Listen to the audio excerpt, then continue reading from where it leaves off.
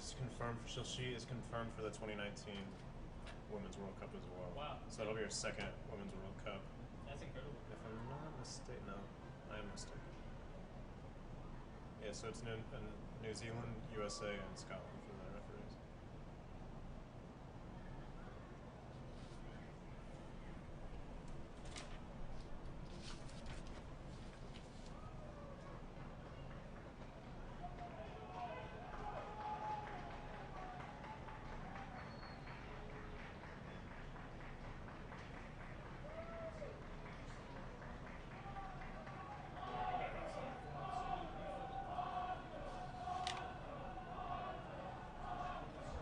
Should we go?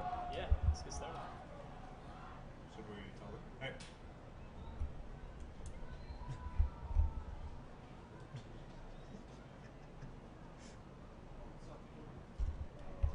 I can't get my mic to actually stand up.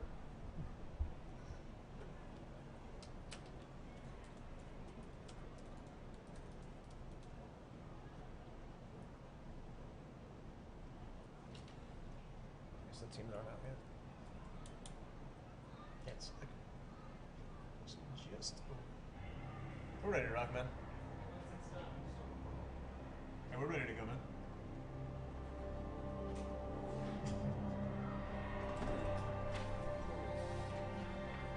We're ready. Well, welcome to the 40th edition of the Dallas Cup, live from the Cotton Bowl in Dallas, Texas. I'm Tyler Kern alongside John Arnold. John, we have an exciting day ahead of us, man. Super exciting.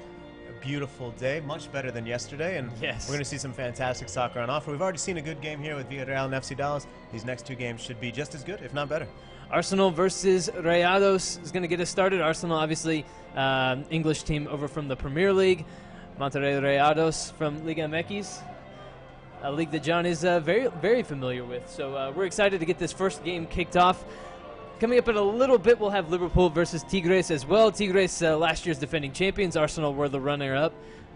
They brought a very strong team again this year, John, as we were just talking to an analyst from Arsenal. They're really excited about some of the youngsters they have on this team. Yeah, and even some of the players they were hoping to bring to this tournament ended up having to stay back for the first team. That's the quality of players that come to the Dallas Cup. You don't need to just believe that. You can look at the alumni list and without any sort of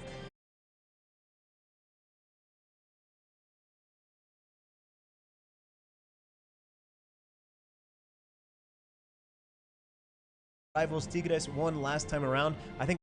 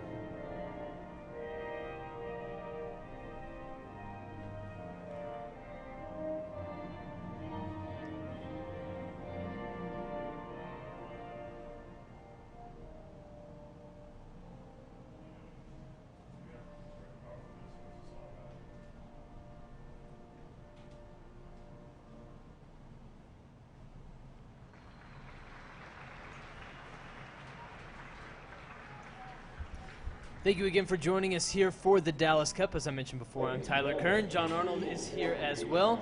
John Arnold writes for Goal.com, Dallas Morning News, covering a lot of Liga MX as well as FC Dallas here locally in Dallas-Fort Worth. And so happy to have him on the call with us today.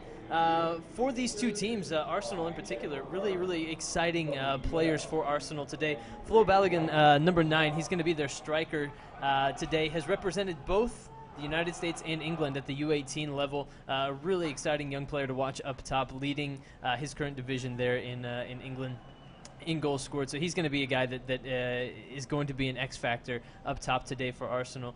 Really excited to get a chance to watch him and see what people are so excited about when it comes to this young player that both both England and the United States are interested in at the international level. He was apparently born in the United States, but lives in London and has lived in London for a while too, born to British parents. And so it'll be interesting to see where he ends up representing on the international level, but something certainly exciting to watch. No, absolutely. And you talk about players with international future, from Monterrey's side, you're looking at a player like a center back in Axel Grijalva, a player who already has made his debut professionally for Rayado's first team. I think he saw some Copa MX action as well. And he's going to be captaining the team. Not as flashy, obviously, when it's a center back as compared to these forwards, that it's so easy to see the flair and the passion that they have, the creativity they can show on the ball. But I think that's one thing to look for is Rayado's back line, the strength. And it's going to be fascinating to watch them clash against a player like Flo, who you mentioned, Tyler, internationally desired by multiple nations, certainly seems to have a bright future. Arsenal very high on him. How are they going to do against a type of international competition that they don't see very often? That's the magic of the Dallas Cup in many ways, is that Monterrey is going to play in a way that Arsenal is certainly not used to seeing. They're the top team right now in their division of the Premier League, age group wise. That's all well and good, but when Monterrey brings their style, how do you adapt? How do you respond? And how do you impose your style of playing the game onto Monterrey? That'll be the question for Monterrey as well on Arsenal, but we'll have to see how they cope with a Mexican team that's going to play in a different way than they're used to seeing. Help us break down, John, just what is that difference in style of play, let's say, for Liga MX teams? Is it more spread out, more flair passing and that sort of thing? If you had to maybe distill a little bit more about what the Mexican style of soccer is for people that might be watching that are interested in Arsenal but have never watched any Liga MX. Well, I absolutely think that you're talking about very technically skilled players. The Mexican player is going to try things, is going to be creative. We're going to enjoy that, I think, today. The defenders from Arsenal, they're also playing very highly skilled technical players all the time in the Premier League, but maybe not willing to try the things that the Monterrey players are going to be able to try and pull off in this game. And I also think, like I said, anchored by Grijalva, they're going to be a defensively sound squad as well. Starts off with Monterrey on the ball towards the Arsenal back line. Arsenal able to intercept. Now it's Trey Coyle coming down the left side for Arsenal. Left winger today, cutting into the box, getting towards the end line, trying across, taken away by Monterrey. They'll come the other direction. Ball forward for Rayados. And now a long ball forward down into the right channel. Switching the play now over to the Rayados left back, a little bit overhit. It's a blustery day here at the Cotton Bowl. Not terribly atypical, I would say, for a Texas spring day.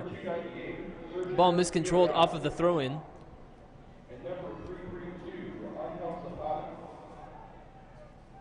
John, it wasn't too long ago that for Rayados, Jonathan Gonzalez, a player that many American and Mexican fans would know pretty well, was here playing for Monterrey in this tournament.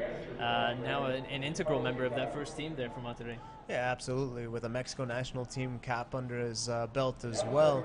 That's the kind of talent that this tournament brings on both the English teams and the Mexican teams. They are bringing these players who not only are they going to become professionals and add their name to that illustrious list of Dallas Cup alumni, they're going to do it soon. And we saw that with Gonzalez. He stood out in the central midfield when he played here. We'll see who stands out today as a player who might be able to make that Rayados first team as they fight for the CONCACAF Champions League title, the Liga MX title. It's not at all a bad team. One of the best teams in America. And I say that as the continents, North and South America. And when you can break through into a team like that just a year or two after playing the Dallas Cup, well, I think it shows you the quality of this tournament. Absolutely. Big switch for Arsenal. Taken down on that side by left back for Monterrey. It's Francisco Guerrero, and he was also the intended recipient of that switch. I think he's going to be very active, trying to get up and down the wing. He's going to have to show some defensive discipline because of the attacking talent that the Gunners bring that you mentioned, Tyler. But I think he's going to be a really active part of this contest.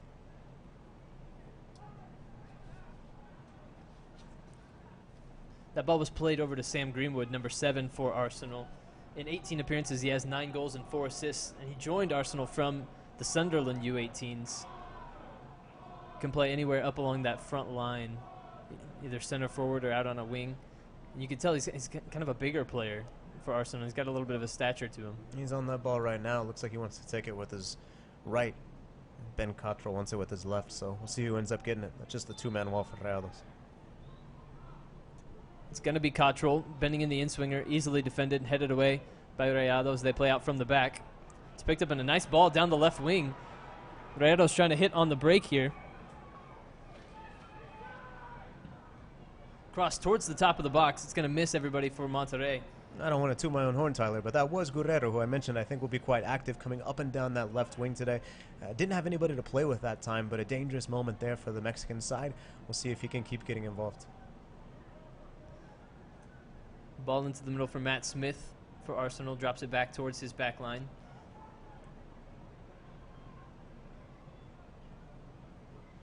Smith, another highly thought of deep-lying midfielder for Arsenal, alongside Miguel Aziz, who we were told before the game is one of the more impressive U18 players. He's just 16 years old, center midfielder, and appeared in an Adidas ad for the Adidas Predator shoes alongside Paul Pogba, Zinedine Zidane, David Beckham. So that's not bad company.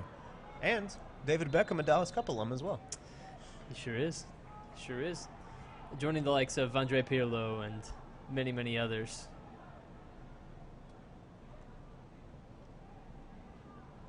Arsenal playing out from the back here. Into the middle once again, it's Smith dropping it back to his keeper today, Tom Smith. Long up the right side for Arsenal. Sam Greenwood able to win the header. Getting a look there at Flo, number 9 for Arsenal. Big forward. Nice turn there by Monterrey. You talk about that style. What kind of style are the Mexican teams going to play? Well, that's it. There's no fear there. Yeah. He's making the quick turn.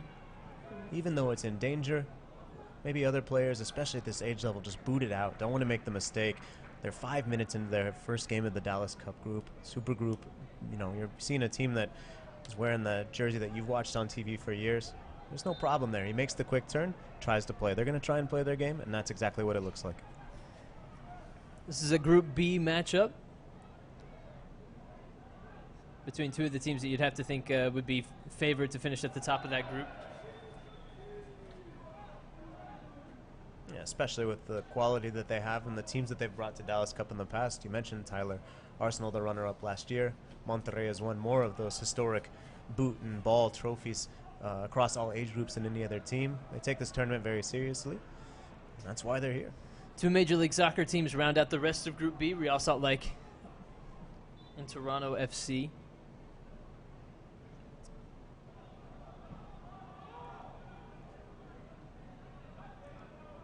Battle for possession near midfield. It's going to go out of play. It'll be a throw-in for Arsenal.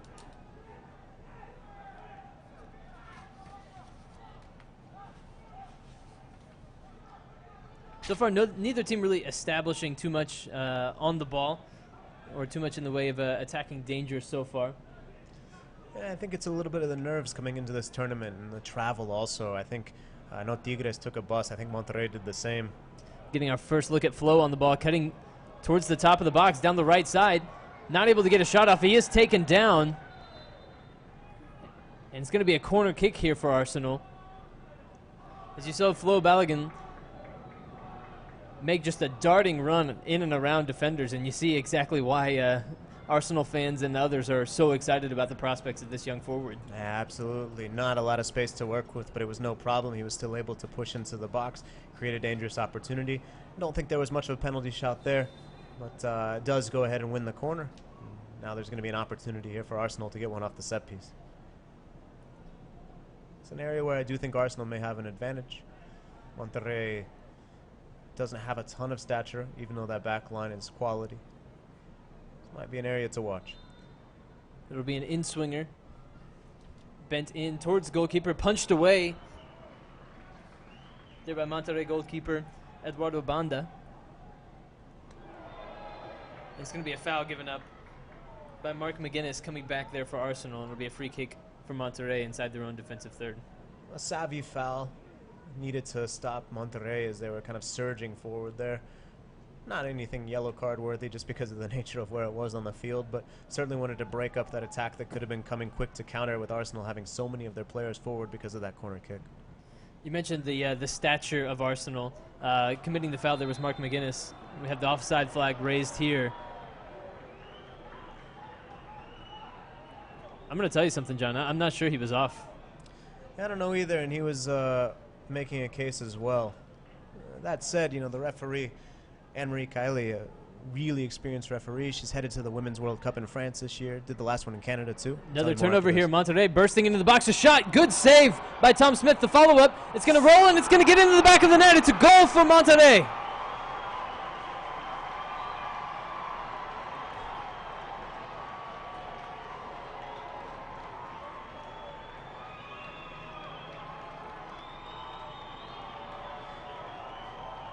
Well, 9 minutes in, we saw Rayados have a little bit of burst of speed before.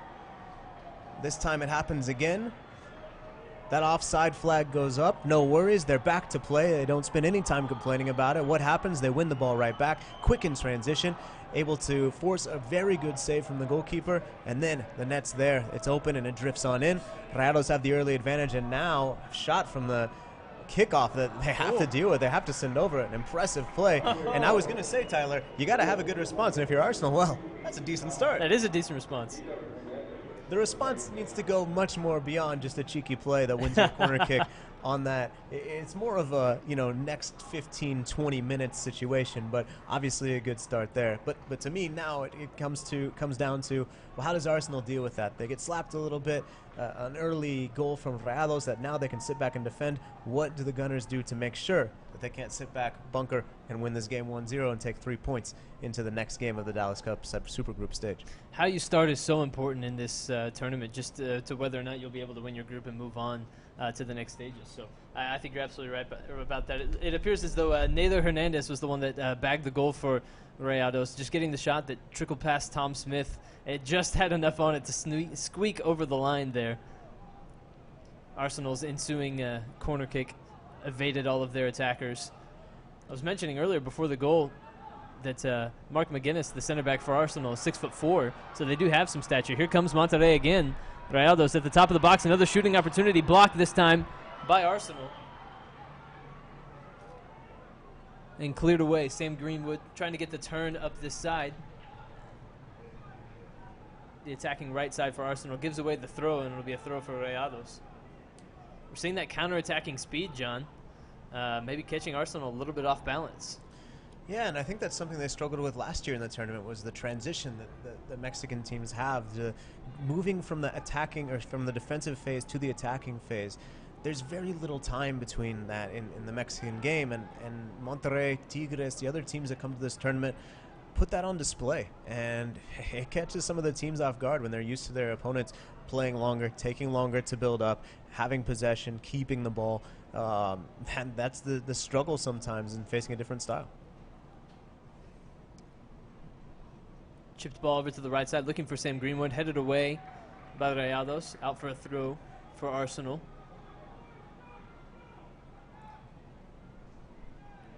Coming up to take the throw, Ryan Alabusu for Arsenal, playing right back today. He's played a little bit of right wing as well in the academy for Arsenal, just kind of a right-sided player in general. Chipped ball through, looking for Matt Smith for Arsenal. It's going to be run down in the corner by Rayados, cleared out towards midfield. Brought down by Aziz. Aziz chipping it back over to the left side. Arsenal putting another ball towards Flo, just out of reach. Good work there by Monterrey keeper Eduardo Banda, coming out, grabbing that one before any more danger emerged from that passage of play for Arsenal. What do you think of the response so far from Arsenal? A little bit more time on the ball, some dangerous passes floated in so far. Yeah, I think so, but I think it's important for them to keep the ball. You see Monterrey, even right now, applying some of that pressure. They have to be patient, and they have to stay calm. It'd be very easy to panic in this situation. I'm not saying that's what I'm seeing from them quite yet, but I think it'd be very easy to get to that point as Monterrey continues to keep the pressure up, continues to look to win back the ball, maybe even get a second. So I think Arsenal just needs to stay very calm here, not lose their head. Yeah, you traveled a long way for this tournament. Yeah, you're down 1-0 early in a game that you need to win. But if you start worrying about that now, I think you've taken the wrong step. You've still got almost 80 minutes to equalize this game and win the game, and it's not going to happen if you start to lose your head now. Attempted ball into the box by Rayados, blocked by Arsenal. Counterattack is on here for the Gunners as they come down the left side. There are players in the middle. Trecoil electing to go it alone. Gets into the top of the box, and then a heavy touch sees him lose possession. Rayados able to clear up through the middle of the field. And just like that, Monterrey already on the attack once again. A chip ball down the right side. It's going to be cut out by Arsenal. Fired back to goalkeeper Tom Smith. One thing for Arsenal so far is they've been playing the ball over and around Ben Cottrell, their number 10, here in a 4-3-3 setup. A guy that is supposed to be their playmaker really hasn't spent too much time on the ball so far, John. Well, and I even just noticed him asking for the ball there. There's another ball over the top. Could work out. Flo Balogun gets into the box, and it's going to be a penalty for Arsenal as a long ball over the top. Flo Balogun able to get onto it. Monterrey keeper Eduardo Banda came out, ran into Balogun, and earned the penalty and a yellow card for his efforts. That chip ball takes a couple bounces. Arsenal able to use their size, kind of muscle off the center back. Goalkeeper has to come off his line. He's not too pleased about getting the yellow card and the penalty called on him, but I think it's a pretty fair call from a referee who, as I was mentioning earlier, has experience the 2015 Women's World Cup in Canada, headed to France this year, and several youth-level tournaments as well. She's a referee who loves the Dallas Cup, brings a lot of character, and I know the referees are really excited sometimes to hear from her during the symposium and everything, all the great referee events that go on here. Again, I think she's made the correct call here. The goalkeeper comes out, absolutely makes contact with the player and not the ball. Just a kind of tricky ball over the top, and sometimes that Route 1 football works. Sometimes you have to make that adjustment. Now it's on Banda to kind of atone for his error. If he can make a stop from the penalty spot, obviously keep Rayados in the lead. We'll have to see what he's able to do as he's chatting with some of his defenders about maybe what he wants to see differently next time around. Flo Balogun still down as they looks at his right knee a little bit, perhaps. He did make some pretty heavy contact there as he ran into Banda, so we'll see if he's able to continue when things are ready to get going once again. But it was a nice ball over the top and a nice run, and he did get the very deft touch to put the ball around Banda as he came straight out right at him. Put the ball to his left, to Banda's right, and that's kind of what earned the penalty, I would say, is that he was able to play the ball very cleverly around him and get that nice deft touch on it right as the goalkeeper was rushing up on him. Yeah, funny, because we were mentioning that they weren't playing to Ben Cottrell, and I was saying that I saw him asking for the ball. He didn't get it, and it worked out. You know, sometimes sometimes it happens like that. Maybe not the prettiest, maybe not the one you're going to put on your highlight reel, but Flo's back up. He's got the ball on the spot, and looks like he's going to take it. Opportunity for Arsenal to level the proceedings here as Monterrey grabbed the early lead. But Flo Balogun, very, very highly thought of, highly touted prospect here for Arsenal. He approaches with the right foot and puts it past the goalkeeper, and it's 1-1 here. Balogun fires the ball then over after the ball bounced back out of the net. And he might receive a talking to here. Monterrey's center back there making sure that she noticed that, which she did. Well, we're all knotted up at 1 now, John, and there's the response from Arsenal. As they did put on a little bit more pressure on Monterrey after giving up that goal. They find their equalizer, and now we have a brand new ball game. I think it's going to be really interesting to see which team sort of continues with their style. We talk about Arsenal going Route 1 a little bit there, but they can certainly play through Cottrell, play to Flo's feet. Maybe they kind of return to that now that they're not chasing after this game. For Rayados, it's about continuing the transition, defending well.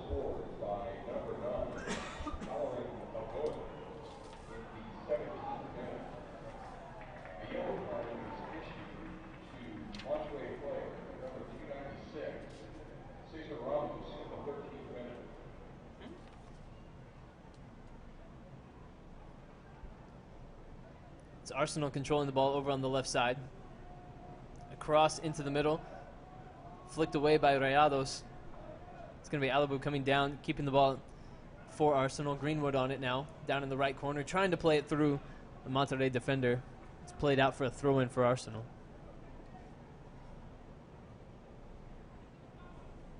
Throw-in goes towards the end line. It's going to evade every Arsenal player and go out. So it'll be a goal kick now for Rayados. I think you're right to recognize the response in this situation, John, because the response now falls a little bit more towards Monterrey. Do you allow Arsenal to keep pressing, take hold of the match, or are you able to kind of regain and do a little bit more of what you were doing in the opening 5-10 minutes? Loose ball in midfield picked up by Rayados coming down the right side. Into the middle, chipped ball, looking through. And across, it's going to find the back post for Rayados. Comes back out outside the box.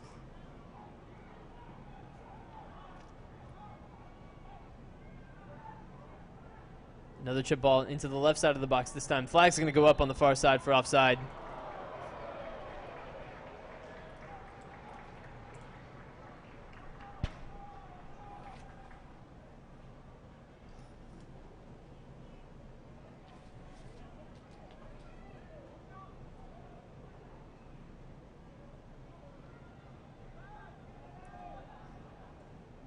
Ball back in play for Arsenal here. Flo dropping back into possession.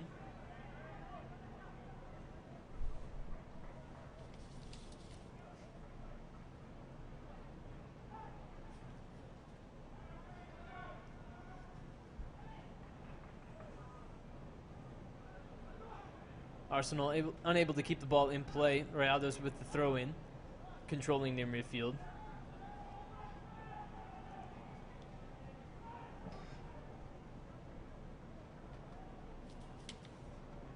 Ball into the middle, controlled by Aziz.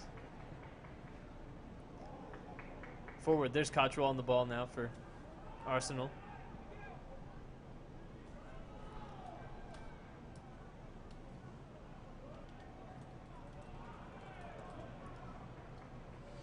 It's Alabusu, right back for Arsenal, playing it out to Greenwood. Greenwood trying across, looking for Flo.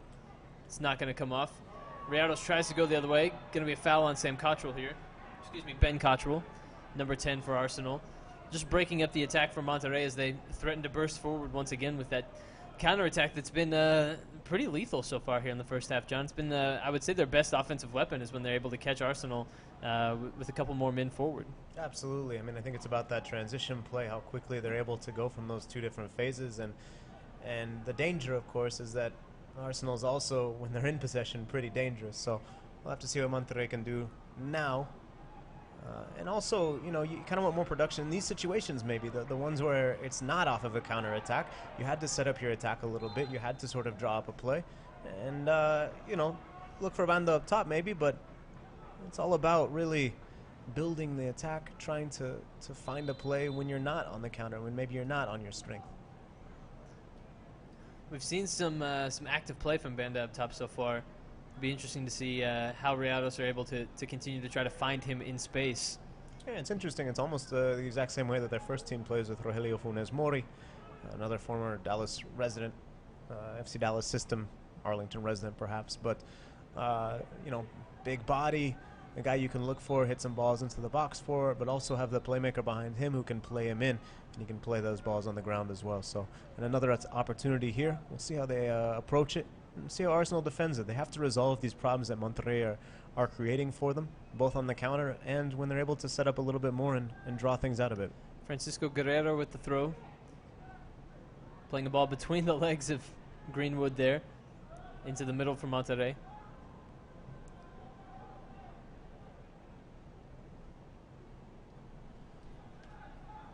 Ball back to Cesar Ramos, goalkeeper today for Rayados. Bad pass out of the back.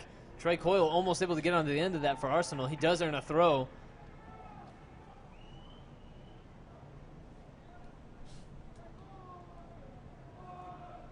Looking at to run at defenders. We've seen a willingness to do that so far from Coyle. Shielded off the ball in this case, and it's a goal kick for Monterrey. was mentioning before the game that the Rayados defense, I don't think they're going to be intimidated by this Arsenal team. A lot of talent there, a lot of size, a lot of speed, but a lot of these guys have been in the U17s and the U20s, sometimes the Tercera. I think they've seen talented attackers before, maybe not of this stature, but so far I think one play notwithstanding, they've done a nice job of maintaining calm and trying to make the Arsenal players uncomfortable. Matt Smith over to his midfield partner, Miguel Aziz. His next pass cut out by Rayados, coming the other way once again on the counter. And that's that quick transition. The player who makes the slide tackle pops up. He's running before Arsenal even realizes they need to switch in the defensive phase. They have no chance to win it back immediately, and Monterrey's into their attacking half. Intercepted now, though. It's Ben Cottrell coming in the other way, looking for Balogun, trying to hold the ball up in the midfield. Miguel Aziz is going to win it, try to switch the play back over to the left. It's going to be run down by Coyle.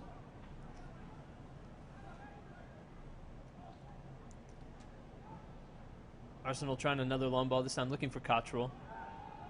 It's going to be won in the back by Monterrey.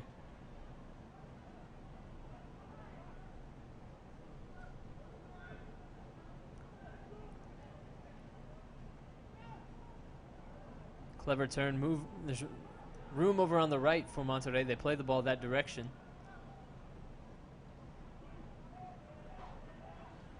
Plenty of movement here. No, that's not what they wanted. A misplayed ball there, and Ben Cottrell able to get onto the end of it. Tries to play Balogun in between the two center backs.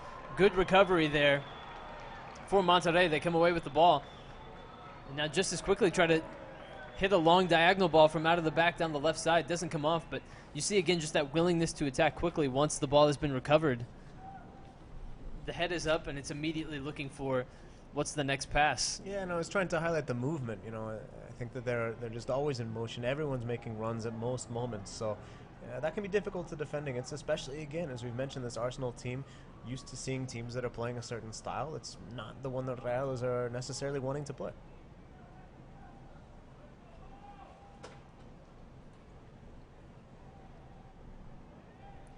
Rayados moving forward, but once again give the ball away in midfield. Matt Smith holding on for Arsenal.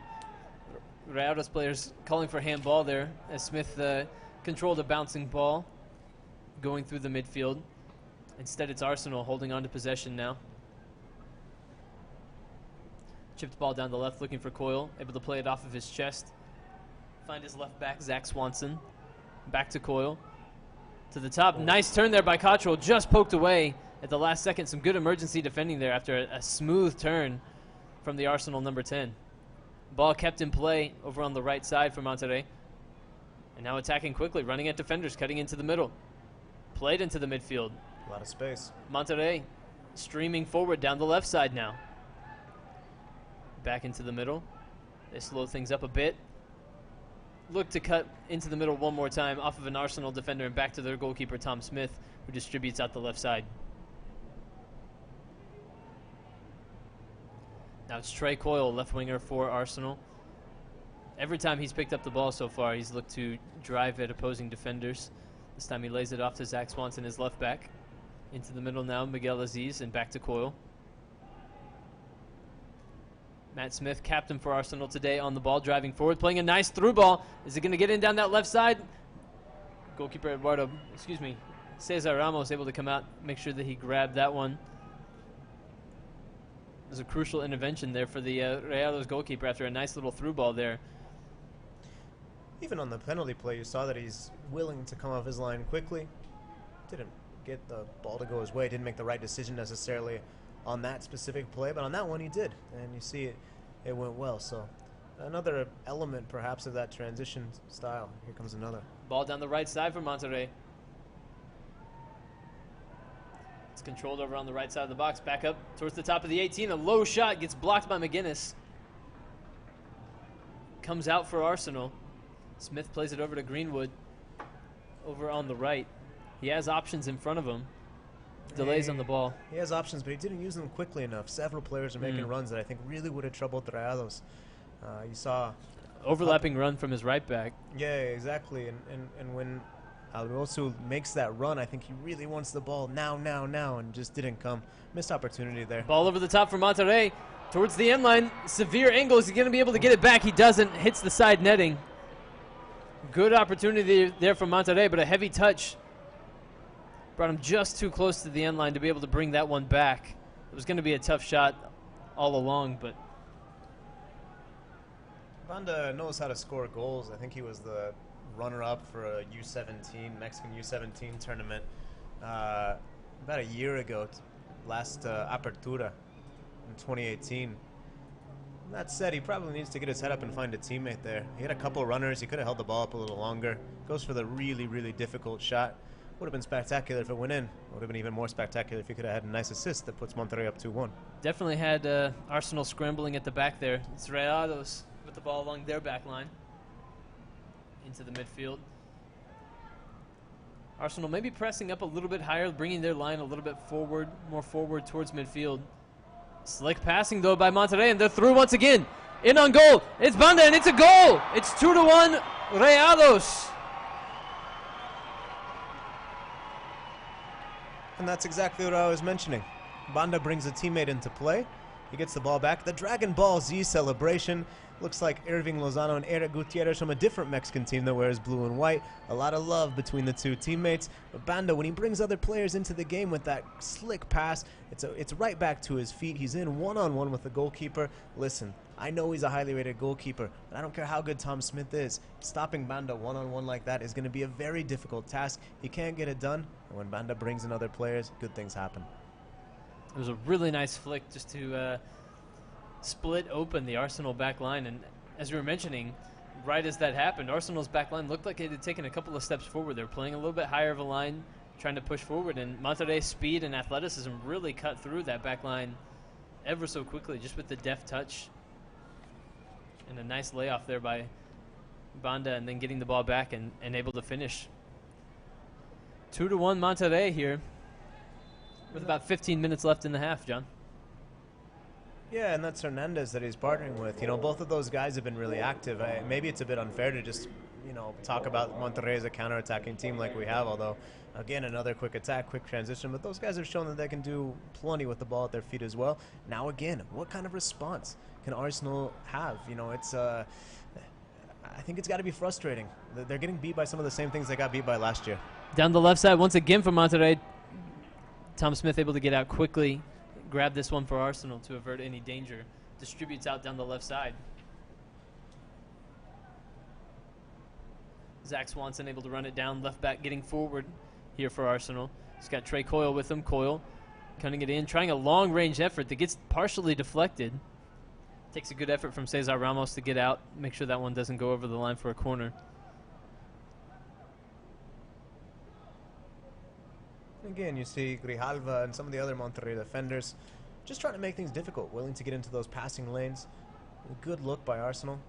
And I think that's what they need to do, just keep coming forward, being patient, just like they did on that first goal. Here goes another. Balogun in behind, trying another shot, and just getting a hand on it is Ramos, preventing Balogun from getting his second of the game.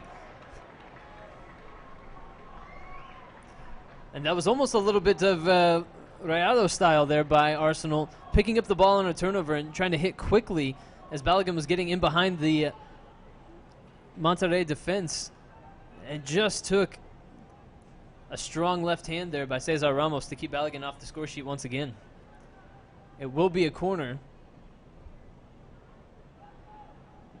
Another in-swinger from Cottrell at the back post, just eludes the jump of Harry Clark, center back there for Arsenal. Not quite able to get up high enough, but he had a little bit of space there at the back post if that ball had just been maybe a foot shorter.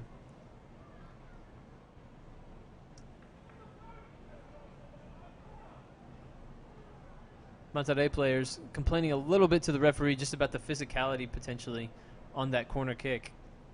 I'm not sure I have too much sympathy for them, seeing some of the other plays that they're making during the game. It's talking to several people involved in MLS academies and other academy staffs. These are professional games. These guys are going to be professional players, and that's exactly what they're getting. That's exactly the taste and the feel that this tournament has. So, going to be banging a little bit in there, but that's what's to be expected at this level. Arsenal with the ball on the right side. held up by Matt Smith, just keeping it in play. It was good work there by the skipper for Arsenal. Played the ball forward for Cottrell. Physical play, but it's knocked down. It'll be a throw-in for Arsenal right back Ryan Alabusu. Thrown in towards the corner. Controlled there by Greenwood. Back out to Alabusu. Chips it in, looking for Cottrell, just a bit over hit. And Cesar Ramos is going to be able to come out and grab this one for Monterrey. Yeah, we talk about physicality in the box, and Rayado is a perfect example there. Not 100% sure even who that was, but an attacker came back. Maybe Angel Zapata comes back, uses his body. It's not the biggest necessarily, but he stands his ground, makes enough time for the goalkeeper to come through, and good things happen. So that's how you have to play, and I think both teams have shown that they can do it. Throw in for Arsenal, won by Trey Coyle over on the opposite side of the field.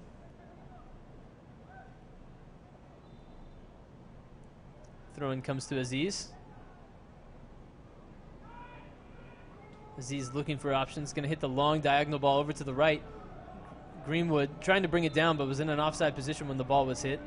It's just maybe a little bit of a lack of focus, immaturity perhaps by Greenwood, because he was standing looking for that pass to come his way for a bit. Just didn't check the line before the ball was hit. Yeah, but it's a good idea. It's a good idea. You're absolutely right. He probably should have taken a couple steps back, but those are the kind of diagonal balls that it's going to take to get past Monterrey. Good defenders and even good in the one-on-one situations, but I still think Arsenal has the upper hand if they can get some of these talented attackers, Greenwood, Flo, Cottrell. If they can get one-on-one with those Monterrey defenders by making a big switch, by beating one player and then having another, I think they're going to really benefit from that. Arsenal trying to combine down the right side with a little bit of an overload. Cottrell joining Alabusu and Greenwood over on that side.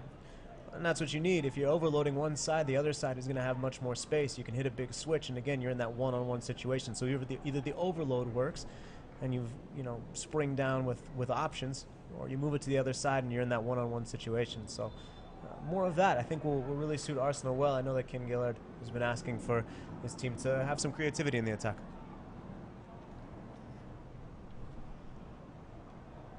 Ball over on the left now. It's Trey Coyle. Coyle dropping it back for Miguel Aziz. Ball forward, finding Balogun, the goal scorer for Arsenal on the PK. He earned it, took it, and scored it. Return pass coming from Miguel Aziz, not able to find its way over to Coyle. Controlled by Monterrey now. Rayados wanting a foul there, but instead it's Arsenal coming away with it. Trying to split the defenders there is Coyle. No foul given once again. Monterrey will go the other direction. Can they break quickly like they have been all game? Attack gets slowed up and now turned over in the midfield. Cottrell playing it back to Smith. Smith controlling, splitting the defenders. Looking for Balogun. A good step there by Monterrey.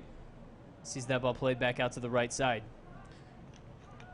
Yes, Tyler, can they break quickly, Monterrey, when they get in possession? The answer that time was no. And every time the answer has been no, they've really struggled to put something together. They have to get better in that phase. Turned over by Arsenal towards the top of the box. Now Monterrey goes the other direction. Banda's up top. Was making the run, but now through the midfield. Rayado Spring, there's options in front of him. He elects to slow it up. Finds Banda out to the right.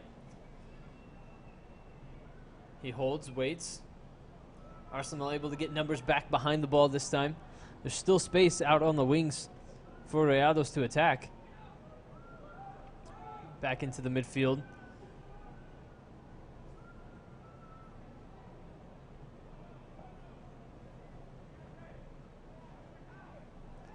Now breaking through the middle, splitting a couple of Arsenal defenders, but Mark McGuinness is going to be there. Puts an end to it. The 6'4", 18-year-old center back for Arsenal. Clearance towards the back line of Rayados. They're going to go all the way back to Cesar Ramos. That's Zapata back again. That was a center back who made that sort of darting run in there. He realizes that the center back lost the ball, that Sanchez has to get back, and he does a good job there to make sure that Rayados aren't totally caught out and Arsenal's just able to pick them apart.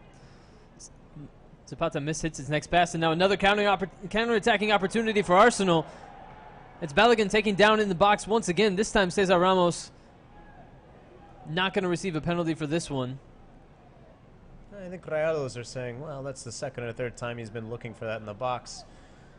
And we're just going to go over there and say, all right, get up. I'm not going to give you a yellow card. I don't think it's a dive. There's contact, but you can't be looking for that every single time. So I think that's, speaks to the veteran nature of the referee that we have in the middle. The fact that she's managing the game, speaking to the players, but not necessarily trying to do so by handing out 20 cards. Only one yellow card so far in this one. As we said, about 7 or 8 minutes from halftime. Header back towards the Rayado back line. Caught defender off guard. It's going to be headed out. It looks like over the line. No. Able to be saved. Rayado still have the ball along the back. And that one's going to roll out for a throw-in. A couple of emergency clearances there by Rayados as they got caught scrambling a bit. And that's the worst kind to make, emergency clearances. But they did well that time. They don't give up the corner kick, again, where Arsenal can impose their physical advantage. So good effort there, again, by Rayados getting back. You see that they're really putting a lot into this game. That time, winning the free kick. You have to wonder how long it lasts, Tyler, because as I mentioned, Tigres take the bus. I didn't see for sure how Monterrey traveled, but I assume they come up here in the bus. It's not easy to be traveling 13 hours over ground and then, get to the hotel, stretch, have the excitement of the tournament. It's your first game. There's fans rooting for both teams. It's a great environment. It's not necessarily easy to keep your head, and more importantly, to do it for 90 minutes. So I think as this first half ends, it's a real key for Monterrey to get into the break with this lead. If they concede right before the break, it could be a big moral setback. We're closer to scoring right here, but Arsenal's going to get their chances, especially now that Arsenal about to take possession again for offside. I just think this is a big mental moment for Rayados. They really have to show some fortitude in this very first game against a really important team in a historic venue, in a big competition. They have to show that they can get to the break with the lead. I think it'd be a big mental boost if you're talking at halftime up 2-1 as opposed to tied 2-2. Absolutely. We know how much those late goals in a first half can really swing momentum kind of going into the second. Certainly something to watch for as we have a Monterrey player down on the offside call. There's a little bit of contact there as he tried to get around the right side of the Arsenal defense. So the team's taking a moment, grabbing some water, meeting with their coaches. Yeah, and like I said, I think that both managers are probably going to be stressing the importance of these final 5 minutes plus stoppage. This is a really big moment of the game. Rayados have to defend this lead. Arsenal, if they can get into the break tied, they're going to be feeling very good because while Rayados have been impressive, Arsenal equally so. I think that they've had really good opportunities. We know the talent their players have, and it's not like either team has been really dominating the game necessarily. So the score at the half, I think, will be a big mental thing, and I think both managers taking an opportunity to say exactly that to their boys as the final 5 minutes of this half begin.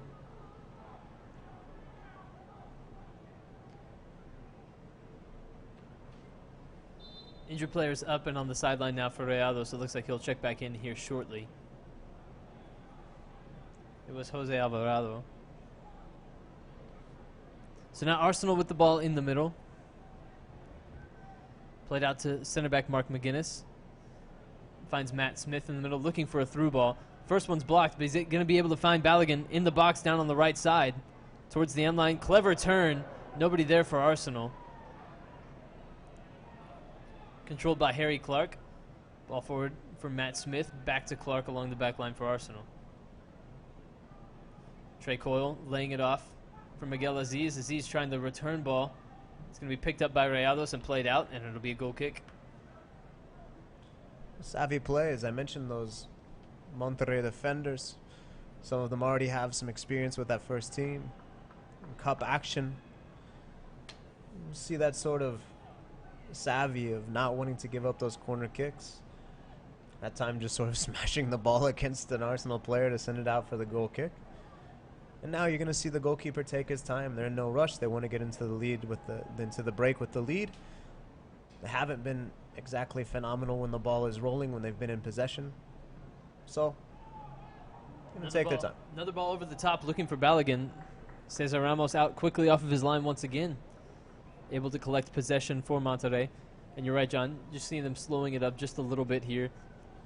Trying to get into the break with that 1-goal lead. It's Arsenal controlling the ball in the middle. Miguel Aziz trying to earn a foul for Arsenal, and he does. Bit of a late whistle, just seeing what's going to develop. There's no advantage. She pulls it back. Nice trick by Aziz, by the way. You can see why he's... Yeah, you can't ask for it not to be taken quickly and then take it quickly. But you see how tricky he is. You see the skills that he has. Goals from Eduardo Banda and Neda Hernandez have Monterrey with a 2-1 lead. Flo Balogun has the goal for Arsenal. England and U.S. under-18 prospect. Born in the United States, raised in England. He's been the primary man and the primary target up top for Arsenal. A lot of balls over the top looking for him, trying to use his speed to get through that Monterrey defense. Yeah, it's interesting. He's actually a little deeper right here. Cottrell's just a bit higher. Sam Greenwood playing the ball down in the right corner for Arsenal. Played out for a throw-in. Alabusu will make the throw-in for Arsenal. Throws it into Matt Smith, able to control it. 3 Monterrey defenders surrounded him. He loses out on the ball and then commits the foul. Foul stops the break, but again gives Rados the opportunity to just take some air out of the ball. You see there's sort of a fake debate between the goalkeeper and the defender as to who's going to take it. Ramos is going to take his time, ask the assistant if it's okay that it's there. It is, of course. About a minute remaining of the first 45. We'll see how much stoppage time is added on. We've had 3 goals, an injury, and a couple other stoppages to deal with. Balogun controlling the ball in the midfield, trying to turn. Gets clipped ever so slightly by Monterrey defender. He's going to earn a foul. That was a nice turn, and you really just see how clever he can be on the ball, and just what a nice touch that was, and be able to turn, and then the speed to get away from defenders. Absolutely, and the foul call goes right. Too many times the player has to go down to get the whistle. That time he didn't go down. He tries to stay up. He can't get back to the ball, and the whistle goes. I also think it won't be long until we see a card for persistent infringement. He's getting fouled quite a lot every time he gets the ball at his feet. Ball hits Balogun in the face, but it keeps it in play for Arsenal. Turn and shot by Sam Greenwood's going to go well high and wide. Well, he almost had an assist, but he was covering his face because he got hit pretty good there, and they're going to go check and make sure that he's okay. Total accident there, obviously, and in the spirit of the Dallas Cup, you see the players share a high five there. Looks like everybody's going to be all right. Looks like 3 added minutes here at the end of the first half.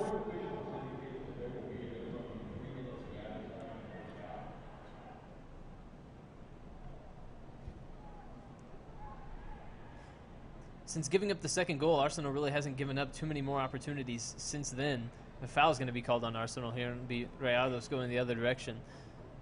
But it's been a lot of Arsenal trying to get chances down on the other end, and they've had the better of the play since the goal, but it's Rayados with the lead at this point.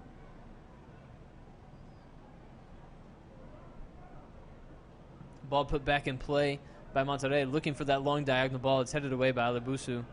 Right back for Arsenal. He's going to make the overlapping run here as Sam Greenwood brings it down the field. He has Alabusu outside. He cuts inside. Looking for Matt Smith in the middle. Controls, switches the play over to Trey Coyle. Coyle has Miguel Aziz running the channel there.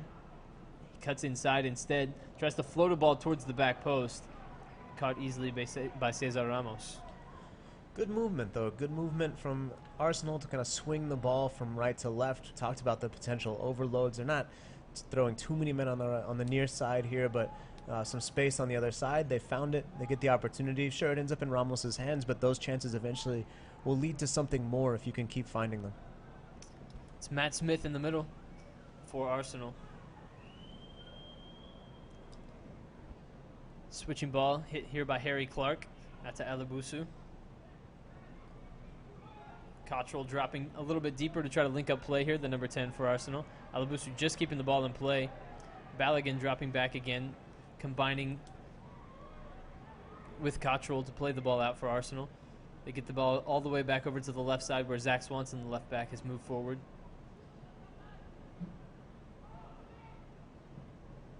Miguel Aziz switching the play once again. It's Greenwood over on the right. Overlapping run again by Alabusu. Greenwood slices through the middle, tries to play a ball forward for Balogun, and he's going to draw a foul. And this one's from about, I'd say, 24, 25 yards out here for Arsenal. Yeah, exactly 24 or 25. I'm very precise in my I can eyeball tell. measurements. It's the Cotton Bowl. Usually we got those American football lines down when I come to games here, but during Dallas Cup it looks like that pristine green just for the other kind of football for soccer. So This is right of center. Right now you got two players for Arsenal standing over this one.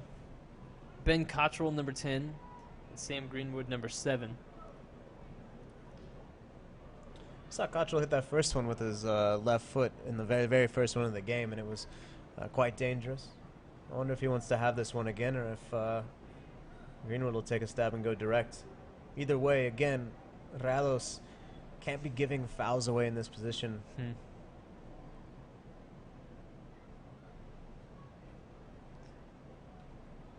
This should be our last action of the first half, as we've had all 3 minutes of the added 3 here. So I would suspect that this will be the last action here. 5-man wall for Rayados. It's going to be the right foot of Greenwood, and he misses just wide to the right. Tried to bend it around the wall there, John, and it just missed.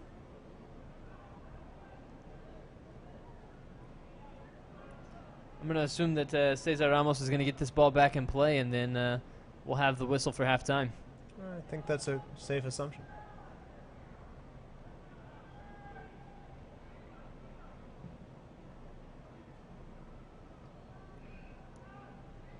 And you know what happens when you assume. Ball forward for Balogun. Trying to get behind that back line once again. There we go. And there is the final whistle of the first half. After the first 45, Monterrey with a 2-1 lead over Arsenal here in the second match of the Dallas Cup today out at the Cotton Bowl. What did you make of the first half there, John? I think it was interesting. I think we really saw the clash of styles that we were mentioning. Real was able to do some of the things they wanted to do. Arsenal, the same. I think we're going to see a second half in which both teams kind of try and reestablish what they wanted to, reestablish their playing style. Monterrey, you see huddling their players up. It was a kind of a player-called meeting. I think they're going to try and keep their spirit high, stay strong in transition.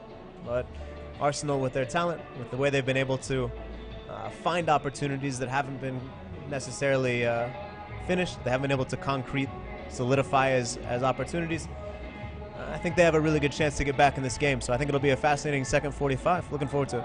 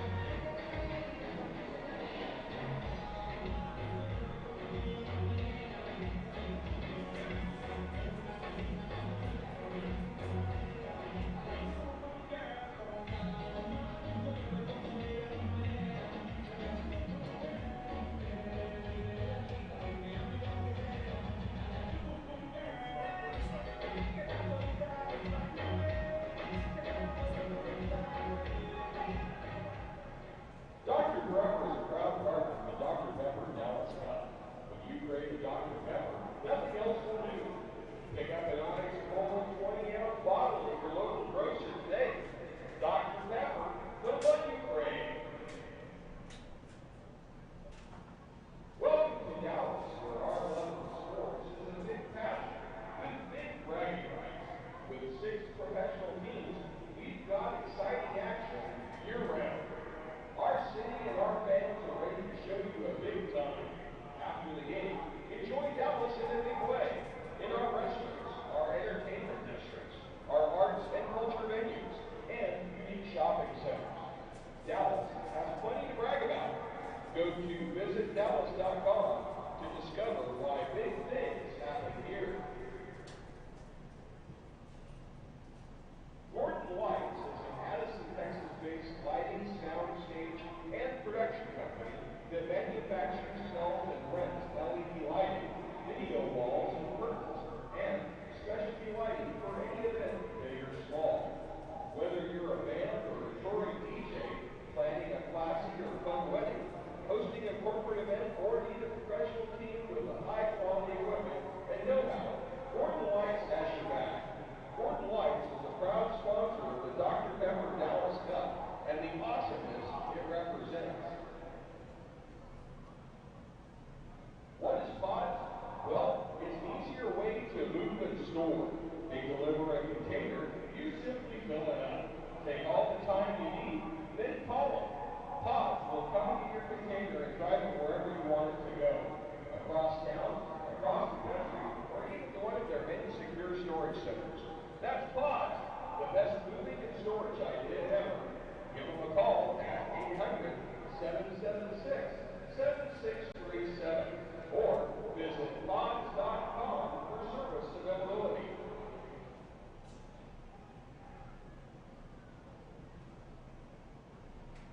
Looking for that perfect souvenir to take home?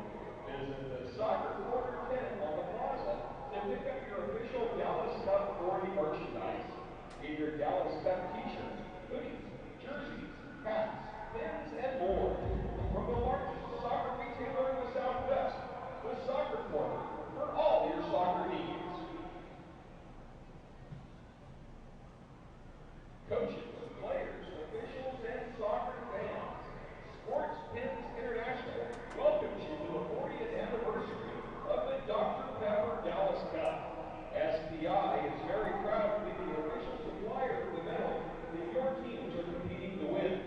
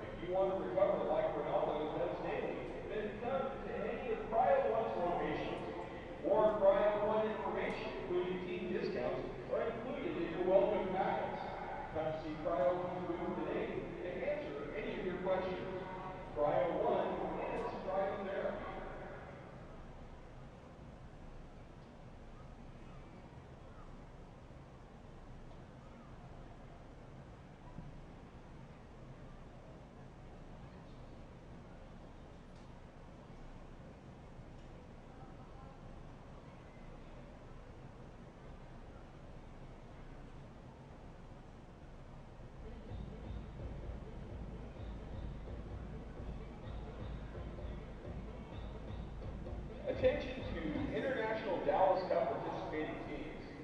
Please immediately make your way to the Gate K area for staging for the parade. And look for your country's flag. Again, all International Dallas Cup participating teams, please immediately make your way to the Gate K area to line up for today's parade. We're about 5 minutes away from the second half kicking off here between Arsenal and Rayados. 2-1, Rayados lead at halftime. And, John, it was an interesting first half there where you saw both teams, you saw what they could do well and maybe where each of them are struggling. It's been hard for Monterrey to cope with the athleticism at times that Arsenal is able to present, the size and some of the strength that they possess. But then with Monterrey, it's the slick passing through the midfield and the quick counterattacks that have really caught Arsenal off guard. Arsenal have a bit of a bigger back line, and so at times it's looked like they've been caught a little flat-footed perhaps by Monterrey, and the quickness that they're able to play through the back line of Arsenal and get them behind, and that's how they've gotten 2 of their goals so far. So it's been an interesting game where both teams' strengths have been on display so far, I would have to say.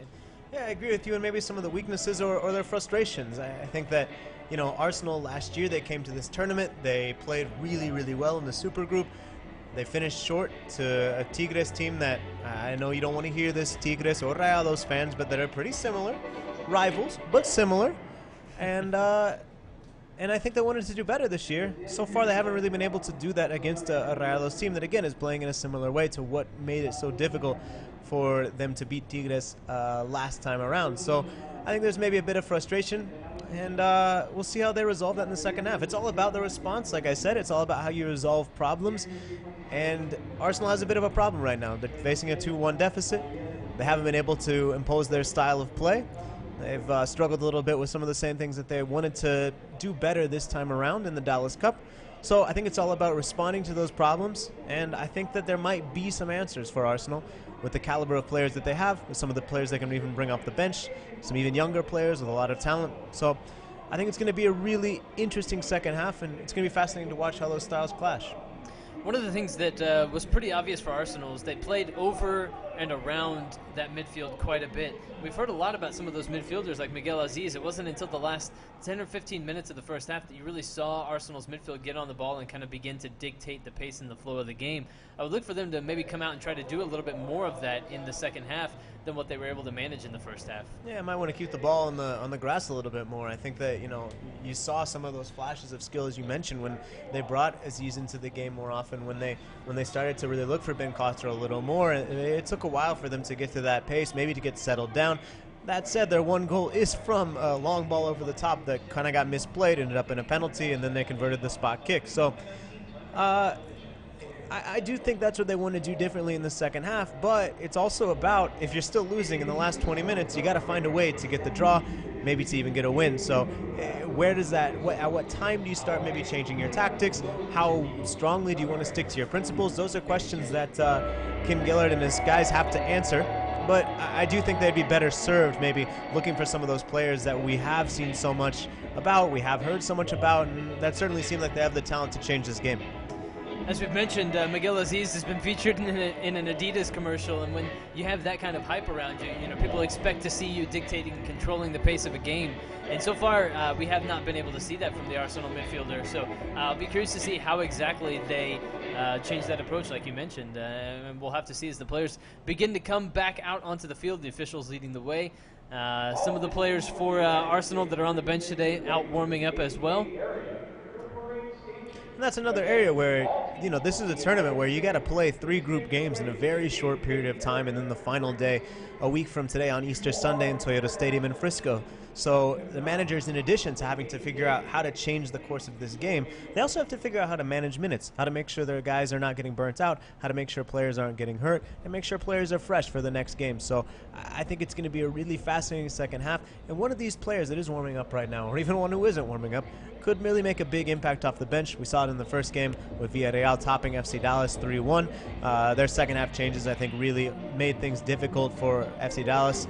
And I think it could be the same situation where whoever kind of is able to have a fresh-legged player come in, and it looks like Monterrey might make 1 or 2 changes, maybe even right away, it could make the difference.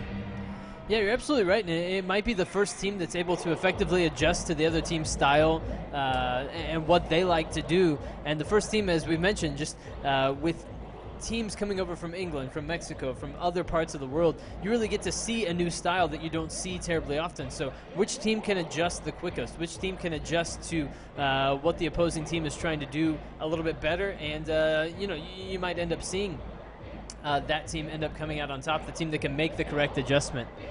It looks like Arsenal is going to make a change right off the top as well, as Yunus Musa is over in front of the scorers table, number 17 for Arsenal. We'll see if these get announced here presently.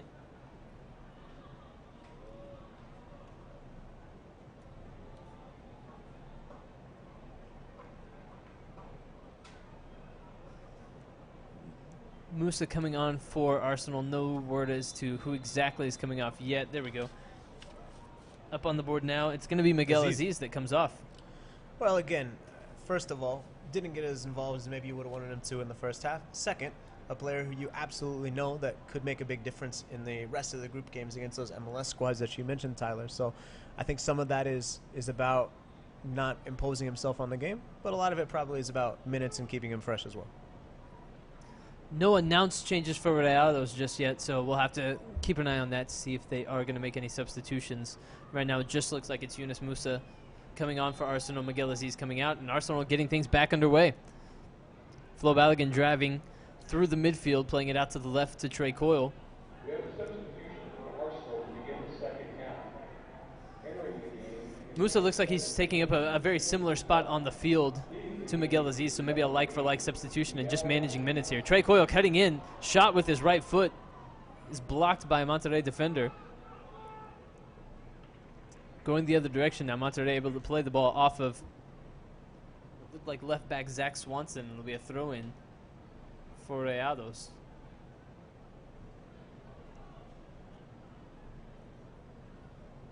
Long throw-in towards midfield. Header won initially by Arsenal.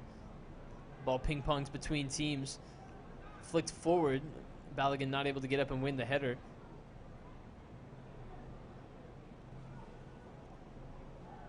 In the end, it's Monterrey that's able to bring it down and establish possession.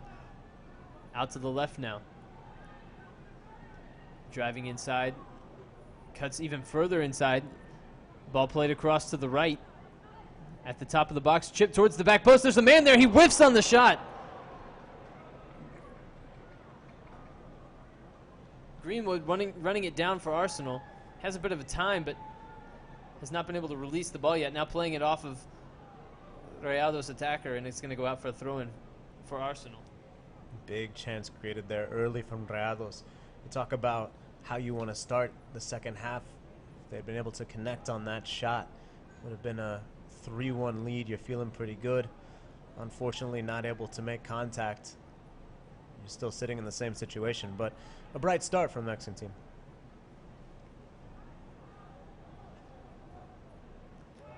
Ball all the way back to Cesar Ramos, goalkeeper for Rayados today. Long ball forward. Header won by Clark for Arsenal, but controlled by Monterrey. Out to the left once again, driving it Alabusu. Couple step overs, able to get the ball onto his right foot. Not sure if that was a cross or a shot.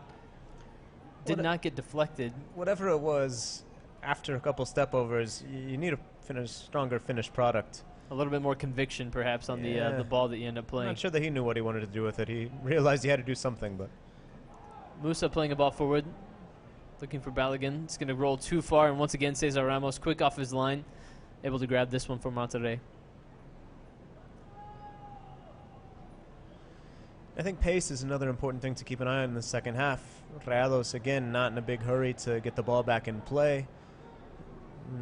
I'm not trying to say that they're already trying to, kill the clock, 40 minutes left to go. But I do think that they're going to want to have a slower game maybe. And maybe even conserve energy for when they are bursting forward on those counterattacks. So something to watch here is which team is able to sort of speed the game up or slow it down for the other team. Nice move through the midfield for Rayados. Poked away there by Cottrell. Now coming the other direction, it goes to Coyle, but it's taken away. Looked like it was Zapata that got that one for Rayados. Goes down, wins the foul, and it'll be a free kick just shy of midfield for Monterrey.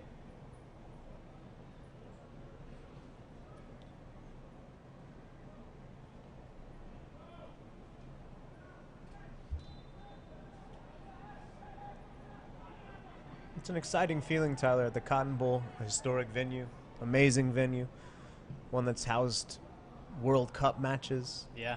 Maybe one day will again in 2026 as the ball rolls across that Dallas 2026 hashtag, although, of course, plenty of venues across North Texas could host. But it's also a bit of a joy to see some of the players that were on the other side. We're really far from the action here on the Cotton Bowl, and some of the guys who are on that far side we're getting to see a little bit more up close and personal now as the second half gets underway. Ball given away by Rayados here. We'll see if Arsenal tries to counterattack quickly. There's space. Trey Coyle just across midfield picking it up. The left winger for Arsenal, driving at defenders once again.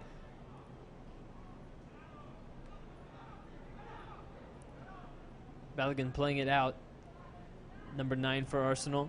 Had the goal for Arsenal, won the penalty, took the penalty and scored it in the first half. That leveled the match at that time.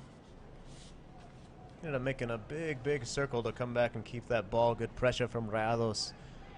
I like how Trey Coyle is willing to just put his head down and drive pretty much every time he gets the ball, and he's got space again here. Driving at a defender once again, going towards the end line. Cross right across the edge of the 6. Nobody there for Arsenal. It's going to be run down on the far side by Alabusu, the right back. Chipping the ball back into the box. It's going to go out over Balogun, headed away by Rayados, brought down by Matt Smith. Smith outside the box, finding Coyle once again, brings it off the chest, takes it towards the goalkeeper. Picked up cleanly there by Cesar Ramos for Rayados. And danger averted there for the Mexican side.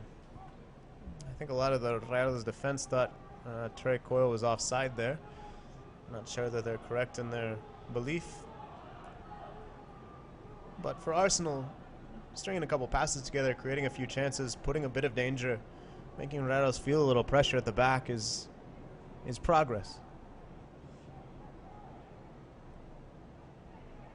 We saw Trey Coyle pick up the ball multiple times there in space and run at defenders, and it's just been the final product that's been lacking for him so far today. Monterrey holding the ball on the left side.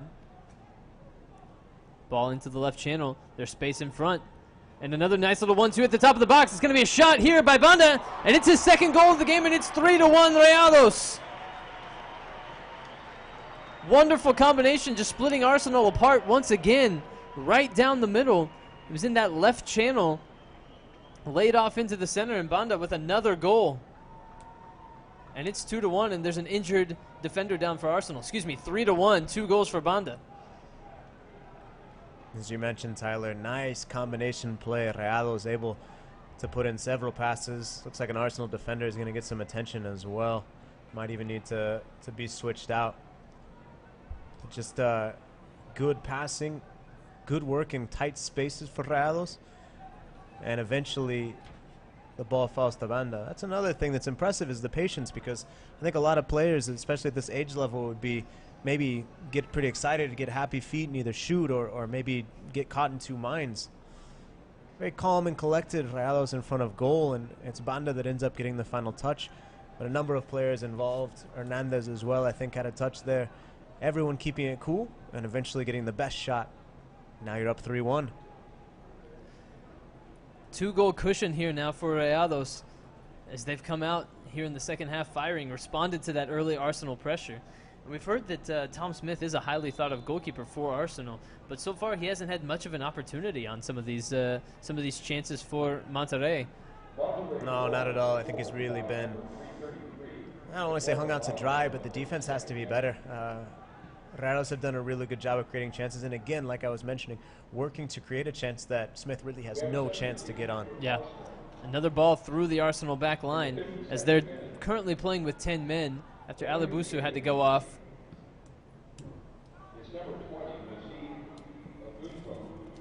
Mazid Agungbo comes on.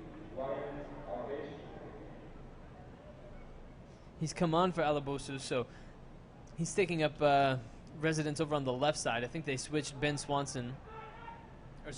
Swanson, who was playing left back, over to play right back now for Arsenal. battle for the ball here over on the right side.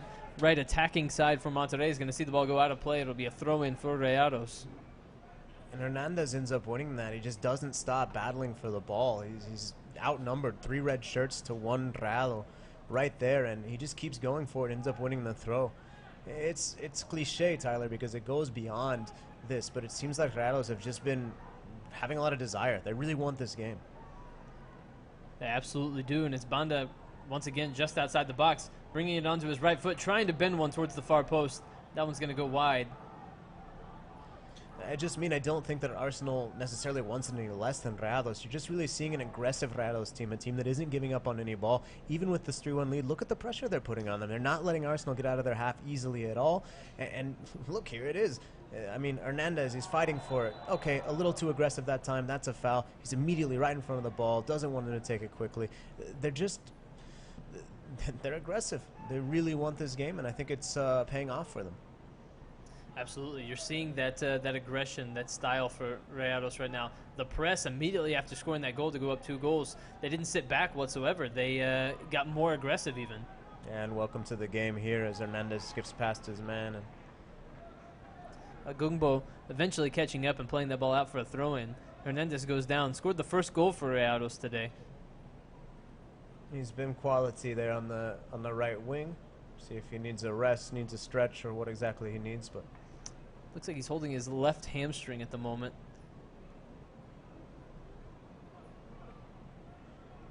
I gotta say, that's a strong hat choice from the Rayados, one of the medical staff members. See that? It is a strong hat choice. I wonder if he visited the Stetson factory we have in Garland, Texas. Or the Justin Boot factory in Justin. Throw-in now for Rayados, who's playing with 10 men. Looking to switch the play. It's picked off by an Arsenal defender. Matt Smith able to turn with it in midfield. Split 2 Rayados attackers. Plays it out to the left for Coyle. Coyle tries to avoid a defender. He does. Plays it back into the middle for Smith. His next ball deflected away. Agungbo and Smith just waiting for it. And again, there's that Monterrey aggression that we're seeing just a little bit more of. Chipped ball. Once again, looking to try to get in behind that Arsenal back line. Tom Smith out this time alertly and quickly, able to cut that one out. Agungbo going the other direction now for Arsenal. Coyle brings it across midfield. Hernandez back in. He's walking a little funny. We'll see if he's able to finish this one out.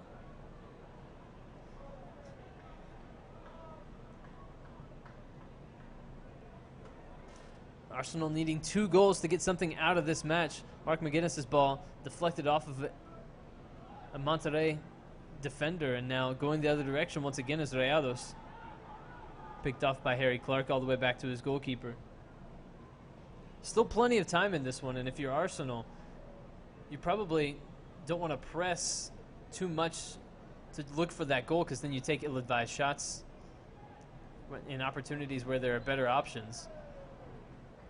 Foul earned here by Zach Swanson. Now right back for Arsenal.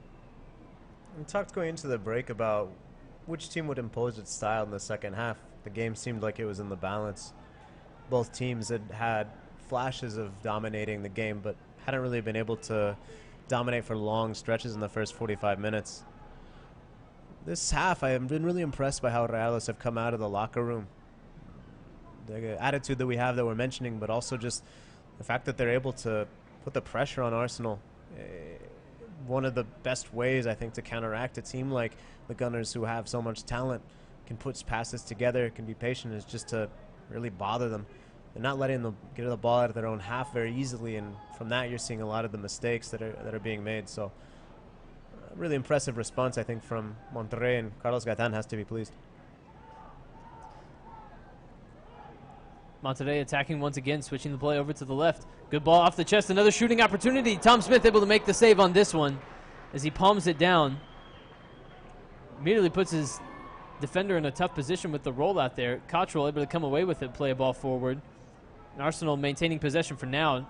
Good ball out to the left side to Coyle. Coyle will bring it across midfield. He's got Balogun in front of him. They're finally breaking through that press and have a little bit of time and space on the ball in the attacking half. Coyle running at defenders once again. We'll see if he can find that final product. It's been lacking so far. Agungbo with the play out on the left side. It's Musa. Musa into the middle. Matt Smith, he'll play it out to the right. Zach Swanson. And this is where I think Arsenal can excel, passing and moving, although not passing very well right there. And now Rayados are back again. But it's taken them a long time to get into that phase where they're comfortable. And if Rayados keep making it that difficult for them to get in there, with only 30 minutes left in the game, you have to like the Mexican side's chances of getting all 3 points in this opening game of the Dallas Cup Supergroup. Arsenal, much more compact team, I believe, than Rayados up to this point. And what you've seen is Rayados able to spread the field and find those channels and find those spaces in between Arsenal players, just keeping their wingers wide. If you look down here at the bottom of the screen, it might be out of your picture, but Hernandez down here just in acres of space just because he's willing to stay on the touchline, even when the ball is on the opposite side of the field, just spreading the field, making it huge, meaning that Arsenal is going to have to cover every blade of grass if they're going to effectively cover what Rayados is trying to do. That's another hallmark of and you have another through ball down the left side. Rayados again in a dangerous opportunity towards the top of the box. First time shot, and it's going to go just wide to the right. Arsenal playing it quickly, but yeah, you got to get out of their half. You're absolutely right, John. It's a hallmark of what they do, and what I believe a lot of Mexican teams like to do, just in general. Yeah, even going into South America, you know, the Bielcista style, which obviously has sort of taken England by storm now, but the wingers getting the chalk on their boots, stretching out, using as much of the field as possible, creating a lot of width, making it difficult for the defenders to have to stretch out. And getting the opportunities as well for big switches, big diagonal balls, and creating those one-on-one opportunities that we mentioned. So I think it's, as you mentioned, good width offside here. Diagonal ball for Coyle. Was not able to hold his run. Ends up offside there on the ball from Matt Smith. But Rayados making life difficult on Arsenal here, with the Monterrey up 3-1 against the big English side that came into this tournament with very, very high expectations. After reaching the final last year, coming up just short in their match with Tigres. Maybe just lacking the energy in the final match after playing so many games in just such a short amount of time. Ball in the middle. Physical battle here. Cottrell trying to win it back for Arsenal. In the end, it's Monterrey that comes away with it once again. And it's back out to the left. And there's going to be a foul called here on Matt Smith, and we'll see if there's a yellow card brandished for... That's a frustration foul for me. That's why I'm surprised it doesn't look like the referee's going into her pocket. I think that's a bit of frustration with Rayados seemingly winning every 50-50 ball, seemingly getting to every ball first. It seems like that because they are, but they are doing that not because of something that the referee's doing or something that player is doing by resolving it with a foul, but rather because of the effort and the hunger that they're putting in.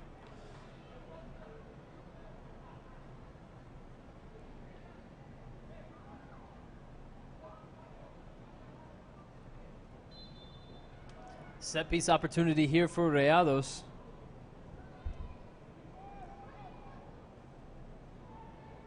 And they like to play the ball down the left side. Opportunity to cross. Going up against Greenwood. Leaves the ball behind. Greenwood able to pick it back up. And dribbles away for Arsenal. Oof. Maybe one or two touches too many, but bailed out by the foul call there. I thought he'd maybe dribbled his way into trouble there for Arsenal, but in the end, you're right, a poor tackle sees Arsenal able to play the ball out now. Smith switching it back over to the left to Agungbo. Agungbo into the middle for Musa. Musa not able to get around the first midfielder for Rayados, and another opportunity. Banda going for the hat trick. Tom Smith out quickly, able to collect. Banda goes toppling over him and plays it out to the right quickly to Zach Swanson, and Arsenal goes the other direction. That's Zamora. Monterrey just seems to have a factory of just excellent two-way midfielders. We talked about Jonathan Gonzalez in this tournament. Now Carlos Gonzalez, Charlie from Monterrey, Mexico national team debut. It's pretty impressive, and Zapata's been good as well in the midfield today. So seems like they're just able to, for some reason, produce a lot of those players. You see that sometimes where certain teams just seem to churn out players at certain positions around the world, and that you're right. This absolutely seems to be a strength of Monterrey. Big switching ball. Maybe that's not entirely what he was looking for. I don't know if he was trying to catch Tom Smith off of his line or not. Just absolutely sliced it. I think he was trying to get Hernandez down here, but didn't put enough spin on it. Ball down in the corner. Balogun, who hasn't touched the ball in a while, able to run it down. See if he can run at a couple of defenders. He's able to do so. Get into the box. Poked away. Monterrey able to come away with the ball again, and Balogun with his head down. Maybe just a little bit frustrated at this point, just at the lack of service and lack of real opportunities that he's gotten in this game, especially here in the second half. Like I said, a really impressive response from Monterrey at the half. I mean, they went in with the lead, but it certainly seemed like the game was there for the taking for whoever wanted it, and so far it's been Rayados who have wanted it. That said, Arsenal still have plenty of time to respond. They still have plenty more changes that they can make, and this game still could change. It's just that right now, Rayados seem to have more energy. They seem to be tactically more sound. They're making fewer mistakes. That's happening. So I think that Arsenal does need to make some changes here if they want to come away with a result in this one. But trailing 2-0, Monterrey still looks like, trailing 3-1, trailing by 2. Yes. Still looks like Monterrey is more likely to score next. Change here coming up for Monterrey. Yeah, Tyler, looks like Jacobo Reyes is going to come into the game. We'll see who player goes off on the far side of the field. So Jacobo Reyes, as you mentioned, coming in for Monterrey in this case. And there's going to be one more player coming in too, Daniel Guillen.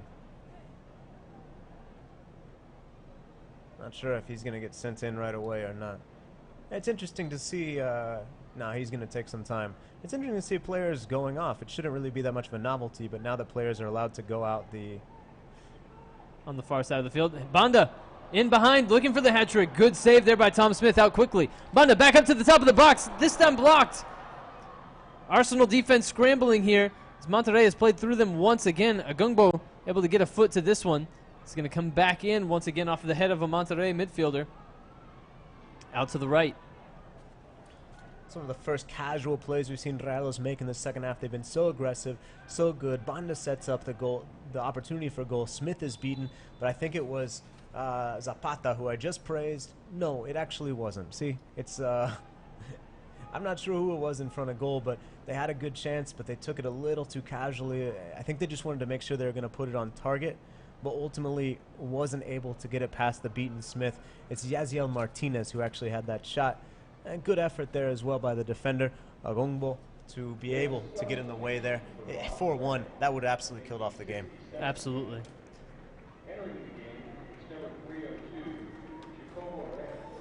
Daniel Guillen coming in for Monterrey now, coming in along that back line, maybe just shoring up the defense a little bit, indicating maybe where the mindset is at this point.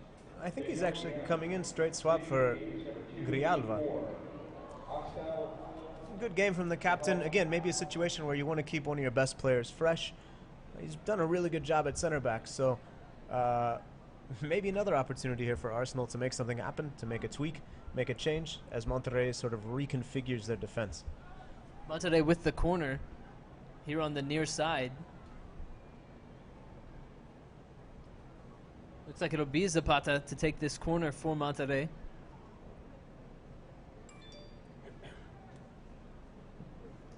Ball swings in, free header there, and now the follow-up shot, another whiffed shot there by Monterrey, but the shot comes back in, blocked by McGuinness. Another shot from the top of the box. It's going to find its way to Banda, but the offside flag is up on the near side. Monterrey just all over the Arsenal defense at the moment. Smith brings it down. Agungbo playing it forward. Taken away by Rayados, and it'll be a throw-in for Arsenal, right at midfield. It'll be Agungbo. And one more change coming up here for Arsenal. Looks like Matthew Dennis will be the one coming on for the Gunners. And Matt Smith, the captain, comes off. So one Matt comes on, another leaves.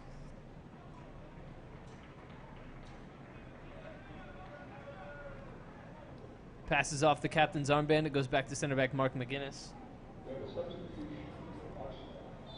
And the throw-in's going to take place now for Arsenal right at midfield. It's a Gungbo trying to throw it into Coyle, blocked out, goes out of play. It'll be another throw-in for Arsenal, about 15 yards further down the field.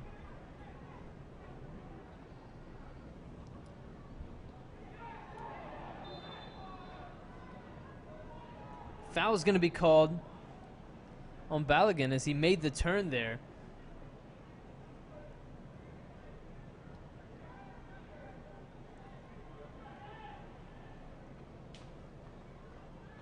Not entirely sure where the foul was, if he swung an arm out as he attempted to make the turn and get away from a Monterrey defender. That's the main thing that comes to mind for me, but from our vantage point in the press box, I'm not sure I saw too much, John. Didn't see it either.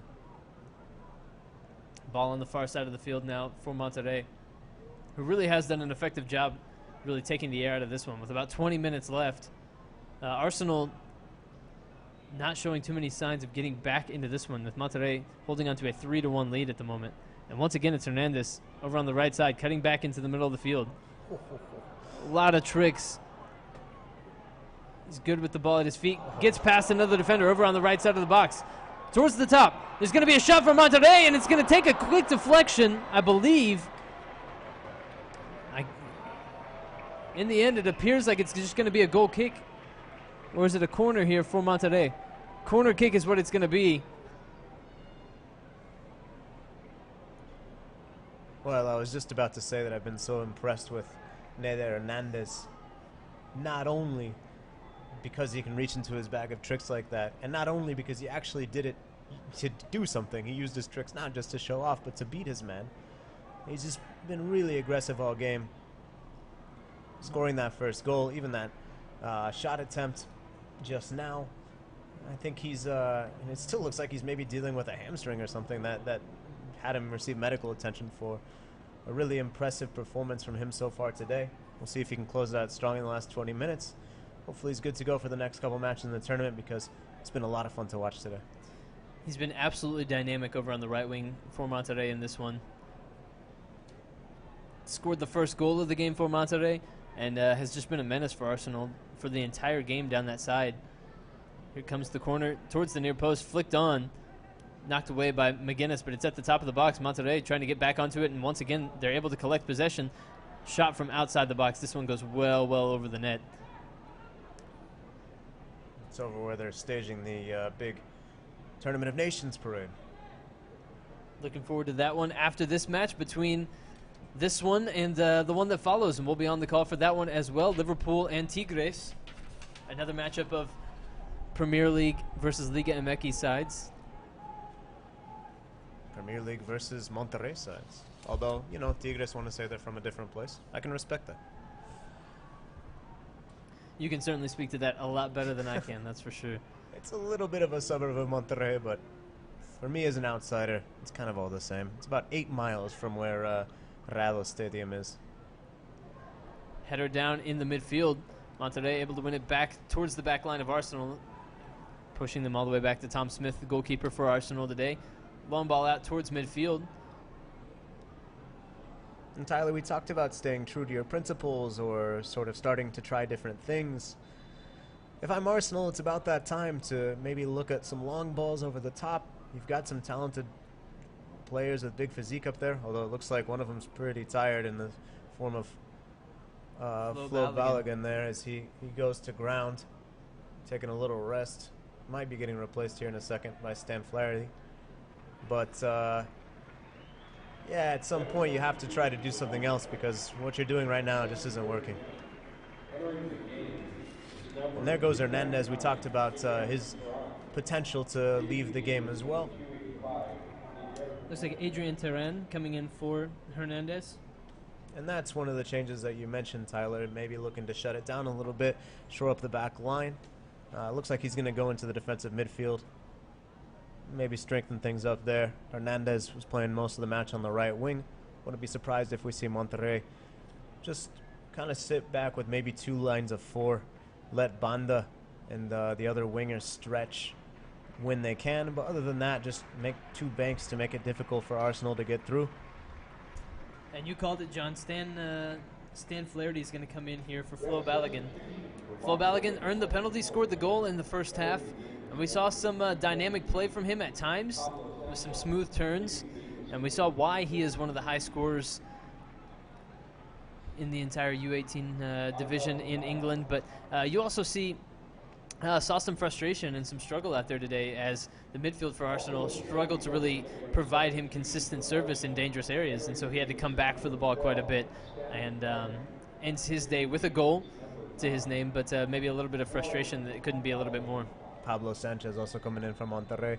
You know, Tyler, in development, and look, even though these are professional players for the majority, not everyone in the super group is professional, but for the most part, these are guys that are on professional deals. They're futures in professional football. Even still, these guys are in the developmental phase, obviously. They're still looking for who's going to be on the first team. Results not necessarily the most important thing. Every team at this tournament wants to win the Dallas Cup, especially the super group. They want to lift that boot and ball trophy.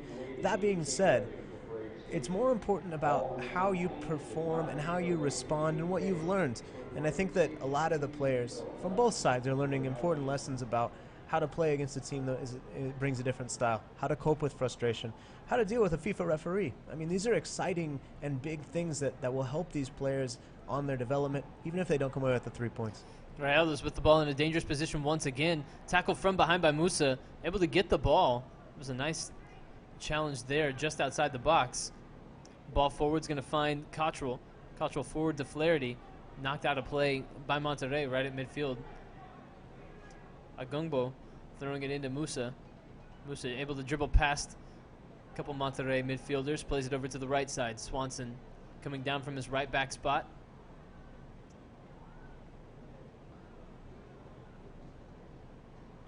Arsenal a little more aggressive here. Cottrell on the ball. Plays it back over to the right. Swanson looking for the return pass to Coyle. It's chipped back into the box. Sam Flaherty fighting for it, but Cesar Ramos, goalkeeper for Monterrey, able to get back out, grab this one out of the air. And once again, another passage of play goes begging for Arsenal. We're into the 76th minute here. Monterrey holds a 3-1 lead. Ball played forward by Clark towards the back line of Monterrey, just pinged right back at that Arsenal back line.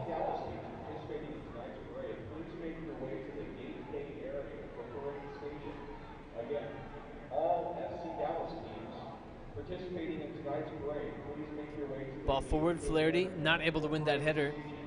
Comes off of a Monterrey defender. It'll be out for another throw in for Arsenal. Looks like we have another substitution here for Monterrey.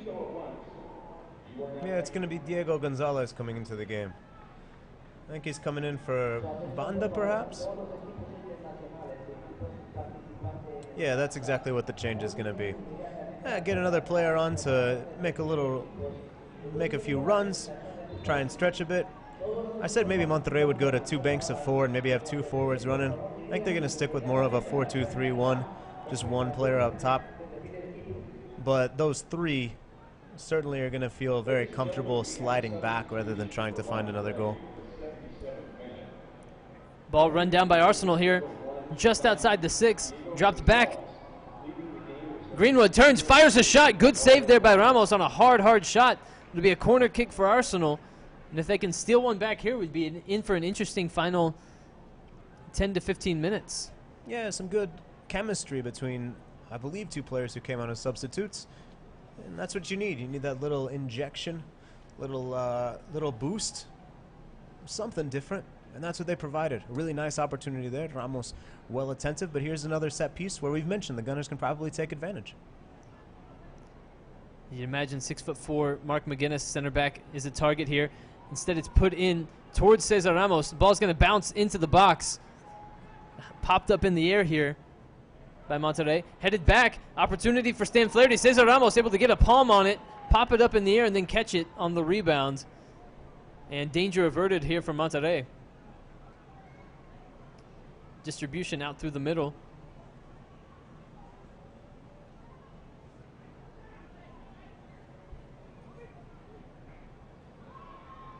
Taken away by Agungbo.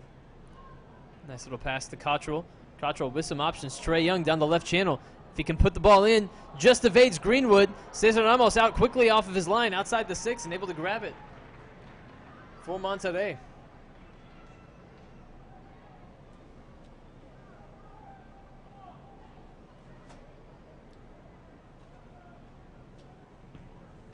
Long distribution out of the back by Ramos, able to be brought down between the two center backs for Arsenal. Looks like maybe an attempted chip there. It's going to end up down in the corner, but run down by Monterrey, as it seems like they are just covering every blade of grass. And Yeah, you and mentioned getting it. all the luck too, right? You've mentioned it a little bit, just that sure, it's luck. It's also a little bit of desire from the left Yeah. winger to try to make that lung-busting run here in the 79th minute Yeah, especially after whatever the heck that was from from the substitute from his forward. center forward. Cottrell playing it back to Agungbo, evading a couple of Monterrey defenders. Cottrell trying a little back heel at midfield, taken away by Monterrey. And once again, they have numbers pouring forward. They elect to slow it up. At this point, they have a 2-goal lead. And that's going to be a foul on Harry Clark. It's right in front of the Monterrey bench, and the Rayados staff, none too happy with that. They're going to get the yellow card, and I think it's fair. Again, we mentioned, frustration fouls. Sometimes things spill over, and that may be what happened there.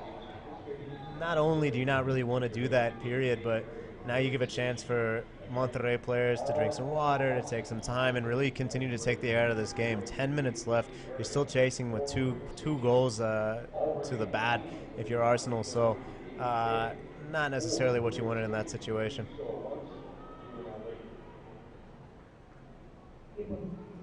Into the final 10 minutes of this one.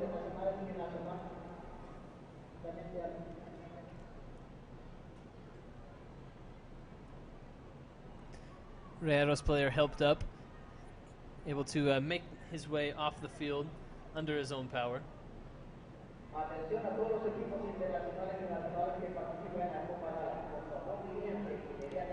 Yeah, to Reyes, who came in as a substitute. Similar situation for the Arsenal substitutes. You want to see them make themselves useful, show their extra energy, and accomplish the task that you've asked them to do, which in Monterrey's case is to help kill off this game. So far, so good for Reyes. Looks like Trey Coyle has moved up top for Arsenal since Balogun was substituted out. Monterrey gets the ball back in play, chips the ball down the right side, able to keep it in that corner. Not going to be able to stay in the corner for 10 minutes, gentlemen. Ball's going to go out. It'll be a throw-in deep down in that corner for Arsenal. We'll see if Monterrey continues to press Arsenal and try to create those turnovers. Harry Coyle holding on to it for Arsenal and then gives the ball away. Arsenal able to win it back, but there's going to be a foul called. As once again, Jacobo Reyes gets taken down.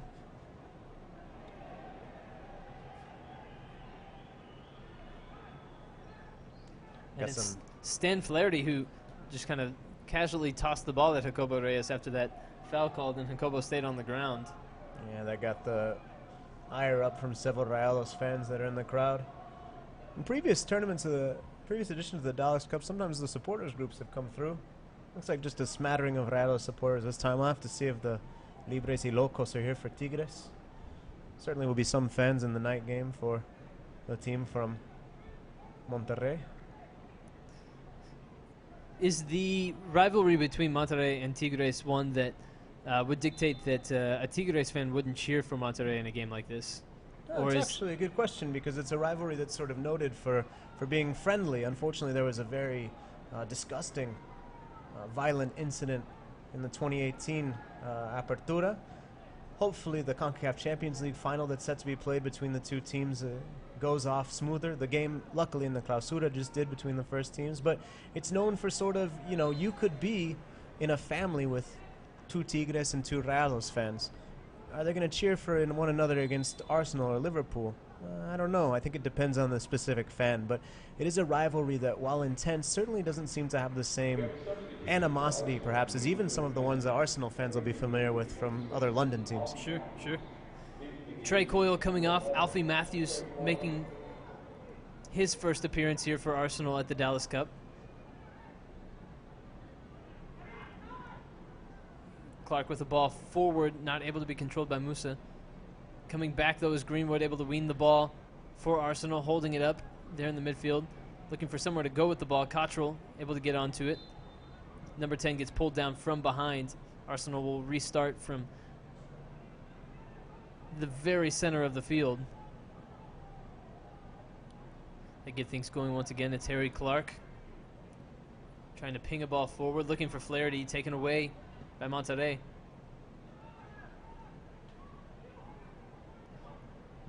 Another ball forward down this right side. Here comes Monterrey once again. Early ball in. This one's going to be cut out by Clark. Tries to run away with it and then goes in for a dangerous challenge. Yeah, and the Monterrey bench is up.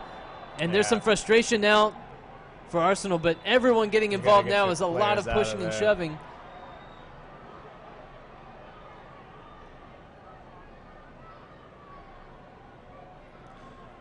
It's right in front of the Rayados bench, and the Rayados coaches are doing as much as they can to get their players out of there. You don't want to have guys suspended for future games. You don't want to have guys engaged in, troubling behavior. It's red. It should be.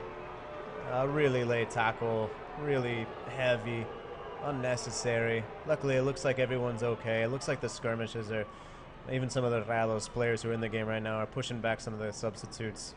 Looks like the referee, the fourth official, are going to have a word with some of the Rayados bench players. But look, we talked a couple times about frustration fouls. I'm not even saying the referee has done even a remotely bad job. I think she's been fantastic controlling the game, has given yellow cards for those frustration fouls. That one earns an early trip to the showers for Harry Clark. Yeah. And what more can you say? Not good, not necessary, and worst of all, if you thought you were going to chase this game for 5 minutes and maybe get 2 more goals, good luck doing it with 10 men. You're having enough trouble with 11.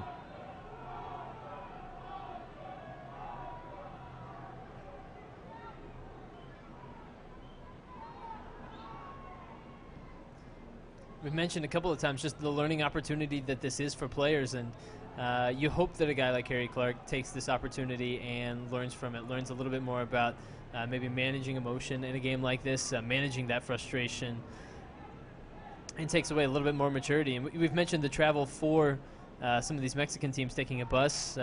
You wonder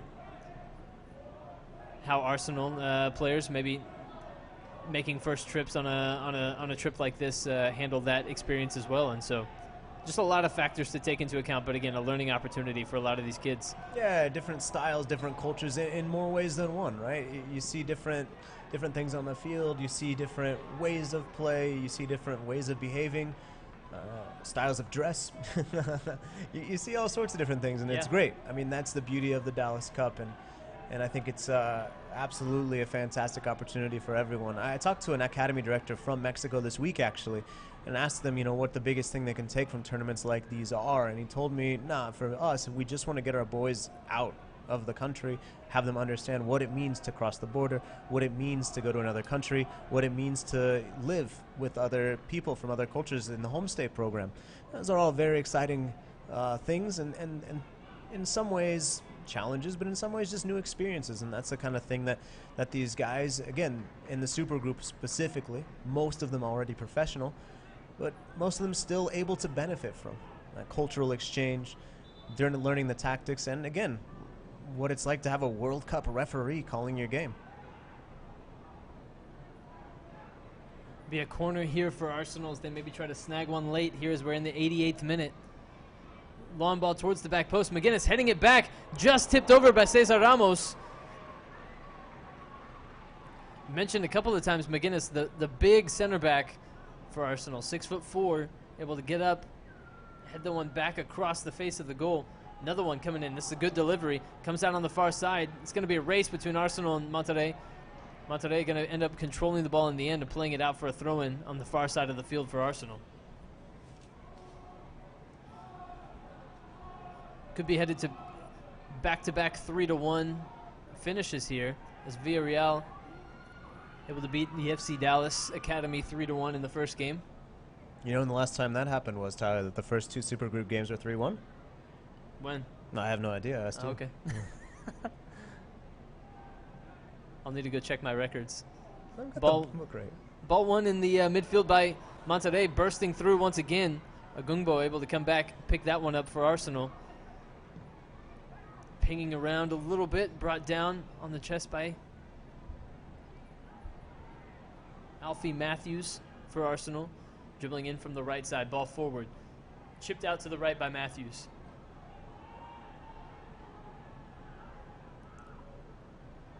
And just holding on to the ball maybe just a little bit too long there was Musa. And then gives away the foul. And you see some hands on knees for Arsenal players as they're down a man, down 2 goals here in their opening match at the Dallas Cup. Again, we have Liverpool Tigres coming up at 6:30 after the Parade of Nations. We'll be right back here to bring you a second game of action here in the third and final game of the opening day of the Dallas Cup, here the 40th edition. Another change. Looks like it's Omar Reynoso going to come in for Rayados as they're just trying to kill this one off. He signals, makes some hand signals to his fellow defenders, and it looks like Rayados might be moving to a back 3, perhaps back 3, back 5. Yeah, probably behaving more like a back 5. I can't imagine they're going to try and get too much on the wing. Might even just stick with the couple banks of 4. Cottrell clearing the ball up the left side. Collision of players there, and Flaherty's going to be called for the foul as he had his head turned looking back at the ball that was coming over his shoulder. He stuck his foot out and made a little contact there with the Monterrey defender. I think we might be getting some significant stoppage time, Tyler. Maybe it's a 2, but it looked like there was a 5 that was about to go up on the assistant. Let's see. The fourth official has indicated that there will be a minimum of 5 minutes of added Yep, time. we're going to see 5. Well, we've had a goal, a red card, a good number of stoppages and fouls, and even a couple of injuries here in the second half. A second half that has been largely dominated by Monterrey, I'd have to say. And we talked at halftime just about who will be the team that makes the adjustment, who's the team that comes out and establishes their style. And it's been, I don't think you can make too much of an argument that it's been anybody other than Rayados here in the second half. Absolutely, a really impressive response. They went into the half with the advantage, but they've really done well to further that advantage and then to just control the game, frustrate Arsenal. We saw with the red card. We've seen with some of the other fouls that Arsenal have committed, and even for some of just the body language. I think you can really tell that the Gunners are a little bit upset. We mentioned that they came into this tournament hoping to get back to the final and win it this time around. It's going to be a difficult path now for any team that loses in such a short sort of group stage, 3 games over 4 or 5 days here, and then the final Sunday, Easter Sunday, as always at Toyota Stadium. The work is going to be cut out with them. As you mentioned, I think these are probably the 2 favorites in this group, Tyler, but it's now a difficult path, and I think Arsenal is well aware of that, and you see the frustration. They're still pushing. Credit to them for trying to look for that last goal, even down a man, or 2 more goals that they need now. But a real credit for Rayados, and they put themselves squarely in the driver's seat. No slouches. Real Salt Lake, Toronto FC, both teams that not only have had success on the academy level recently, but have had success on the international level. TFC making the CCL final for first teams last year. And RSL, who could forget their final way back several years ago now against this Rayados team. But it's going to be difficult, and I think Rayados have themselves in a really nice place to maybe win this group. And we know the emphasis that RSL puts on their academy system as Rayados bursting forward, maybe getting a 4th here. It's chipped up over the keeper. Agumbo just able to get back, make sure that one doesn't sneak into the back of the net. As a little bit of a collision there along the back line. And Tom Smith, the goalkeeper for Arsenal, caused a little confusion, a loose ball, and it's out for a corner kick. And you know, you kind of just have more and more time ticking off the clock as Rayados in no hurry to take this one, nor should they. Yeah, and I wouldn't be surprised if they play it short, kill it in the corner. See some of the flags coming out now for the Parade of Nations. Over 20 nations represented at the Dallas Cup, and if you include referees like our referee from New Zealand, our Kiwi referee today, it's up to 40. Really impressive.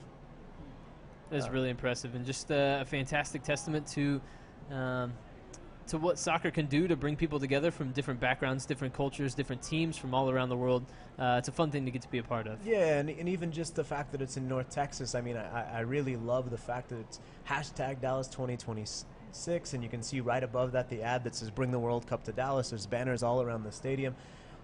This is a community that loves soccer, that values the game, that brings people together, that brings 20 different teams from 20 different nations here. Dallas Cup is an enormous part of that. So hopefully everyone involved in that decision is watching, and I know the Dallas Sports Commission and a bunch of other groups in the region are doing their part to try and make sure that that's showcased, because we know what we have here in the Dallas Cup, a fantastic tournament with games like this one that we're seeing, with Rayados beating Arsenal 3-1. FC Dallas losing to Villarreal 3-1 earlier, an exciting nightcap that we're looking forward to calling tonight, Tyler, but just really puts us in the shop window, I think, as far as a region, and hopefully, again, the people who are in charge take note. Absolutely. Arsenal controlling possession right now, but momentarily looked like Rayados is more likely to find their fourth than Arsenal find their second. Still 3-1 Rayados here as we come towards the end of this one. Ball forward, finding Flaherty. Flaherty trying to send the ball back. I believe that was Musa trying to break through the back line for Arsenal. Long ball back. Mark McGuinness is going to have to go up and win a header. He does.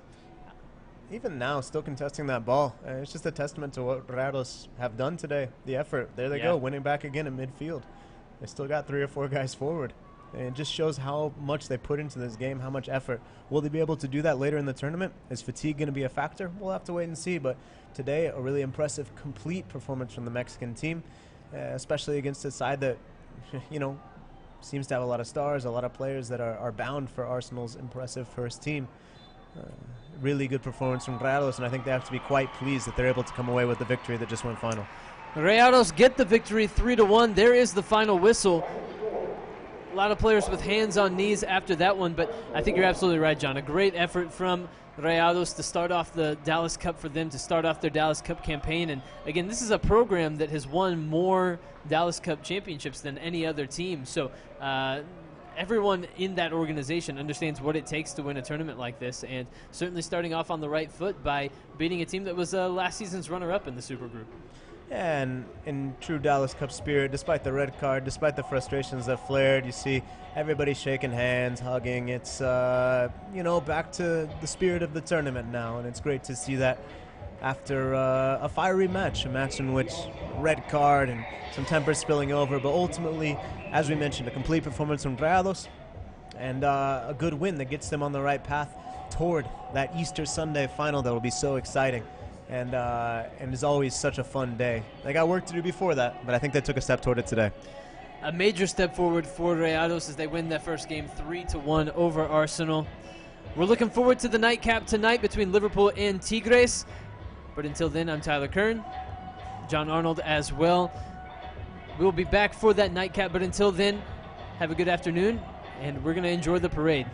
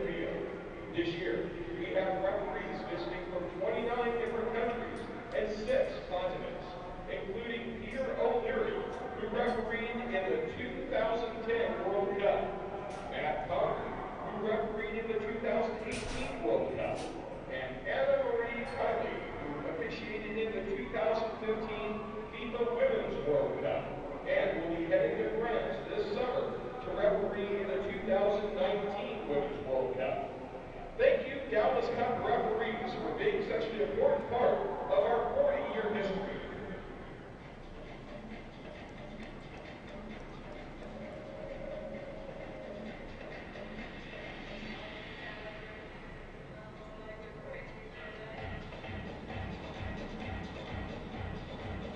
Ladies and gentlemen, it is now time to turn your attention to the field for the start of the Dallas Cup's 40th anniversary tournament. Welcome, the World Parade of Beautiful All-Star DJs. Presenting today's 40th anniversary parade is the Dallas Sports Commission. Please give a warm welcome to the Dallas Sports Commission as they enter the field at the center stripe.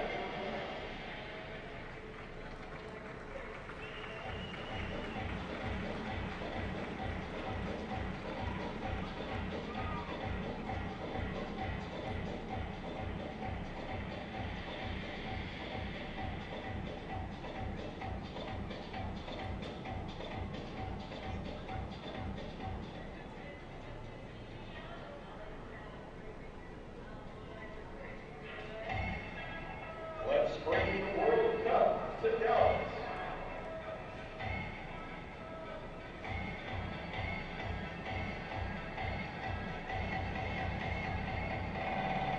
The World Cup is coming to North America in 2026, and Dallas wants to host the world's most prestigious and popular sporting event. Be sure to follow on social media using hashtag Dallas2026 or go to DallasWorldCup2026.com for more information.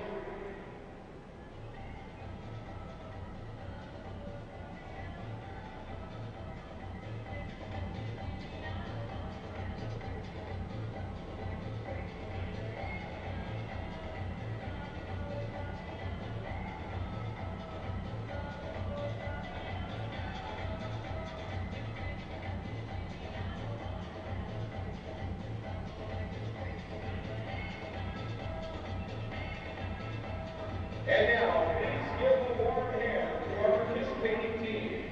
In what is our annual tradition, this year's parade will begin with United Services Sportsmen. Represented by the Royal Navy in past years, this year's tournament marks the 39th consecutive year of attending Dallas Cups. They will be followed by the rest of our participating teams in alphabetical order by country as they start our parade of nations. 244 teams will be participating in this year's tournament. Over 70 international teams will take part.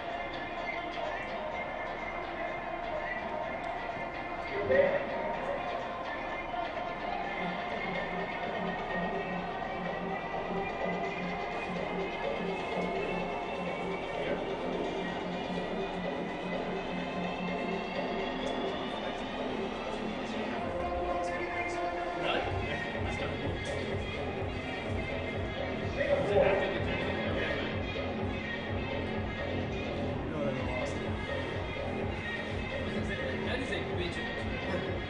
I would have to imagine. From here to South South Africa. Africa.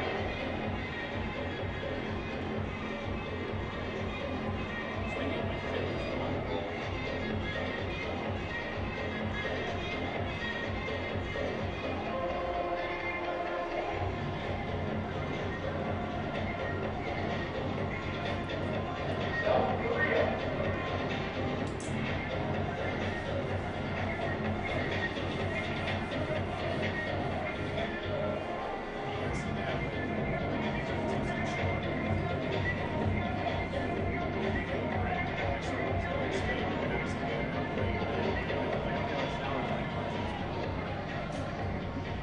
Spain.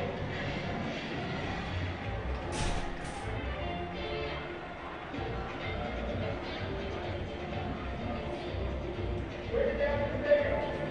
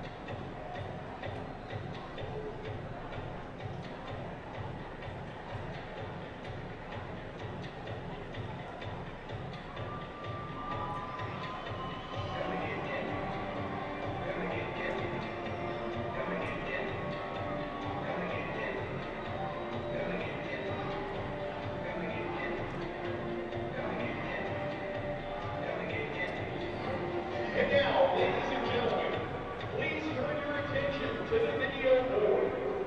Two of the most successful clubs in the 40-year history of the Dr. Pepper Dallas Cup are not only from the same country, but also from the same city.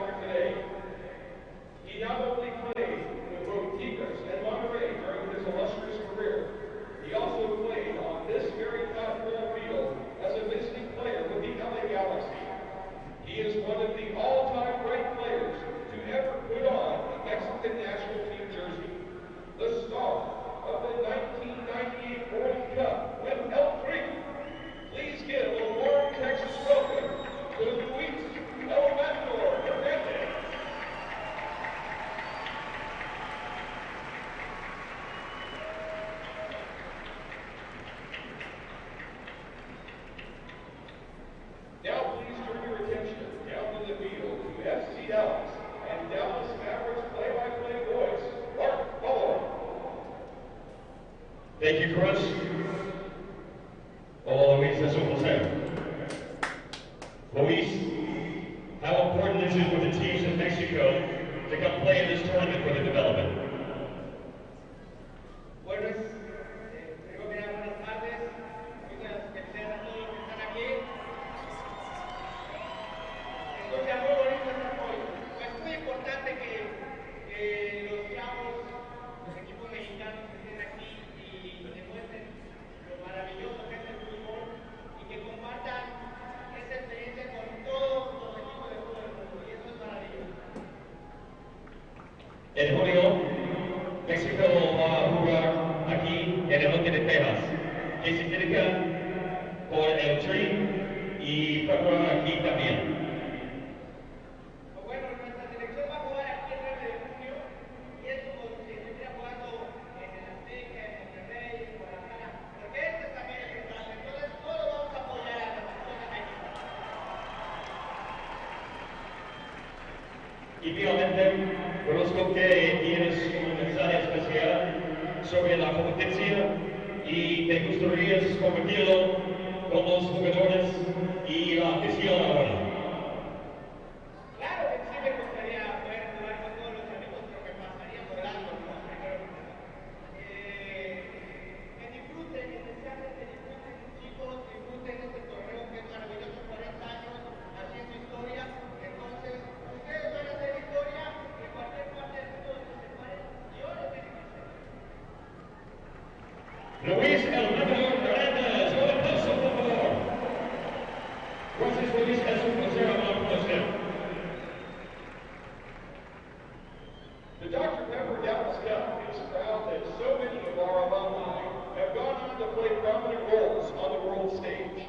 Soccer legends from Europe like David Beckham, Raul and Wayne Rooney.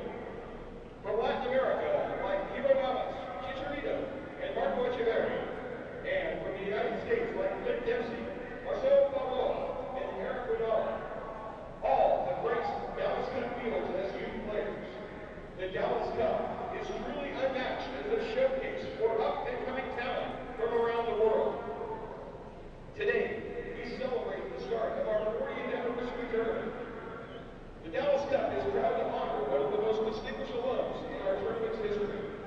After playing in Dallas Cup in 1999 as a teenager with the U17 national team, he went on to become the most decorated player in U.S. national team history. He is a Major League Soccer's all-time leading scorer and the league's MVP trophy estate in New Soccer. Ladies and gentlemen, please welcome our 40th anniversary guest of honor, Landon Donovan.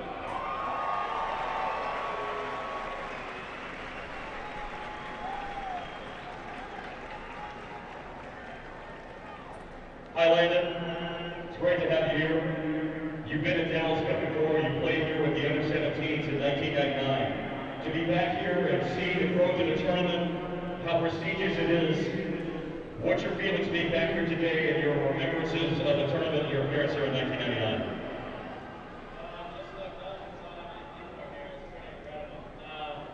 Long time ago since I was here, but everybody here in North Texas has done a fantastic job of making this tournament what it is. And everybody that gets to experience this, I hope you enjoy it. You never know what can happen.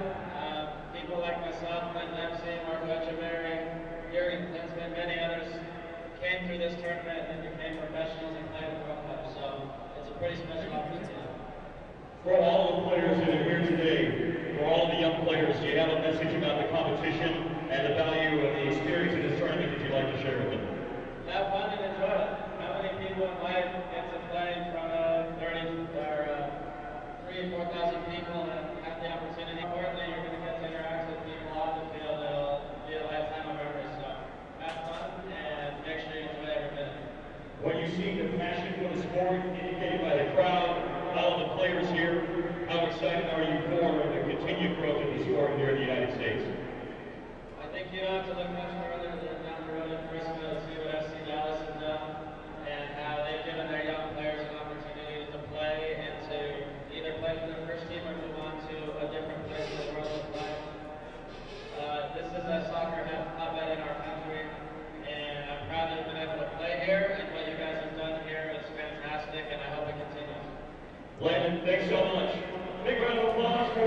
For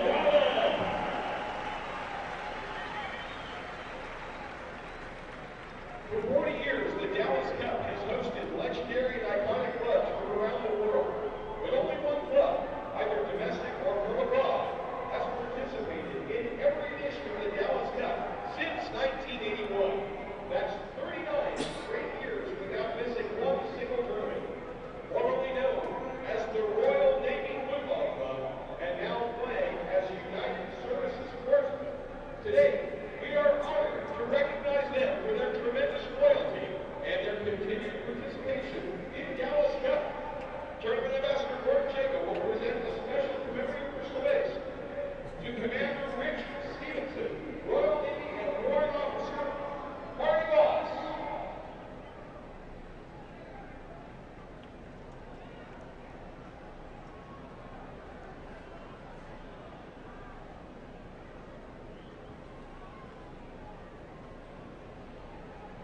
Andy Swins right now is bringing out the crystal case.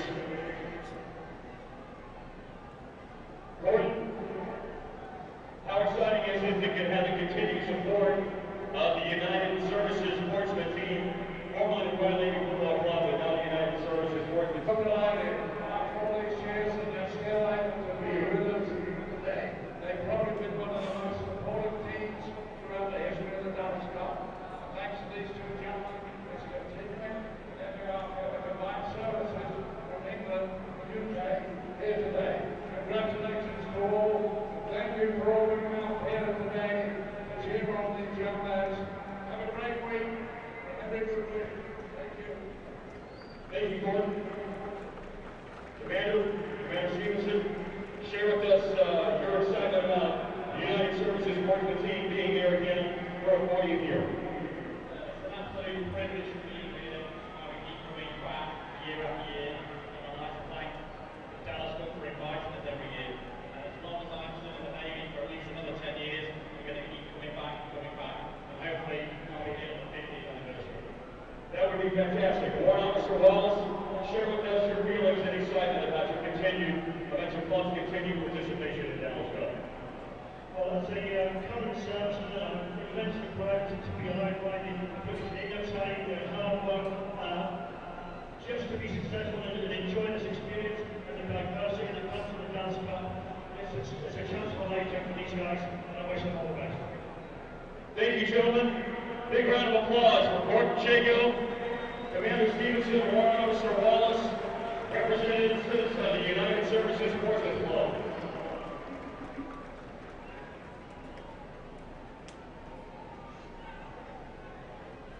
And now, it's time for the Dallas Cup's 40th anniversary tournament ceremonial first gifts. Joining Luis and Landon are Monica Paul, Executive Director of the Dallas Sports Commission, and Jim Treblecock, President of the Dallas Cup Board of Directors. Mark, take it away. All right, thank you, Chris. Okay, first of all, Luis, la primera patada. Oh, that was Chris. All right, now Landon will have the first stick to Jim Treblecock. Landon. Fantastic. Great job, everybody. Jim, I know that you have a message you would like to share with everybody in attendance today as well. On behalf of the Dr. Pepper Dallas Cup Board of Directors, I want to welcome everyone from around the world. This is our 40th year, and it could not have happened with the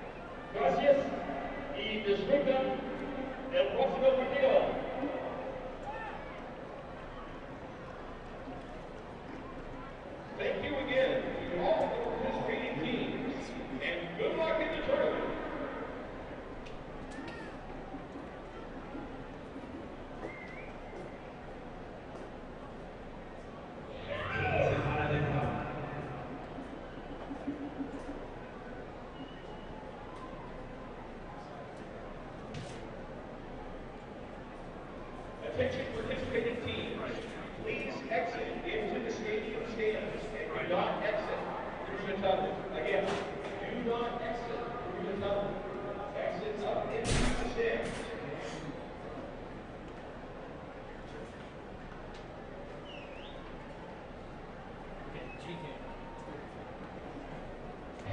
It's the All-Star. It's the All-Star DJ.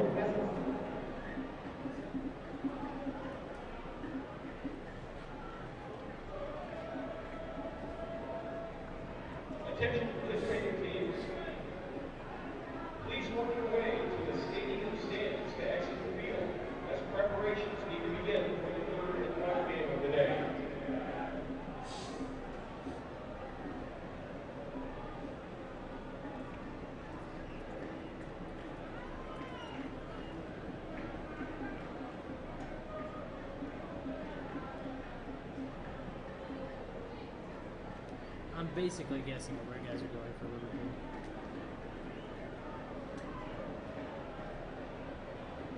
Based on where it says they play.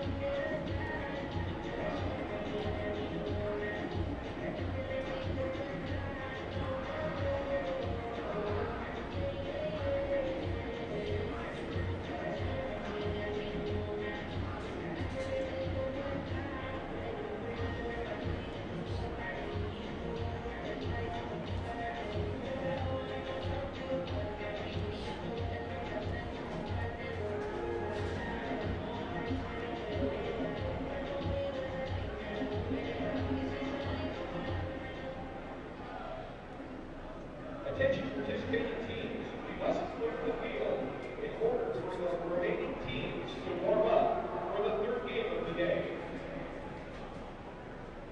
Please make your way to the stadium steps to exit the field.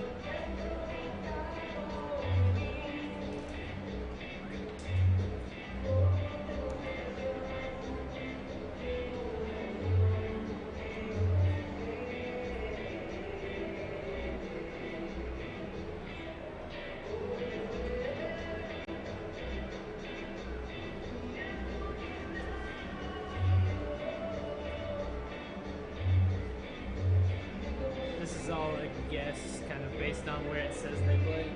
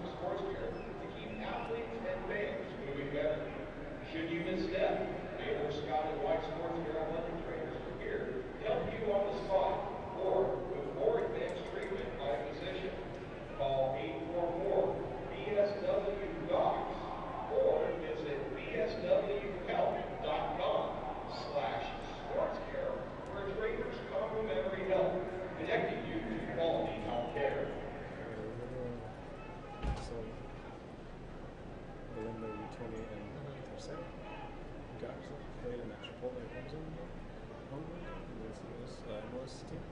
So they want that the U20 center back. Alabama, Brazilian, Mexican. U24, he has 3 goals in the This guy's under 17 before. Yeah. Nice. Six professional teams. We've got exciting action year-round.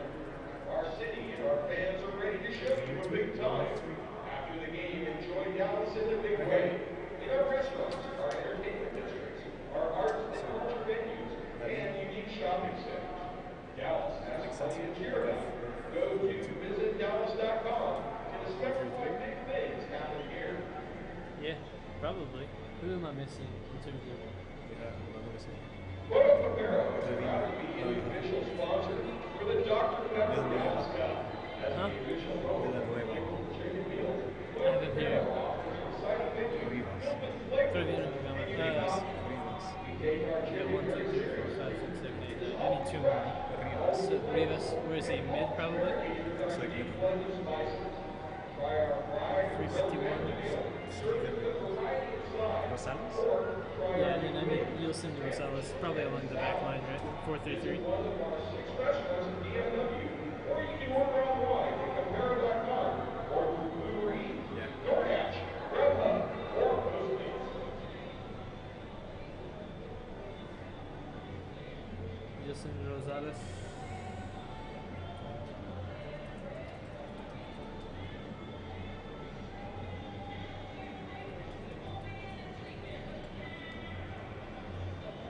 At In-N-Out Burger, breakfast is everything. So your 100% pure Texas beef burger is quick to order every time. And your fries are fresh cut when you order them.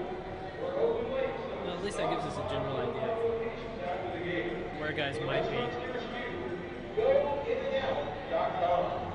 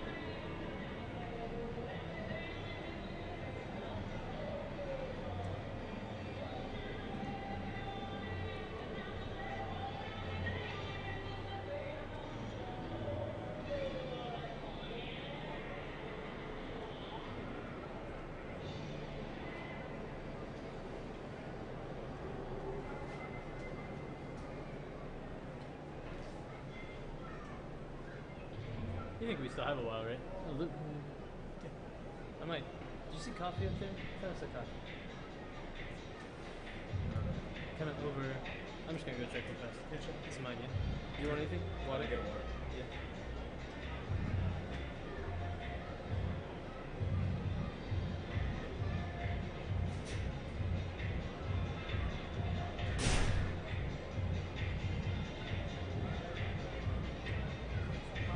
Dallas Cup is powered by GodSoccer.com, the leading scheduling platform for youth soccer. Go to GodSoccer.com for all your registration and scheduling needs, and the new current rankings for all U.S. youth soccer teams. God Soccer, we know soccer.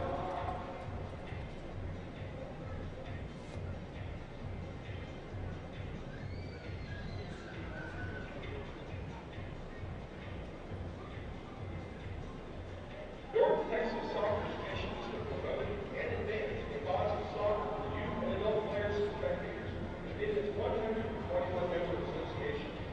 Currently, there are over 175,000 players registered with North Texas Soccer.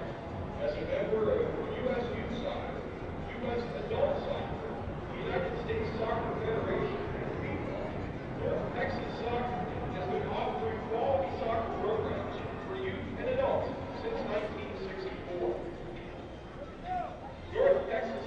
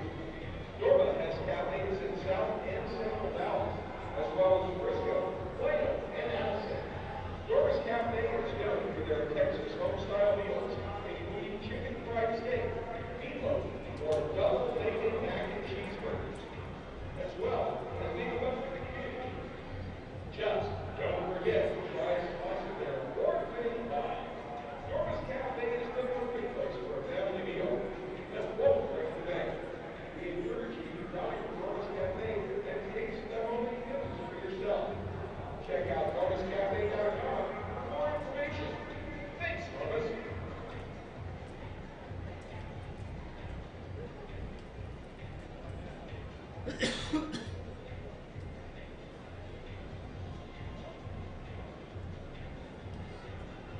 of youth sports organizations nationwide trust Demonstrator for their online technology needs. From websites to player registration systems to game scheduling tools, no other provider offers a solution as comprehensive as Demonstrators.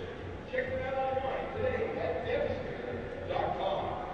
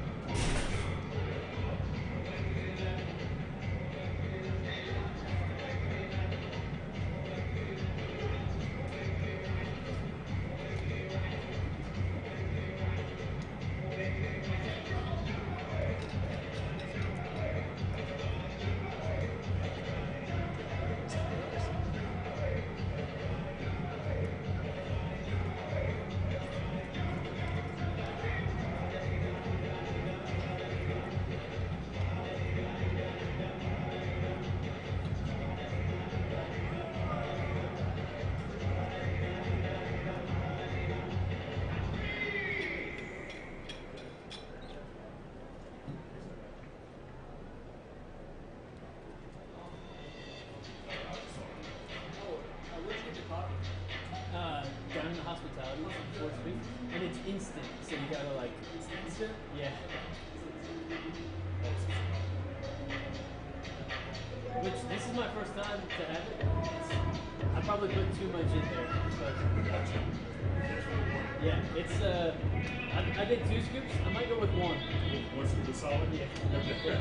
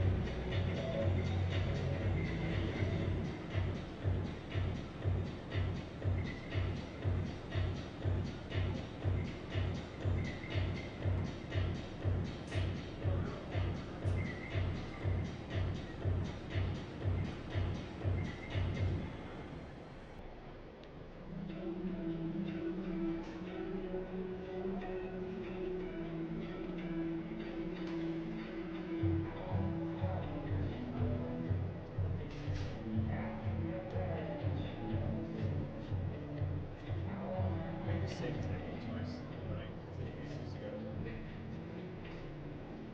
Right. This guy thinks he's good. He scored the goal in the final match. Oh yeah.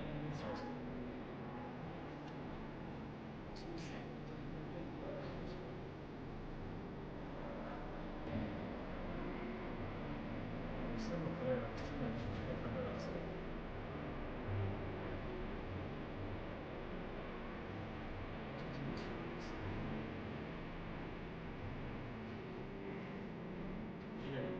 No what? This works. I think that's it.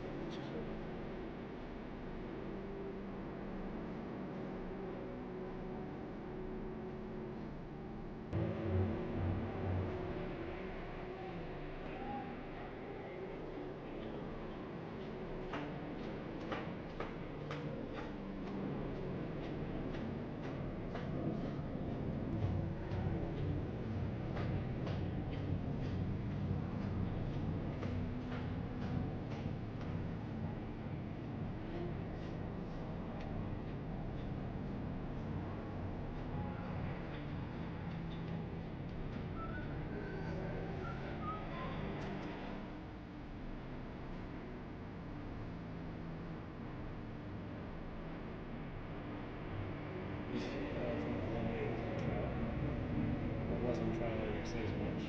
Ah, lo noté. Like Mexicans. Chipotle. Trevino, last year, this time last year, was at tournament in Mexico with Tigres. Okay. Nice. He's a defensive player. What was your note on Mata? He was the captain. He played in that homegrown game as well, Chipotle. Against MLS squad. Yeah.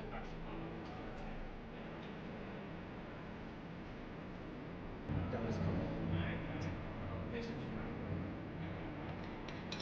I think might have third next year. This year. Really? It's funny they saved us from being stuck in a stairwell for an hour and a half.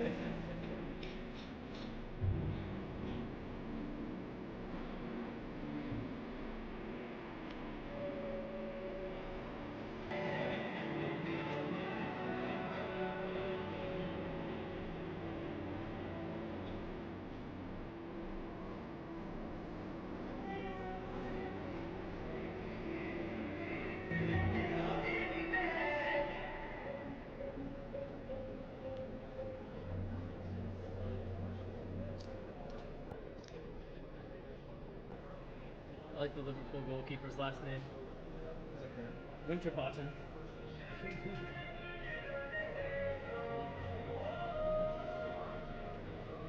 Oh wait, apparently that's a typo because it's Winterbottom.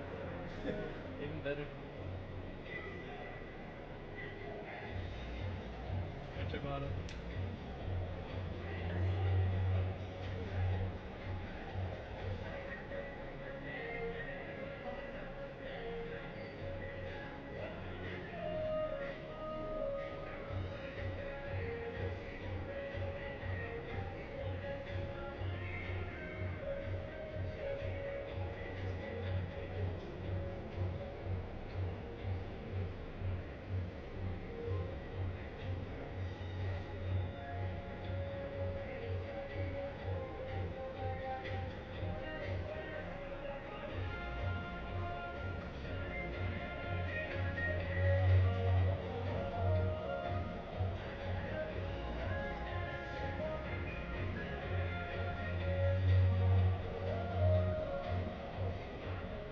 The Dr. Pepper Dallas Cup. The city of Dallas is coming up close to Eagle Fair Park, welcoming you to the 48th and 14th edition of the most prestigious international youth soccer tournament in the nation. Today's door-to-table Super 3 match between Liverpool and Tigres will kick off in just a few minutes.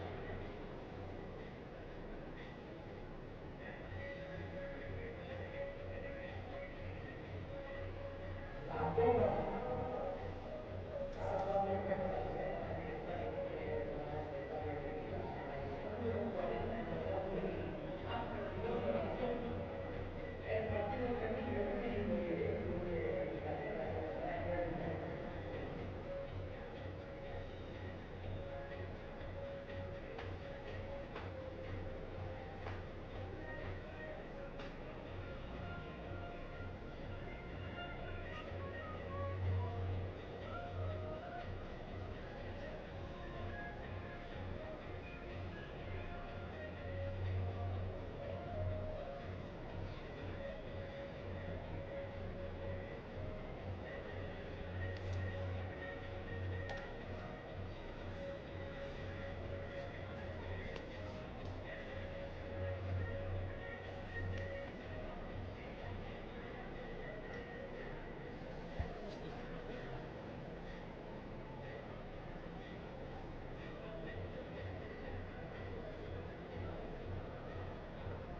South Africa.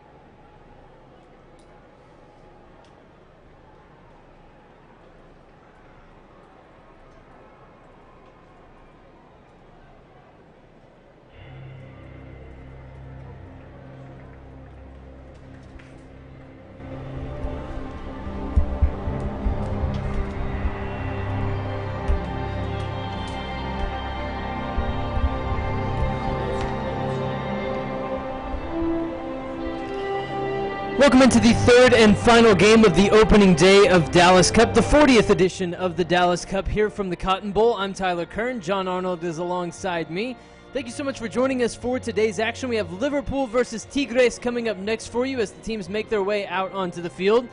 And John, coming on the heels of two 3-1 games, Villarreal beat FC Dallas in the opening game today, followed by Monterrey taking down Arsenal 3-1 as well. So we've had two interesting matches already today, and this one is another clash of styles where you have an English team coming in here, Liverpool, facing off against Tigres, last year's defending champions. And so two teams that come in expecting to play well in this tournament. But again, similar to what we saw in Arsenal versus Rayados, two teams that are probably going to come in here having contrasting styles, contrasting ideas of what they want to do on the ball today. So should be a fascinating matchup. I absolutely think so. Really looking forward to this game, especially after the other two that we've enjoyed.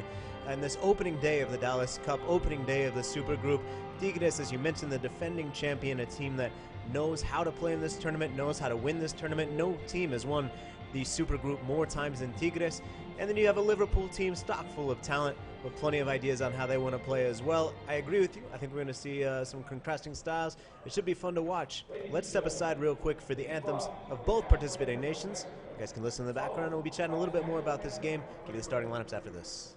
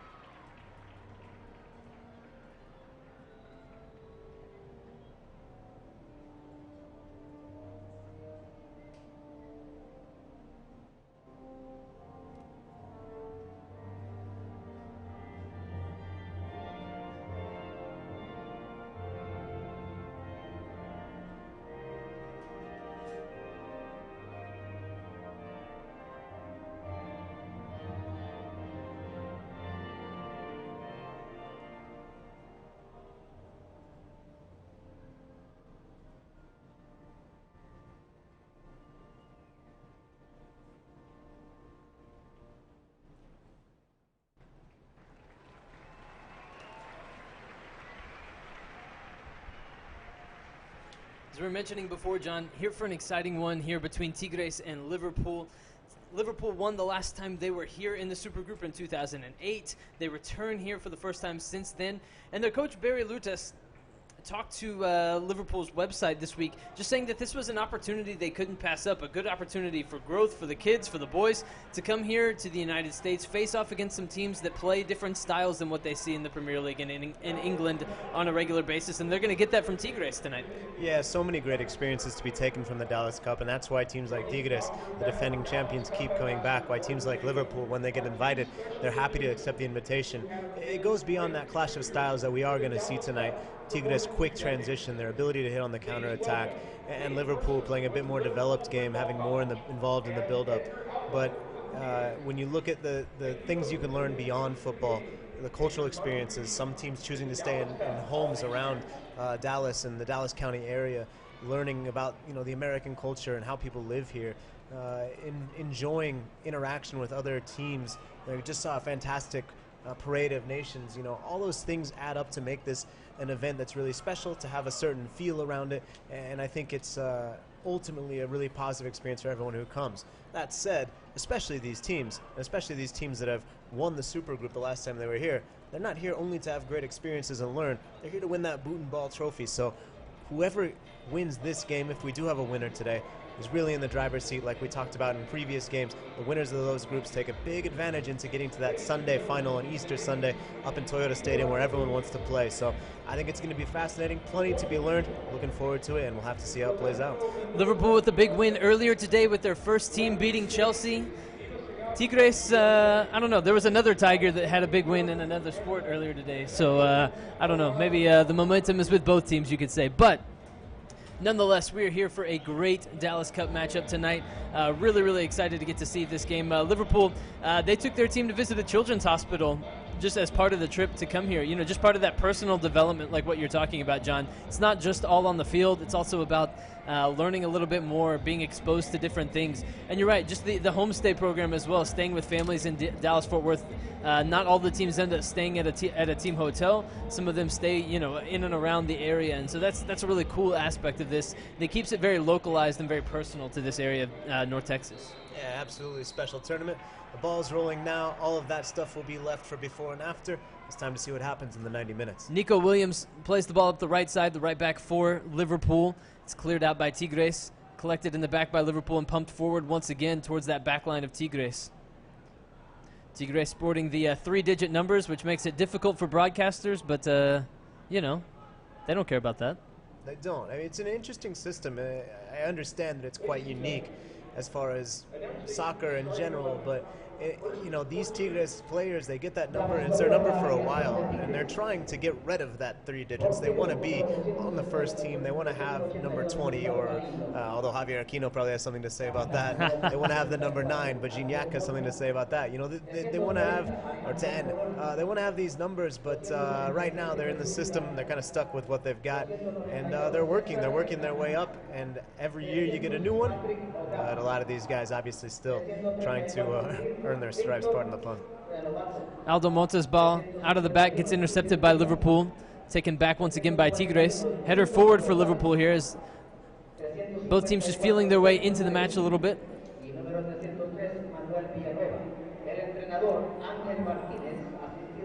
Jack Byrne for Liverpool trying to get down that right side. It gets taken away from him, and it's out for a goal kick.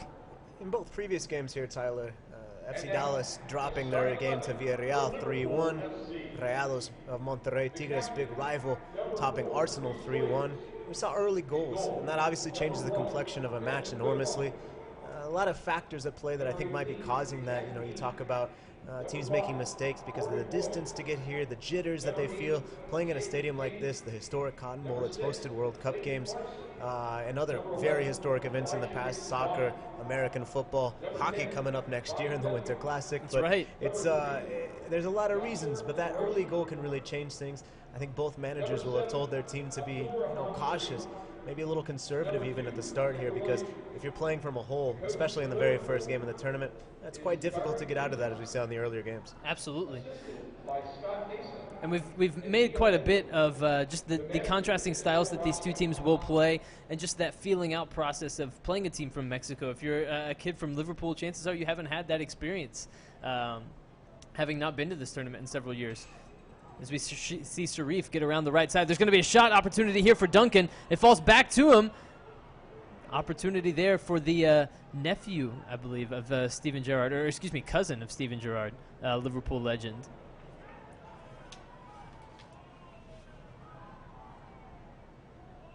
Talk about the style, and you're absolutely right. Maybe that gives advantage Tigres in this situation as the ball bounces off the referee there. That's part of the field of play, unfortunately, for the Tigres attack there. But Tigres maybe has the advantage in that situation. A lot of the guys on this field, and especially on the bench as well, were part of the team that did win last year, beating Arsenal in the final. I believe they opened with a 2-2 draw against Manchester United, if my memory serves me correctly. So that is correct. Certainly a fair amount of roce, as they call it in Spanish, just brushing up against other teams from other places. So maybe that's a little bit of an advantage here, but obviously Liverpool will work to figure out what Tigres are trying to do. It's going to take a while for the Mexican players to remember sort of what it feels like to play against a team that plays that style. And of course, Liverpool doesn't play exactly like Arsenal, doesn't play exactly like Man U. So I think there's definitely going to be a feeling out period, like you're mentioning. Absolutely. And that might contribute to those early goals that we've seen as well, just as teams adjust to how's this team really going to come out. This isn't something that I'm used to seeing, and that certainly seemed to be the case for Arsenal against Monterrey. Just struggling to deal with the quickness that Monterrey was able to hit with on their counterattacks and in their attack. The combination play through the middle of the field was something that seemed to catch Arsenal off guard. So far, Liverpool has been up to the challenge against Tigres, but you can see Tigres able to pour numbers forward almost just on the blink of an eye when the ball gets turned over through the midfield. So something just to watch for as you continue to watch this game. Turnover here, Liverpool going the other direction.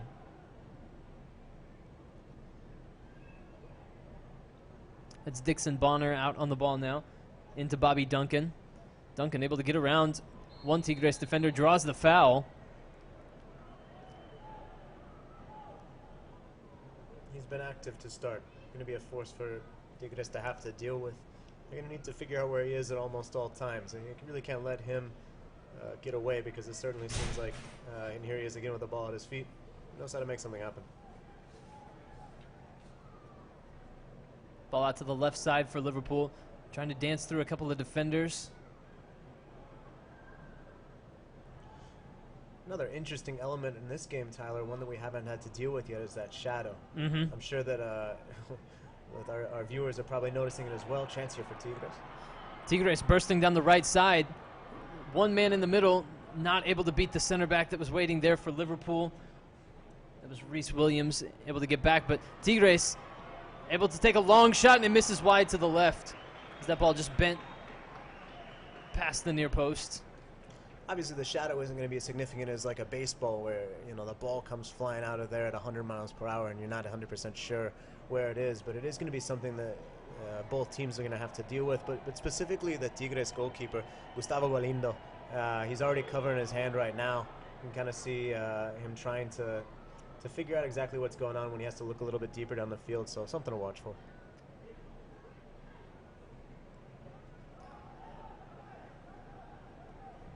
Liverpool going to build out from the back here. Taken away there by Liverpool. Long ball over the top, looking for Duncan. See if he's able to run onto it. He is.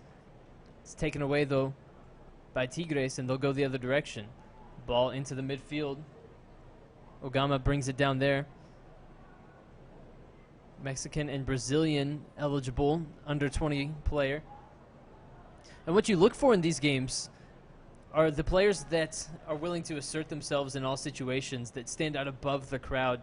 We've certainly seen our fair share of fantastic, amazing players go on to have incredible careers come through this tournament, whether it's American players like Clint Dempsey, Landon Donovan, Gio Dos Santos from Mexico, Andrea Pirlo, Italian player, legendary Italian player. So we've seen some really amazing players. David Beckham come here over the years, and you want to see guys come in and put their stamp on the game and say, I'm going to take this thing over. No, absolutely. I mean, I think both teams have candidates to do that. You look at a guy like Sergio Treviño, only, I believe, 17, maybe 18. We've been with the Mexico U18s. At the back, maybe a bit more difficult to take control of a game and really wow us, because I don't think we see the defensive aspects of a game as well as we see the attacking, or at least it's harder to quantify. But Aldo Monta, a player with a lot of experience, wearing the captain's armband for Tigres today. Another guy who, maybe we're talking about an international here in 5-10 years, when hopefully we're watching World Cup matches in Dallas in 2026. As you see on the far side of the field, the hashtag Dallas 2026 campaign in full swing, as the United States, Mexico, and Canada will be hosting the World Cup in 7 years' time, and Dallas hoping to play a major role in that. It's really interesting to think about, that list of alumni, Tyler, and it goes on and on. These players that we're watching right now very well could be on the field in the U.S., Mexico, and Canada in 2026. It's a great point. Especially the, Tigres players going to have 3 games in Mexico. Bursting forward is Duncan. Shot towards the far post, and it was Duncan that's there to try to finish it at the back post. It was Byrne that made the initial shot. 18, not 10. Went towards the back post, and Duncan showed up and almost had an opportunity there for Liverpool. In fact, maybe he would probably tell you he should have done a little better with that opportunity. Yeah, for a second there, I thought it was like me playing in the backyard when I was a kid, passing it to myself. But no, difficult to read that number from here. A nice play. Liverpool finding a bit of space down the left-hand side, that far side as we're watching on the broadcast. Duncan, as you mentioned, probably needs to do better with the finish. But again, Tigres can't lose track of him. You can't let him float in on the back post like that. Good ball there to get it to him. And they got to watch it. It looks like they're putting a man on him now. They got to do that all game. Another player to watch for is number 8 for Liverpool, Jack Kane. More of their creative impetus through the midfield. Ball bouncing back and forth between teams here. It's going to go out of play for a Liverpool throw. Best chance of the game probably is fallen to Liverpool and their most dangerous player, Bobby Duncan, just a moment ago. But so far as we sit just about into the 10th minute here, that's probably the best chance of the game so far. But as John mentioned earlier, in previous games, had quick starts, quick goals in those games. This one a little bit maybe slower starting out in terms of the goal-scoring opportunities, but two evenly matched teams here, it appears so far. When you talk about the best chances that they've had, Tigres really struggling, and that was a perfect example just now. Struggling to link 4 or 5 passes together. They're getting 1, 2, 3 and getting into their attacking half, but after that it's difficult. Then they're losing possession, and Liverpool certainly can run. So can Tigres, so it's going to be fascinating to watch which team is better in sort of transition plays, in that phase of going from defense to attack. That's something that really helped Tigres to their title last year. Can they replicate that again, or is Liverpool a team that we know how their first team likes to get out and run, move in transition? Will they be able to kind of impose that? We'll have to see, but if you can't keep the ball, it's going to be quite difficult to get a victory today. And Tigres so far hasn't shown that they can hold on to possession. Victor Renovato with the throw-in for Tigres. Intercepted by Liverpool, cleared. Bobby Duncan trying to run it down. Pushing on Aldo Mata. Mota almost gets it taken away from him, but able to regain it and then gives it right back to Liverpool. It's Nico Williams playing the ball into the middle. Off of the heel of Abdi Sharif for Liverpool, and now Tigres in possession. But once again, struggling to play out of the back, struggling to connect passes together. The other thing that's happening is they're allowing themselves to get bunched up on the near side. Every single blue shirt is on this half of the field, and now Liverpool finds that width. Liverpool playing it over to the left wing. Able to rescue possession momentarily, but now Tigres maybe looking to break here, cutting inside. And there's a good ball in behind. He's onside. One-on-one with the keeper. And the shot is a good save there by Ben Winterbottom. Sergio Trevino with the opportunity there for Tigres. And as I said, he was one-on-one with the goalkeeper. He took maybe an ill-advised touch that brought him a little bit closer to a Liverpool defender there, John, and maybe kind of helped take away part of the angle there for that opportunity. Certainly changed his angle. He's going to need another crack at it now. Oh, man. That looked like Patrick Ogama with that shot from outside the box that goes high for Tigres, but finding their way into the game there with that really nice through ball, splitting apart the Liverpool defense. And that's what it's about, right? You have to feel yourself come into the game, challenge the goalkeeper a couple of times. Now more shots will come. This is a team that we know can string those passes together. We know can keep the ball. They're just struggling to do so for quite some time. So now, after 12 minutes gone, a couple opportunities, I think they'll probably find themselves feeling a little bit more comfortable. Still 0-0 here between Liverpool and Tigres in our final of the first 3 games of the 40th Dallas Cup. Thank you so much for joining us.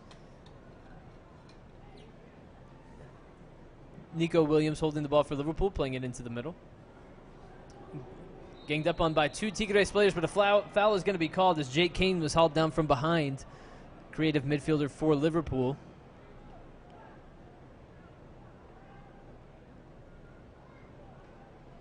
And you mentioned a couple of times, John, just the fact that we could see some of these players, you know, playing in a World Cup in 7 years or something else like that. I remember very well sitting here and watching guys like Paxton Pomykal, who's tearing it up for FC Dallas right now, last year in Dallas Cup. 2 years ago, when FC Dallas's U19 team won the Super Group, That opening game I watched, Jesus Ferreira, Paxton Pomical, Reggie Cannon, those guys that are now contributing at an MLS level play for FC Dallas on that stage, and so the turnaround is not terribly long from when you see some of these guys contributing and playing for their first team. No, not at all. I mean, I think Tigres rival Monterrey player is one of the best examples of that with Jonathan Gonzalez.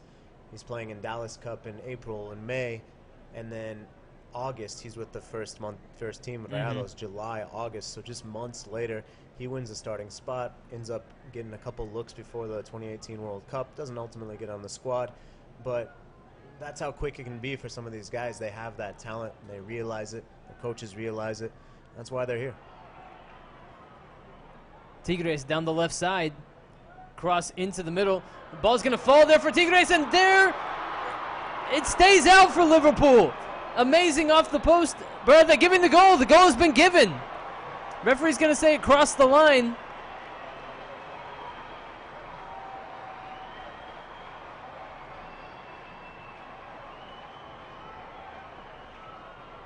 That's a tough one. I'm going to say that the linesman is probably the one that ended up saying that ball crossed the line. It's really hard to say. I think the referee says it went. I think he specifically, a couple Liverpool players surrounded him, and it looked like he pointed to his chest saying, "My call, my call." Whatever the case, Tigres is in front. After all that, Tigres takes the 1-0 lead here over Liverpool. Going to try to get another look to see who it was that actually got the finish in the end on that mad scramble.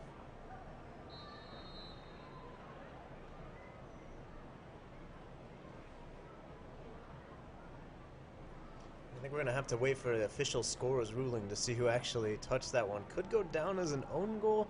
It's really difficult to see. And again, I mentioned that shadow. It's not horrible in that area, but it's not easy to see. Breaking down the left side is Jake Kane. Tries to play it in the middle for Bobby Duncan. It's cut out by Tigres. But there's your early goal.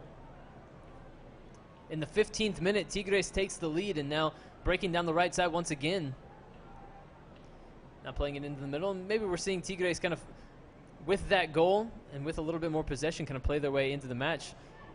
I think the other thing is that they have these attackers in Treviño and Oguama and Villanueva that can hold the ball up on their own, that can sort of just play together, the 3 or 4 of them up there when they go. And if you don't have to commit numbers and you can sort of sit back and let your attackers do the work and still be ready when possession does change, I think that's a huge bonus.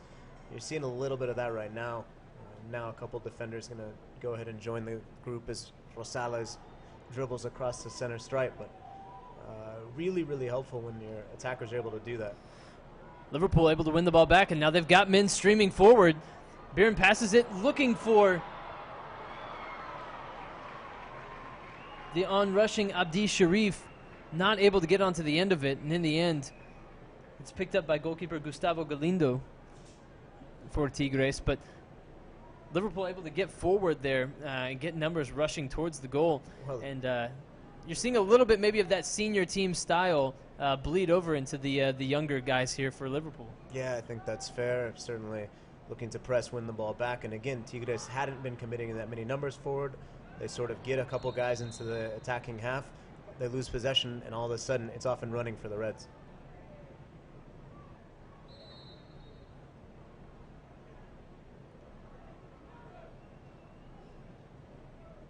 Liverpool getting things back underway. Abdi Sharif holding on to it, trying to make the turn. Not able to fully get around Victor Renovato, 17-year-old. Ball out to the right side for Tigres now. And long ball forward, not able to be corralled there by Ogama. Outlet back out to Nico Williams. Forward to Sharif. This one finds Byrne. Goes back to Williams. The switch is on for Liverpool if they want it. They have a guy, there it is, just didn't quite make it all the way over to the left side. That's a good touch, and they're going to call the foul. I thought the referee might play advantage there as Bobby Duncan looked like he might be first to that ball into the box, but the foul is going to be called as Byrne was taken down trying to make the attacking play. but it did look like Bobby Duncan possibly had a beat on that one in the box. I'm with you, Tyler. I'm surprised the referee didn't let that one run, and I'm honestly a little surprised Liverpool players aren't a little more frustrated by it. Looks like they're just going to get on with their business and take the free kick. Can't blame them for that. Should mention, great crowd here tonight for the opening night. Wonderful weather here in North Texas. It was terrible weather yesterday, just sideways rain the entire day. Very, very windy, a little bit chillier than we used to in April. But today could not have asked for more blue skies, and just a really, really clear day here out at the Cotton Bowl for this opening day of Dallas Cup action. Ball's whipped in by Jake Kane. Nothing but Tigres defenders in the area, and Tigres able to get the clearance. Nobody stayed back for Liverpool on that, which was interesting. Going to be a little bit of a rush here, and now Tigres able to get on the end of it. We'll see if a foul is called. No foul is given here. Ball is played back forward, and Byrne once again making the run forward. Sharif going to pick it up, taking it down the right side. Tries to go towards the end line, keeps it into the box. It's going to be cut out, though, by Tigres. Long ball forward. That's Mota's experience. He was a little bit beaten there, but he sticks with it, doesn't commit the foul. He's able to run the player off and then clear the ball. Here he is again. That time he just boots it out. Another interesting contrast, Tyler. You mentioned the Liverpool first team style maybe trickling down. Yeah, it's a manager in Jurgen Klopp that's willing to play young players and academy graduates. Absolutely. Bobby Duncan here with the shot from outside the box, and he's going to bag the goal. 1-1 now between Liverpool and Tigres.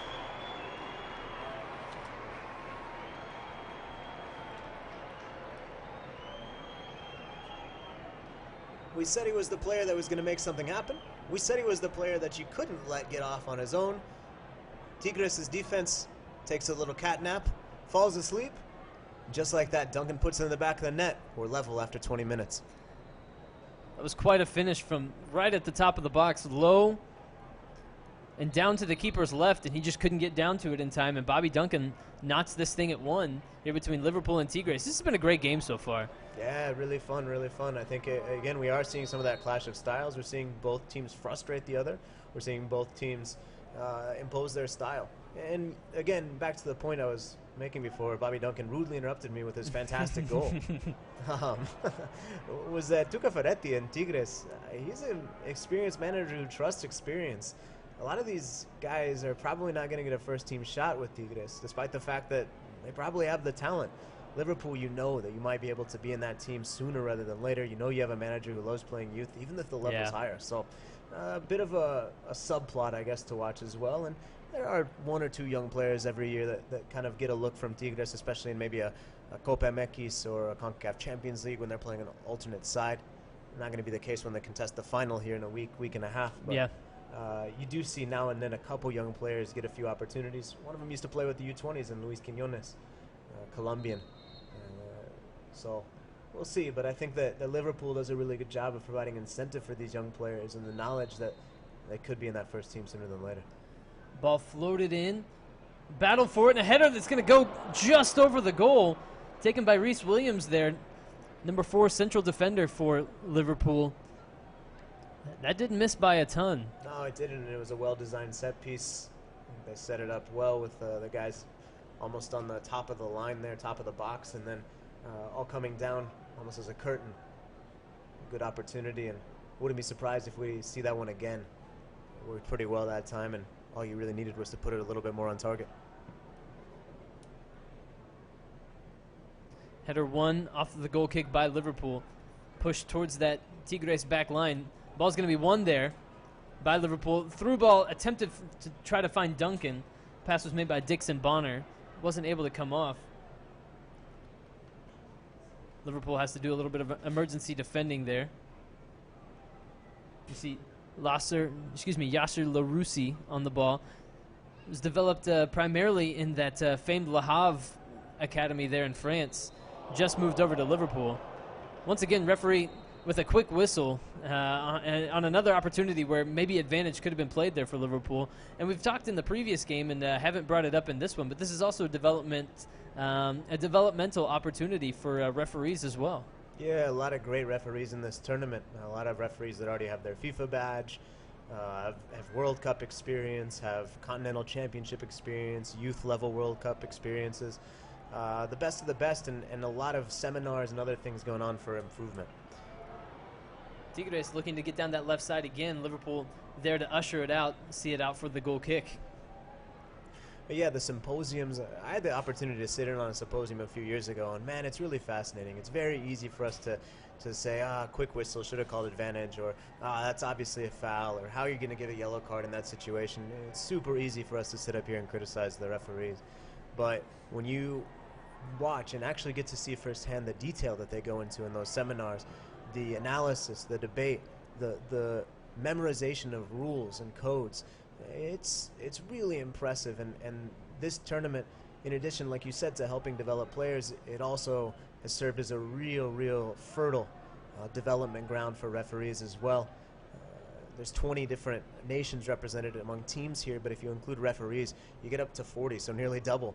Part of that is just the CONCACAF, the dedication that the Confederation has to sending referees here to Dallas Cup to benefit. Part of that is that people are coming from all over the world, New Zealand and the Oceania Confederation, English referees from the FA every year. So it's a really interesting part of the tournament, and one that it's nice to see taken seriously. I don't think we put enough thought into referee education. We just complain that they're bad. That's a good point. That's a good point. And this is a top-notch event put on by our good friend, Executive Director Andy Swift. So always a fantastic job done by the Dallas Cup folks, and we're happy to have the opportunity to be involved, and always happy to welcome this tournament back to North Texas. It's a fantastic part of the soccer fabric of this area, and it's a fun thing to be a part of. Worth mentioning, too, that it's hardly just Andy and us and referees. There's between 1,000 and 1,500 volunteers each year taking off work, opening up their homes. It really is a unification of the North Texas soccer community, and like you said, Tyler, a real honor to be on the mic. Clearance up through the middle. Jake Kane races back for Liverpool, not able to maintain possession. It's going to be picked up by Tigres. Good hold-up play from Ohama, and now it results in this opportunity. And in behind, another opportunity. Good shot and nice save there by Ben Winterbottom. But there you saw Nico Williams kind of fall asleep there as the right back for Liverpool. Yeah, Rosales popped up and saw a side at goal and took it. I don't think his manager will mind that. Angel Martinez will be happy enough to see a couple efforts, a long-distance shot. Again, I think the more that Tigres can put the ball on frame, can have opportunities, the better. We've seen Nico Williams be good in possession for Liverpool, but there, maybe not excelling at the defensive end of the game quite as much as maybe his manager would like. Just allowing Rosales to get in behind him, and that ball to be played between he and the center back left a lot of space there. So just something for Liverpool to be aware of, as attacks have been coming pretty frequently down their right side, the right side of the Liverpool defense, the left attacking side for Tigres.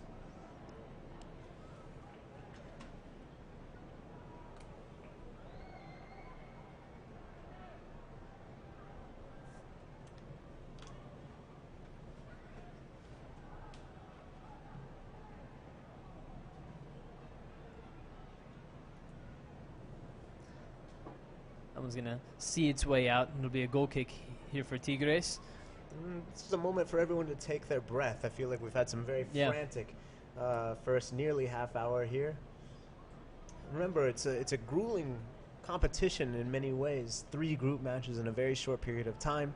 You're hoping to play on Easter Sunday at Toyota Stadium in the final. It's about managing fatigue, about managing players, keeping everyone fresh, recovering well. But a lot of these teams are playing tomorrow, so you have to sort of see how deep your squad is. It's a real test. It's not easy at all to win the Super Group, and that's why it means so much to these teams. 1-1 is our score here in the 28th minute between Tigres and Liverpool. Tigres looking to change that as they burst forward. Opportunity to cross down on the right side into the middle. The ball falls right in front of the penalty spot. It's skied over the net by Ogama that time. But another opportunity moving forward there for Tigres, who, since giving up the goal to Liverpool that equalized the match, I believe Tigres has been the better side since that goal, John. I'd say that's probably a fair assessment. We really noted that they were struggling to keep possession early.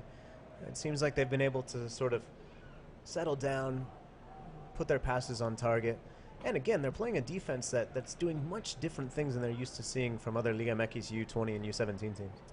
Byrne getting around the left side, opportunity to cross towards the back post. It's going to fall. There's another opportunity, and it's a good save. Getting back to the middle of the goal by Gustavo Galindo, the goalkeeper for Tigres. That one fell right at the feet of Abdi Sharif. Not able to finish there, number 7 for Liverpool. Good reaction from the goalkeeper there. Galindo is probably beaten, but he scrambles back up and gets his body back in the air. Good body control, something that goalkeeper coaches talk about is just how you're able to shape your body, how you're able to shift it. And he's on the ground there, and his training serves him well. He's able to get back up, make himself big, and then goes right to him, essentially. Another golden opportunity for Liverpool. Now a turnover out of the back as Winterbottom turns it over.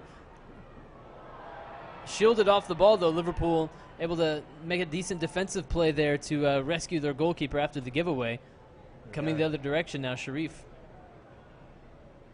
Sharif looking to try to split the defense. Alert defending there that time by Corona, I believe, for Tigres. And back we go. Again, pretty quick pace. I'm not sure they can keep this up for much longer. I don't think they'll be running around like this at the end of the second half. But who knows? These are top-level athletes. These are guys who have won trophies before. So. Oh, to be 18 again, John. Whiffed on a clearance there by Morgan Boyes for Liverpool, but in the end just rolls harmlessly back to his goalkeeper.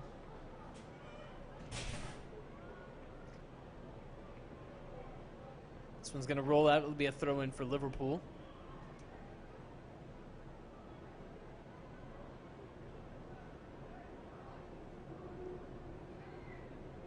Comes into Sharif. Williams plays the ball down the right side. Cleared away by Tigres momentarily. Sharif back on the ball. Kane loses out.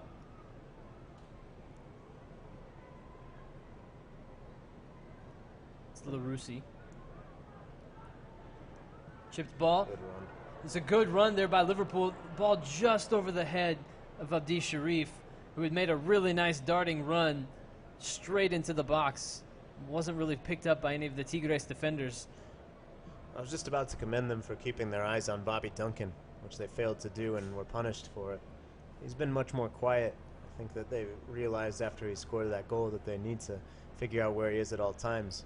It can't come at the expense of your spacing and your typical rotations. That time they were looking at Duncan, who was just hanging out, kind of pushing over wide to the wing. That opened up an enormous space for Sharif to run into. He takes the advantage, and if the service is better, we're talking about Liverpool's second goal. But as it stands right now in the 32nd minute, it's 1-1 between Liverpool and Tigres here in the third and final match of the day. Majority of the field is now covered in shadows. I'd say there's just a couple of streaks of sunlight still breaking through in portions of the field, but for the most part, most of the sun concerns are gone. Throwing comes to Duncan, chest sit down, trying to hold on to the ball. No foul given here. Sharif trying to win it back for Liverpool. Now a foul is going to be called. A little chatter afterwards. The referee's eager to put a stop to. I believe the foul was on Steven Rivas there for Tigres. So set piece opportunity here for Liverpool. We'll see if they try to float this one into the box. Looks like Leighton Clarkson to take it for Liverpool. Defensive midfielder.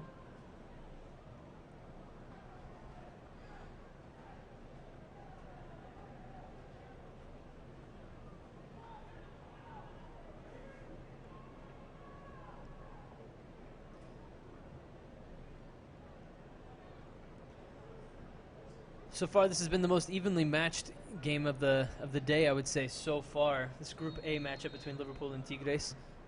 Ball floated towards the back post. Liverpool not able to get ahead on it. And it goes out over the end line. Referee's going to give a corner kick here to Liverpool. So another set-piece opportunity coming up. Other two teams in Group A are Ikapa United from South Africa and NYCFC from Major League Soccer here in the United States. Liverpool and Tigres, I would say, are obviously the favorites to come out of that group, but you never really know how it's going to go. Opportunity at the back post, and it's a goal for Liverpool off the corner kick. It came into Reece Williams, the big center back, and we saw them almost score earlier. Same player. This time he gets the goal, and it's 2-1 Liverpool. They've taken the lead after falling behind early. They've scored the next two, and we've talked about responding to adversity today, John, and Liverpool has had a really nice response in this game so far to giving up that first goal. Remember that first corner kick, and I said I wouldn't be surprised if we see that play again because it wasn't far off.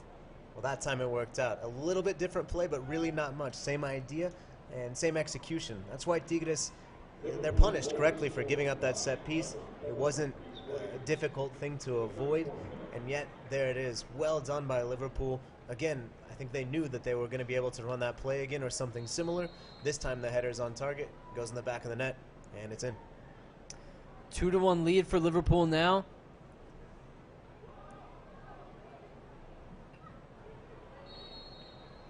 Bobby Duncan getting a little aggressive there, trying to win the ball off of Renovato. And now you talk about response.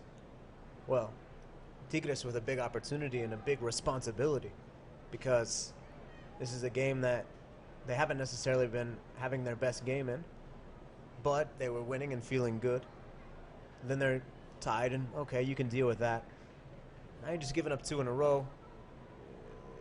If you could definitely let this game slip away from you if you're not careful.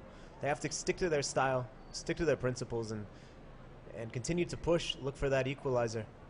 You got 10 more minutes here before the halftime whistle. If you can swing the momentum here before that whistle comes, and certainly if you can get a second goal and go into halftime level, you're going to be feeling pretty good. Chance here here. Comes Tigres down the right side. Blocked away that time. Excellent block of the cross there by Morgan Boyes. Coming back the other direction is Tigres. Still on the ball. Stringing together more passes here than they'd been able to do for much of the first half, but foul's going to be called here. You know, I think we'd have to say that the advantage is with Liverpool in the set piece is just the physicality that they have and the design that we've seen. However, we also know that there's some players on Tigres who can hit this. This one may be a little far out, and in fact, they're just going to go ahead and They take it quickly down the right side. Ball whipped back in. Tigres with a free header there right near the penalty spot, but not enough power on it. Easily caught by Ben Winterbottom, goalkeeper for Liverpool. Tossed out to the left side, and Liverpool will go quickly down the other way. It's Larousse dribbling through and around players, trying to get around the final Tigres defender, and a foul's going to be called there.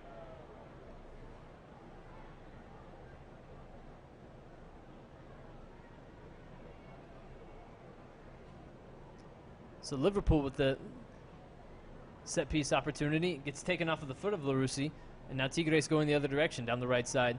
Boyes is going to be able to cut this one out, play it back to his goalkeeper. You know, we talk about the size advantage maybe that the English team has over the Mexican side, but we never saw that really exploited by Arsenal in the first match that we did earlier today between Arsenal and Monterrey. So it's not just enough to have that advantage. You also have to take advantage of it and have good set-piece design, and Liverpool has had that so far. Yeah, absolutely, and I think Rayados deserve credit in the previous game for neutralizing it, finding ways around it. Tigres, they knew from that set piece previously, the corner kick that came in that went over the bar, that it was going to be an issue, and yet they still conceded the corner kick and didn't do enough to change their defensive scheme on the set piece to make it that much more challenging. Now you're playing from behind. I think this is good right here. Liverpool's going to keep the pressure up as long as Tigres stay calm and don't lose the ball. You just got to kind of keep the ball at your feet, get back in the rhythm, get back at your game, and that's what it looks like they're trying to do. Good recovery there by Tigres. Still an opportunity.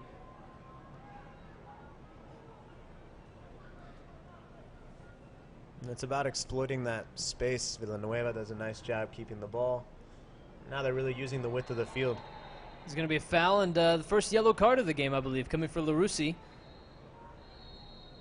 Referee trying to keep hold of the match. We did see Rayados and Arsenal get quite chippy after a red card was issued in the last match, and so referee just making sure that he keeps the lid on this one, as sometimes emotions can run high in a tournament like this. Absolutely, and again, I think that That's the right move by Tigres there. They're staying calm, comfortable, keeping possession. Now they have an opportunity on the set piece. Sure, maybe Liverpool has the physical advantage, but you run the right play and you could have the ball in the back of the net here. A dangerous position, and well done by the referee as well. Like you said, you know, be easy to see tempers boil over in a game like this. We don't need any of that here. This is the first yellow card of the match. Tigres with the set piece opportunity. And you're right, Tigres obviously not with the size advantage, but you never know when a ball just falls in the box and you can get on the end of one that just kind of drops near the penalty spot. So even that set piece they took quickly, I think they had a design for it. Let's see what they do here. Whip towards the near post. It comes in on Winterbottom. He's got to get down and makes a nice save. It goes out over the end line. I believe that should be a corner kick for Tigres. It is.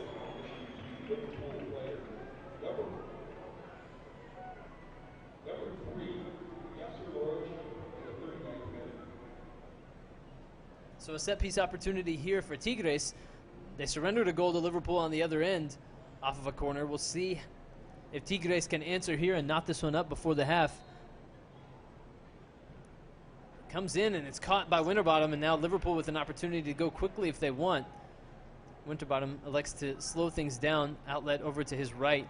It goes to Nico Williams, the right back tonight for Liverpool. He drives it up across midfield, plays the ball down that right channel. It's run down by Mota, the captain for Tigres, who, as you pointed out a couple of times, John, just good veteran experience out of him, and is one of those reliable type players at center back for Tigres.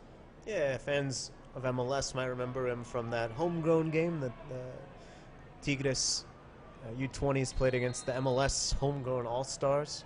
Guys like Paxton Pamlico, local guy, Dallas Cup product, played in that game, and other players. A couple other players played in that game too. Jesus Garza, who is on the field right now, also had that goal against Arsenal to give Tigres the victory in last year's final. So that international experience that guys are getting at the Dallas Cup and in other places like the ones that we're chatting about, that can be so critical, and especially for young players. You know, I talked to several MLS directors, including Fred Lipka, the youth technical director, who also was part of the La Havre system that's so well renowned. And he was just talking about how important it is to just have that experience, and could even be the difference in a tournament like the CONCACAF Champions League. Absolutely. Having that experience of playing teams from other places, of being in difficult atmospheres. I think that we're starting to see that change. Maybe MLS teams to get less intimidated, although it was a pretty disappointing showing this year.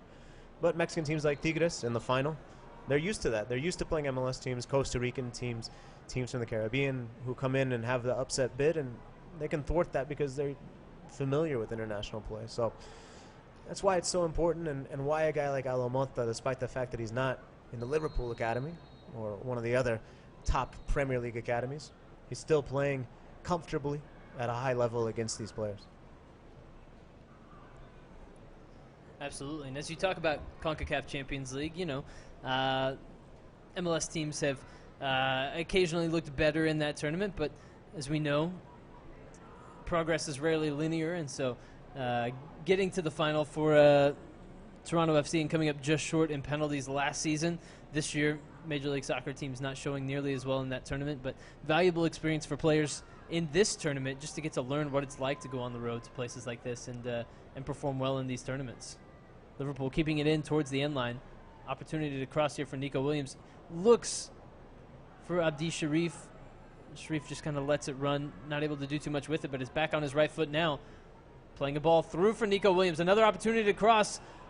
Dealt with there by Tigres and cleared out down their left side. Reece Williams, the goal scorer a minute ago for Liverpool, rescuing that one, and then play is switched, but Liverpool players had pinched in. Nobody over on that left wing to receive the pass. And now an opportunity down the right side for Tigres.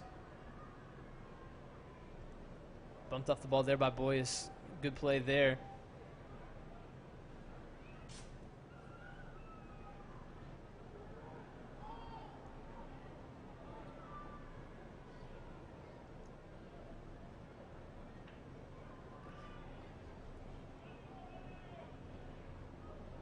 Long ball forward out of the back by Liverpool. Going to be a foul called there as Leighton Clarkson draws the foul for Liverpool, and they'll be able to play from this set-piece opportunity.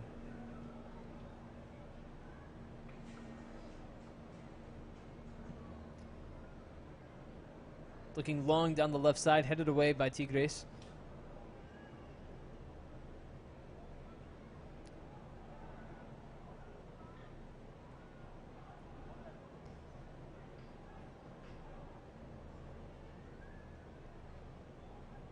Unlike in the previous game where Rayados had the advantage the entire time, it looked like, through the midfield, and Arsenal was having a hard time getting it to their playmakers and getting it to their midfield players who could dictate the flow and the tempo of the game. That hasn't been the case for Liverpool against Tigres. They've been able to dictate much of the match and be able to play through their midfield quite a bit. Yeah, they're not making mistakes there. I think that Tigres can really take advantage, and oftentimes they thrive when teams are not careful with their passing or when they give the ball away like that. Because now, look, here's the transition. 1, 2, 3, 4, now 5 Tigres players move in. They're getting a bit disrupted by the Liverpool pressure now and then, but once they get into their own attacking half, they're generally finding a little bit of success. So I think that's why it's critical for Liverpool to keep playing the way that they're playing, to keep putting the passes in the right places, and not let Tigres get an opportunity like the one they're embarking on now. Clearance there that time by Liverpool after the ball was played through. Cesar Hernandez on the ball.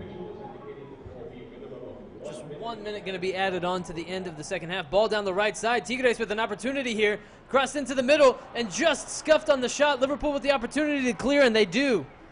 Bobby Duncan trying to control it for Liverpool. He does over on the far side of the field. Hauled down from behind. No foul going to be given, and Tigres is going to go the other way. I think he was trying to commit a foul to stop the play, but no whistle. Well, all right, they'll take the ball. Tigres with a golden opportunity to knot things up before halftime, and now Liverpool going the other direction. It's with Byrne. He slows it up, trying to turn, just plays it down towards the corner. Real missed opportunity there from Tigres, as you mentioned, Tyler. I think that Rosales realized that no one was really keeping him honest at the right back spot. He was able to float up the field. He was open for 15 to 20 seconds before they finally found him. He sets up a perfect opportunity, and the shot just wasn't there. Would have been a golden opportunity to knot things up going into halftime, which you would have to think would have given Tigres a nice boost there at the mid-time whistle, just because I think it's fair to say Liverpool has outplayed them in the first half. But if you're able to weather that storm and go into the break knotted at 2, then you certainly feel better about the first half of work. But as it stands, Liverpool is going to go into the room up 2-1 here after the first half of action. Tigres got the first goal, but Liverpool responded, John. Yeah, absolutely. It's a very strong response from the English side, and we've seen them to continue to, as you mentioned, dominate the game and play the way they want to. Tigres' players are huddling up, and I think they're going to be saying exactly that they have to figure out how to impose their game on Liverpool, how to play their style, and how to eventually get back into this game. That was a chance to go into the break with their heads held high. Instead, they're sort of walking over a little bit mopey in their body language. They're going to have to pick their heads up because they've got another 45 minutes in front of them. They've got a chance still in this game, but right now, it's all in Liverpool's control. It has been all Liverpool. Been unsettling Tigres on the ball. Tigres has had a couple of nice opportunities breaking in when Liverpool has kind of pushed their outside backs a little bit higher. So far, though, not too much in the way of attacking opportunities for Tigres. We're going to step aside for the next few minutes for halftime. When we get back, we'll preview the second half and get you all ready for the next half of action. So stick with us here on Flow FC, here from the 40th edition of the Dallas Cup.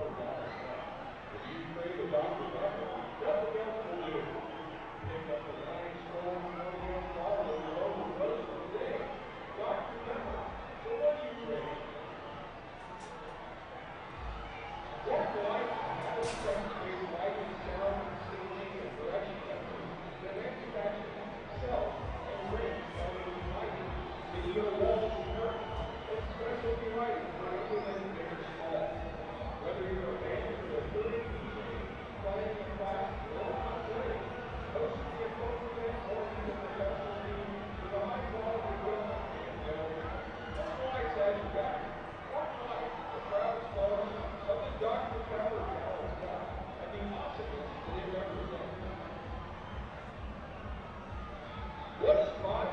Well, it's East the way you lose the war. The Royals and Tigres are simply filling up. Take all the time you need, then call it. Five.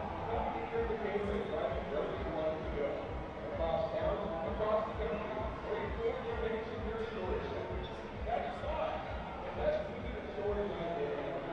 Give them a call at 800-776-7637 or visit the Fox for service and relevance.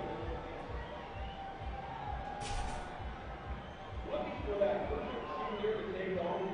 Visit the soccer court and the classic to pick up your official Dallas Cup 30 merchandise. Get your Dallas Cup t-shirt, hoodies, shirts, hats, and more. From the largest soccer retailer in the Southwest, the Soccer Quarter has all your soccer needs.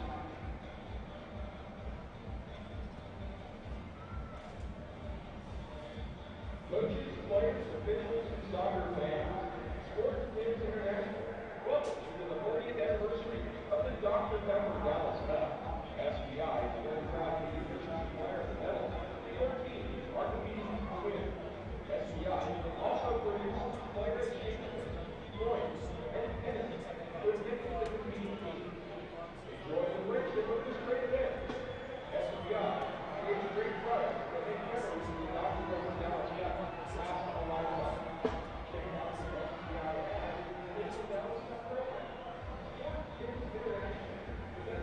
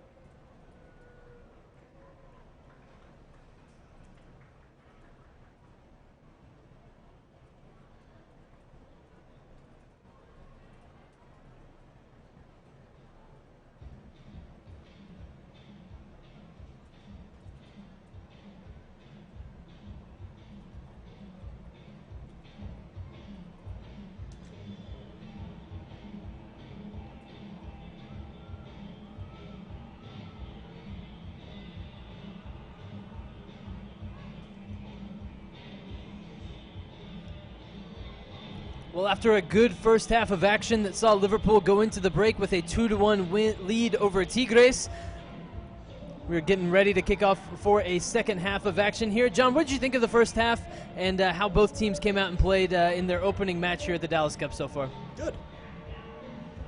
Both teams were solid. I think we really expect more from Tigres as a defending champion. They haven't been able to get their game necessarily going. Obviously, they were able to get the first goal. I think that was against their run of play. They've had some trouble passing. Liverpool has really dominated the midfield. They've been really solid in possession. They haven't given the ball away needlessly. Tigres has tried to win it back. They've had a little bit of success, but I think that mostly it's been Liverpool's game. And the scoreline reflects that, but it's still a close game. We know the qualities that Tigres have, what they've done in Liga MX Sub-20, Sub-17, but also what they've done in previous editions of the Dallas Cup, winning more Super Group titles than anyone else. So I'm expecting them to come out fast and furious, to be honest. I think these first 5 minutes even, maybe 10 minutes of the second half will be really, really indicative of what we're going to see over the next 45.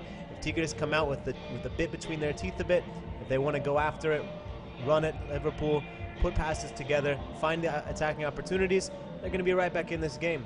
If they're not able to do that, if Liverpool is able to keep doing what they were doing in the first half, then I think we're going to be looking at a Reds victory. And as we've talked about, you win your opening game in this 3-game group stage, you're well on your way to potentially being in that final on Sunday. Absolutely. We've seen across all levels of soccer just that ability to come out and set the tempo and set the tone for the second half really does matter. And in the first game that we called today, the second game officially here at the Cotton Bowl today, we really saw Rayados come out and take it to Arsenal early on in that second half and really set the tone for how the rest of that match was going to go. I thought Arsenal was going to come out and maybe try to boss the second half a little bit more and put their stamp on the match and come back in that one, but instead it was Rayados that came out and got the third goal and put themselves ahead 2 goals and really didn't look back from there. And so both of these teams have an opportunity to come out and really put their stamp on the match, and it seems like the team that scores the next goal will have a decided advantage going forward, whether it's Liverpool that doubles their lead or if it's Tigres that comes out and gets an early goal and ties this one up. Then you'd certainly like their opportunity to continue to move forward and maybe go get the winner. So the next 5 or 10 minutes of this match should be very, very telling as far as how the rest of it's going to go. Absolutely. I think it'll be really critical. Not to say that there couldn't be a late goal here or there as well. We haven't really had much of that today. It's been 3-1 and 3-1 in the first 2 games. And those first goal scorers actually have won all the other 2 games. So we're going a bit against trends so far here. Although Liverpool could certainly extend it and go to 3-1, and we'd have a full day of 3-1, 3-1, 3-1. You know the last time that happened, Tyler, in Dallas Cup Super Group, first day? I don't, John. Tell me. I'm not sure either. It would be a strange quirk, but we'll see. We'll see. I have a feeling that Tigres, as a defending champion, is a team with a lot of experience, a lot of quality. I think they probably had a pretty productive halftime chat. But again, it's about doing it on the field now. See the referee chatting there with Liverpool's star man, Bobby Duncan. Scored the first goal for Liverpool today. Not sure what they're talking about, but looks like we're just making sure everybody's happy before the second half here. We saw a number of changes made in and around halftime in the Arsenal-Monterrey match. So far, it doesn't look like any changes have been made, but we'll have to just make sure and check to see if there are any official announcements. It doesn't appear like there is at this point. Jesus Garza got the goal for Tigres in the final last year when they took down Arsenal 1-0 out at Toyota Stadium.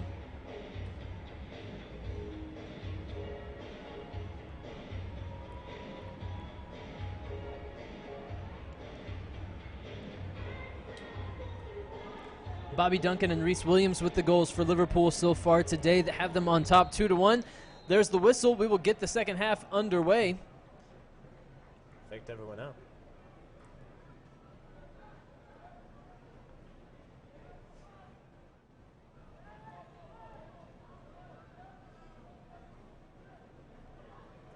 We have a substitution for Tigres to begin the second half.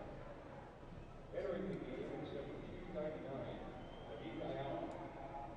Leading the game is number 303, Manuel Villanueva.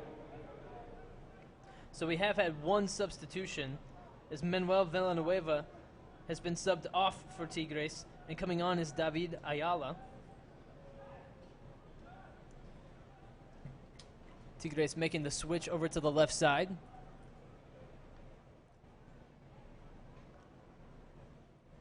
Good cutting ball there to find the middle of the field there for Tigres. Recycling possession here, keeping the ball a little bit more. We certainly didn't see Tigres keep the ball maybe enough for their liking in the first half. Coming out this half, establishing a little bit more possession, stringing some passes together, even if they're not all positive, moving towards the goal. Keeping the ball and asserting a little bit more dominance on this match is something that Tigres will certainly want to come out and do, and it looks like they're making a concerted effort here to start off this second half that way, John. Yeah, and you see David Ayala come in as well at the half. I'm not sure exactly how they'll line up their attackers, but he's a guy who scored 3 goals in 6 appearances in the Tercera Division this year, who had a good record goal scoring at the U17 level. So a player who could make a difference. Save there for Winterbottom. Maybe the name of the tournament. If there's a tournament best 11 of names, Ben Winterbottom is on there somewhere. Probably as the starting goalkeeper. You'd have to imagine. Unless he's a Jorge Campos type who maybe fancies himself as a striker as well. Yeah. El Brody. I think like our special invitee tonight, Luis El Matador Hernandez. Dallas Cup started just a little too late, got going a little too late for Jorge Campos. I could be wrong. I'm really not sure, but I believe it was. But we had Landon Donovan here as well, who did play in Dallas Cup with the US U17s back in the 90s. Really cool to see that and have all the teams kind of surrounding those two legends who show what's possible. Of course, El Matador, who played for both sides of the Clásico Regio. Sprayed out to the right side, where Nico Williams runs it down for Liverpool. Inside to Sharif. Liverpool with a nice spell of possession here. Good switch of play. And into the box it goes, looking for Kane. Galindo quick off of his line to be able to capture that one for Tigres, snuffing out that Liverpool attack. I like that from Galindo. Quick off the line, sees the ball, defender uses his body to keep the player from getting there, and he does the rest. Perfect spring night here in Dallas, Texas for some soccer, and we have Liverpool Tigres. Liverpool with a 2-1 lead here in the 49th minute. On our third and final match of the day, scuffed pass there out of the back by Winterbottom, and there's going to be a penalty. And there you go, within the first 5 minutes of the second half of action, like we were just discussing, John. It's almost like they knew, or we knew something. Yeah, blind squirrel finds a nut. But it all started because Ben Winterbottom, goalkeeper for Liverpool, just a soft pass out of the back. Well, and that's something that Liverpool had been so well. We talked about how Tigres is a team that pounces on those mistakes, and when a team isn't crisp with their passings, especially in the midfield, but at the back as well, and especially now that Ayala enters the game, you see any error that gets made, especially leaving a pass too short, putting a pass right at a Tigres player's feet, they're going to take advantage, surge into the box. All that's left is to commit the foul. Pretty clear penalty for the referee, and now we'll see if Ogama can convert. Ogama, the striker tonight for Tigres, fixing his socks, checking his shoes. He's got 3 goals at the U20 level this year. Certainly taking his time placing the ball. Referee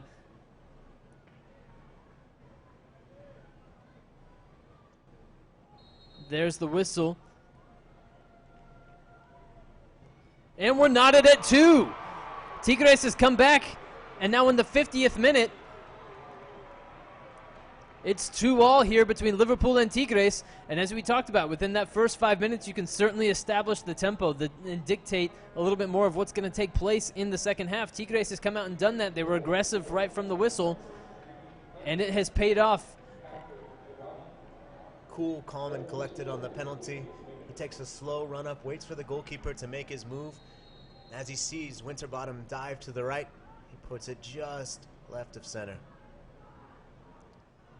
Long ball now from Liverpool, looking to get quickly back into the other end.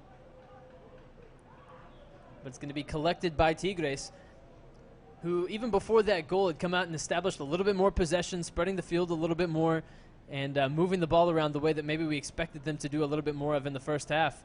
Good attacking opportunity here for Tigres, breaking down the left side, cutting into the middle. There's a player on the right. They find him. It's Jesus Garza.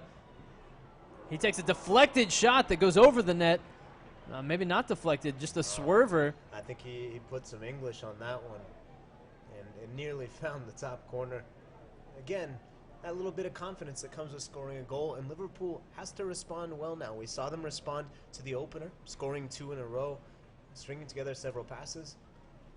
This time, they're going to be looking for another response. Instead, after the Tigres goal, it looks like it's Tigres themselves that are a little bit more confident, feeling a little bit better, and you don't take a shot like that if you haven't made them a few times in your life. Absolutely right about that. And one of the things that, to me, when you think about a team like Tigres, they play at their best when there's a swagger, when there's a confidence about them. And you see a little bit more of that flair that, when you're confident, you take shots like that, and you feel good about it. So it's certainly one of those things that when you see teams like Tigres, when they're at their best, they have that swagger, they have that confidence, and they've come out in the second half with that. Yeah, good work there, though, by Laroni. Talk about some confidence as well. Just impossible to take the ball off his feet. He dribbles really well. I've been impressed with how he's able to just comfortably run his foot over the ball, keep other players away from it. That time he had 3 blue shirts around him, and yet he's the one who earns the foul. Set piece opportunity for Liverpool, floated into the box, cleared away by Tigres.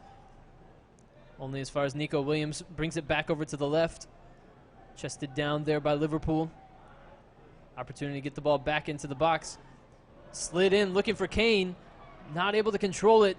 Tigres able to make sure it doesn't go out for a corner kick. Instead, it's a throw along the left side for Liverpool. That's not an insignificant play. We saw the goal come off the corner kick earlier, the excellent chance from the one before that. Good cut back there from Dixon Bonner. Flicks it towards the back post. It's going to land for Sharif. Lays it back out for Nico Williams. Williams into the middle. Another ball into the box. This one's going to find the head of Bobby Duncan. In the end, it's going to go out over the end line for a goal kick. I think that comes down to the fact that Tigres didn't concede that corner. Good hustle. Goes out for a throw. More difficult to create a dangerous chance for Liverpool off the throw than from the corner kick. It's worth that effort. Absolutely. 2 great opportunities created from Liverpool off of corners in the first half. One of them led to a goal. The other ended up just over the bar. Convergence of players in the middle there. The foul is going to be called on Tigres. And everyone's shrugging. The ref, the Liverpool players, Tigres. It was Reece Williams that went up. Big center back that scored the goal for Liverpool in the first half on that corner kick. Went up and was surrounded by 3 Tigres players, and I think the referee just thought he was outmanned. This referee is quite judicious at times. And demonstrative. He dots his I's and crosses his T's. Chip towards the back line, looking for Bobby Duncan. Flicks up in the air. There's an opportunity there for Liverpool maybe to get onto the end of that in the box. Instead, it's Tigres that comes away with it, and it's a counterattacking opportunity down the left side with a lot of speed. He's in behind. It's Ben Winterbottom, the goalkeeper for Liverpool. He comes out. He makes the save. It's still in the box. It's still there for Tigres. Ball coming back in. Gets blocked by Liverpool. It calls for handball. None given. It's waved away by the referee. Sharif trying to come away with it for Liverpool, but instead it's Tigres. And it's more Tigres here in the second half, John. What a save by Winterbottom. He comes off his line, makes himself big, and makes it so that the Tigres forward can't put the ball past him. A fantastic effort by Ogama there. He has a great touch to bring down that ball from the back, and then immediately finds his teammates sprinting down the left-hand side. The finish is better. It's a goal. Another shot for Tigres, and it's going to roll off the post and in. 2 goals in the first 10 minutes of the second half, and Tigres have a 3-2 lead. Shot from outside the box. Low into the left side of Ben Winterbottom. And Liverpool in shambles here at the moment.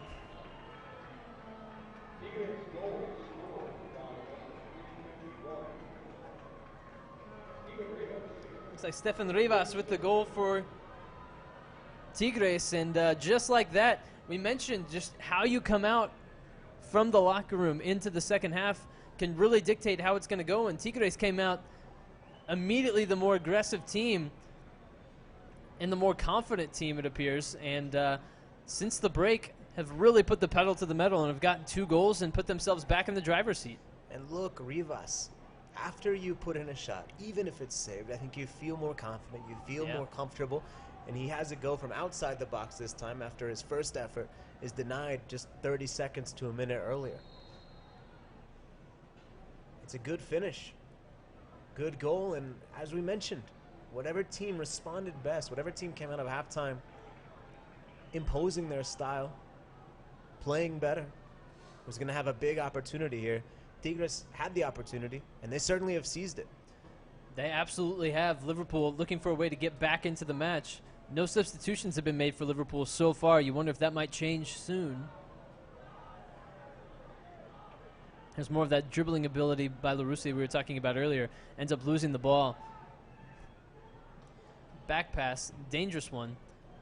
And one of the things is, we mentioned in the first half that Bobby Duncan is really the danger man for Liverpool. Handball here as Byrne brought that one down. But since his goal, Tigres has done a good job minimizing his time on the ball, minimizing the damage that he can create.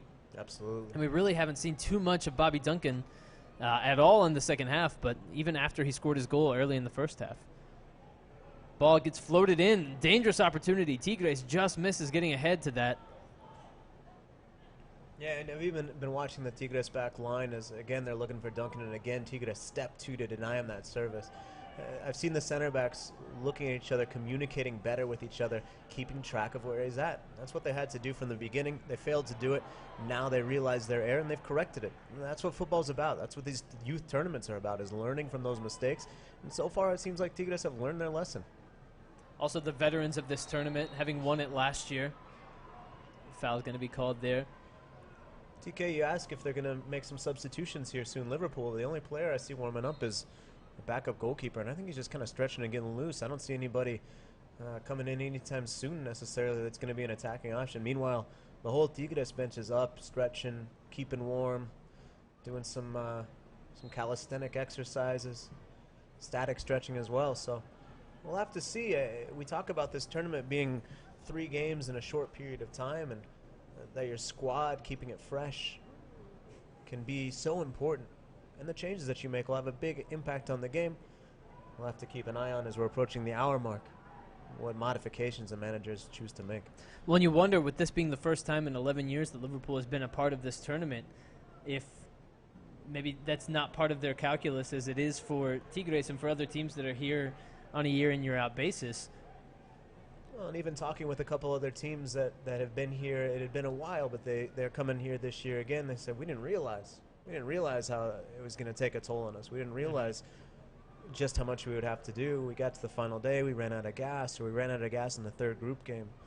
I'm not saying that's necessarily what's going to happen with Liverpool, and maybe they have a plan that looks different than what other teams' plans looks like, but it is fascinating that so far no one's really warming over there.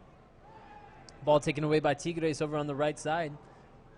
Hunting in packs, really, to win the ball here. Which isn't the behavior typically of Tigers. Would make sense.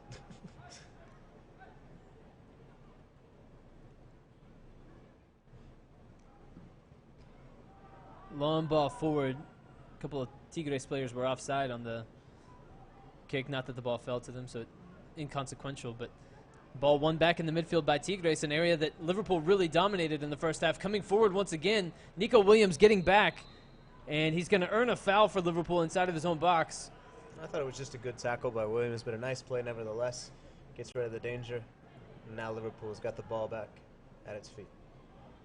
But again, turning it over in the midfield, and as I was mentioning a second ago, an area that Liverpool really dominated in the first half, not so much here in the second half. Another giveaway.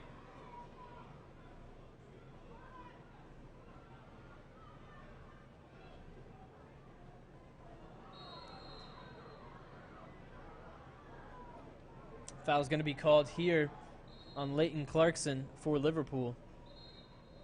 And you're right, John. I'm still surprised to not see any Liverpool players up warming up whatsoever.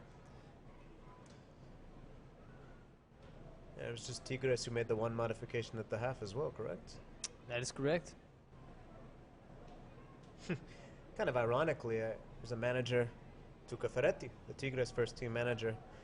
I went to a game once. He didn't make a change. Journalist asked him after the game, "Why didn't you make a change?" He said, "I have 3 substitutes. Doesn't mean I have to use them." Said my team was playing. I liked how my team was playing. Sure. Fair enough. And maybe that's how the Liverpool coach feels, but it's hard to imagine he's too thrilled right now with their performance so far in the second half. But opportunity here, possibly getting it on the feet of Bobby Duncan. Tries to chip a ball in, looking for his attacking midfielder Jake Kane. Not able to come off. It's going to go out over the end line for another goal kick for Tigres. Here in the 62nd minute, 3-2 is our score. Tigres with 2 early goals in the second half to pull back in front. After Liverpool went into the locker room with all the momentum, and you've kind of heard that, I suppose, that old saying where sometimes halftime comes at the wrong time for certain teams. Liverpool was the better team in the first half. Seemed like halftime maybe took the wind out of their sails, and it's been Tigres that's come out and grabbed the momentum and grabbed the game by the horns. Bobby Duncan winning a ball in midfield, really asserting himself here. Going to take a long-range shot. It gets blocked partially by a Tigres defender. It's going to go out for a corner kick. And so far, Liverpool have been 2 for 2, creating dangerous opportunities on their corners. We'll see if they're able to do that again here. That's what Bobby Duncan has to do. He has to get the ball at his feet. He has to drive at players. He has to drop back a little bit to find the ball. Tigres center backs have really keyed in on him as the lone man up there. He's going to have to come back and work his magic from deeper. Ball towards the back post once again. Oh, and it just misses.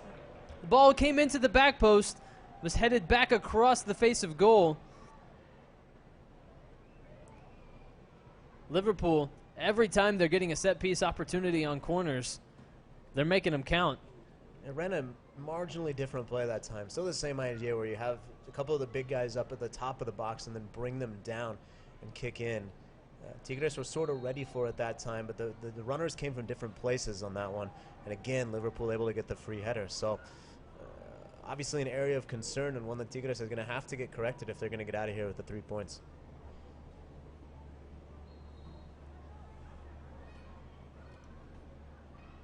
Mentioned earlier that Liverpool is a team that plays young players. It's kind of got me thinking. I wonder if Jurgen Klopp is watching. If so, hello. Hey, Jurgen. Big greeting. Follow us on Twitter.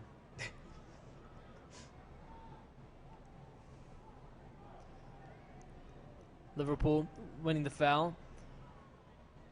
Opportunity here for them moving forward. Good turn there. Out to the right side now. Liverpool pushing more players forward, cross into the box. It's going to go all the way through, come out on the other side. Cleared away by Tigres, and out for a throw-in for Liverpool.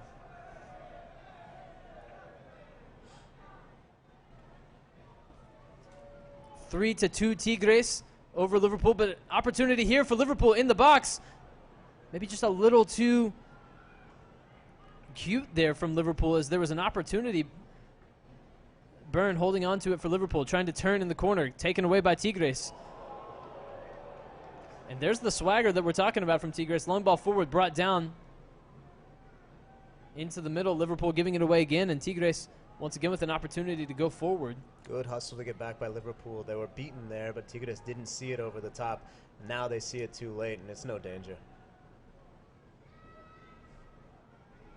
Couple players noticed that they were too far up and sprinted back. That's what you have to do sometimes.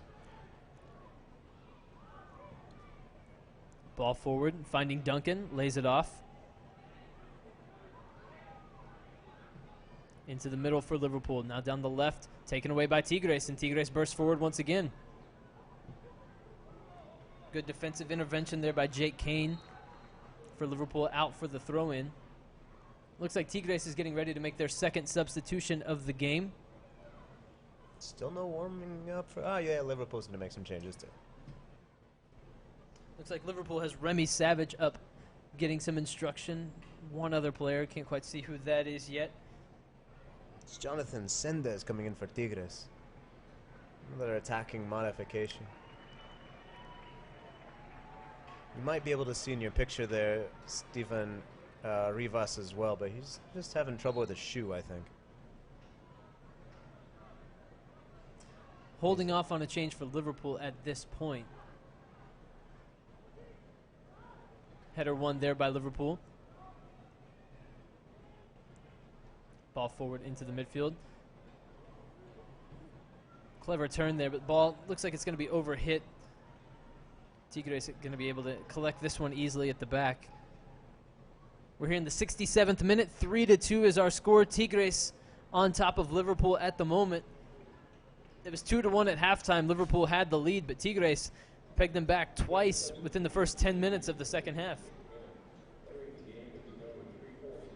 We're looking forward to this finish, Sal. I think it's going to be a good one. I think especially with Liverpool starting to make some of the modifications that we were hoping for as far as fresh personnel, fresh legs just in general. A long trip across the Atlantic, excitement of playing a tournament, playing in a historic venue like this. It's not easy, so I think it'll be good to have a few new faces in. I think we'll be seeing a pretty good finish here. Liverpool with the ball on the right, looking for an opportunity to get it into the box perhaps. Towards the top of the box, heavy touch there. Liverpool looked like they were going to maintain possession, but a foul is going to be called there. And Liverpool is going to make their first 2 substitutions of the match. First one's going to be Jake Kane comes off. Remy Savage comes on.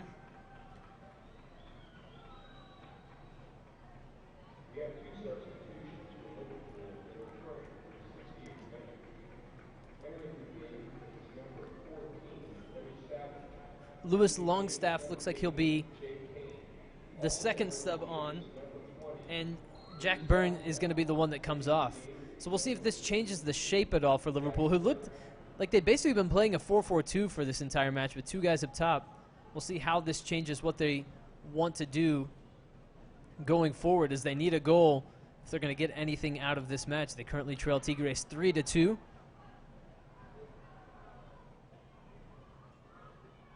Ball won in midfield there by Liverpool.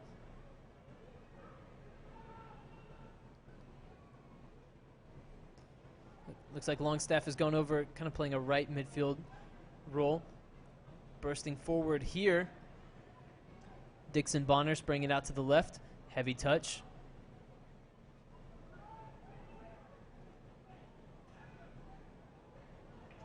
Looks like they moved the rookie up to maybe a left mid position, left wing, up from left back where he was playing earlier, getting that dribbling ability a little bit more into the attacking third as Liverpool chases a goal. Commits a foul here, though, after giving the ball away, and now Tigres can slow the pace down a little bit as we've hit the 69th minute here. Tigres with the 3-2 lead.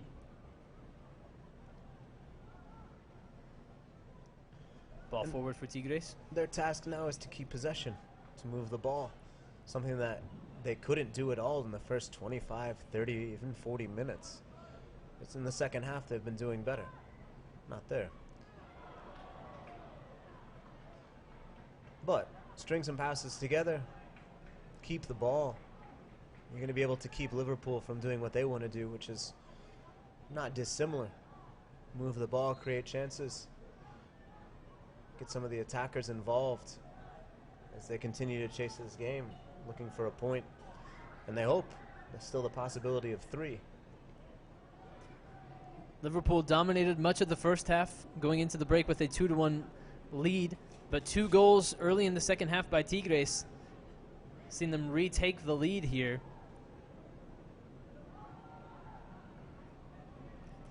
Liverpool pressing players high, trying to win the ball in dangerous opportunities. Dangerous positions on the field. Ball popped up in midfield, controlled by Tigres once again. Liverpool unable to win the ball back off of the Mexican side, and a good pass here.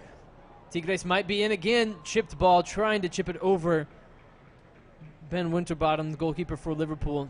No such luck that time for Tigres, but an audacious attempt perhaps. I don't love the audacious shot attempt, but that audacious pass attempt obviously worked out quite well, and I think it's worth trying at this point for Tigres as well. A couple different ideas.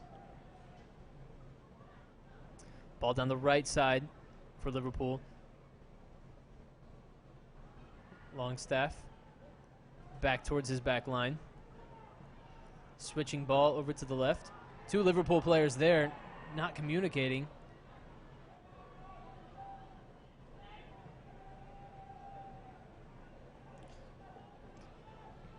Once again, we've mentioned that Bobby Duncan scored the first goal for Liverpool today, and is kind of their danger man up top. Hasn't seen much of the ball here as he's been slightly isolated here in the second half especially. I saw him get it and make something happen when he dropped a little deeper for it. I'm surprised he hasn't continued to try and find those pockets. It seems like he's being a little bit too content to being marked. I'd like to see him take a few more adventures, take a few more drops back. He's getting some instruction from the coach right now. Maybe that's exactly what he's being told. Or maybe I'm totally wrong. He gets on the ball there, heads it towards a teammate. Ooh, dangerous looking play there. As Abdi Sharif maybe got a boot a little too high as he was focused on the ball and did not see the Tigres player coming in.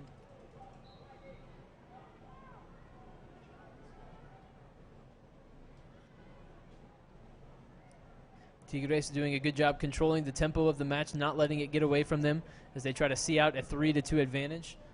It does feel like there's one more goal in this somewhere.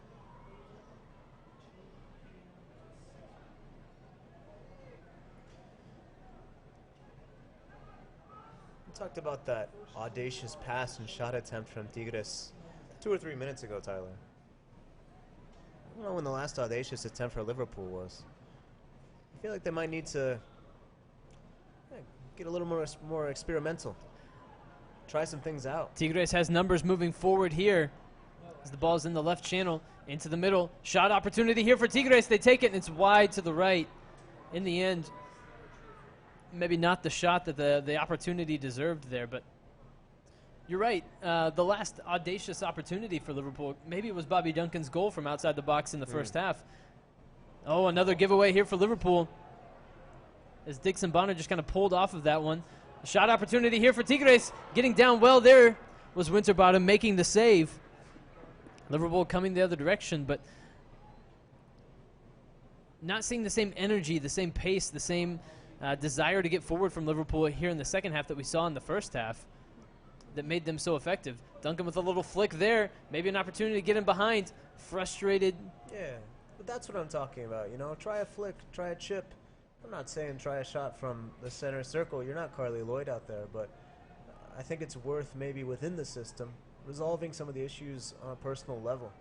If you can, you know, that's what your coaches talk about, is solving problems. Right now the problem for Liverpool, the problem that Tigres is posing is that they're able to sit in, they're marking well, they're intercepting passes, they're getting in those lanes. It's on you now to make something happen. Here's another chance. The rookie over on the right side. The ball is going to fall into the box, but Tigres is going to be the first team to it.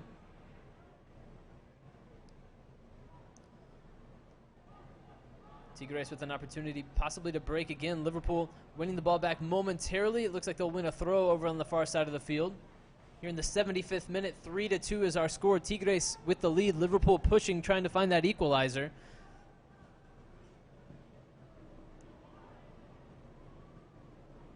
Liverpool switching the play quite a bit, trying to isolate players over on the left with their dribbling ability. So far, haven't been able to create too much through that plane of attack.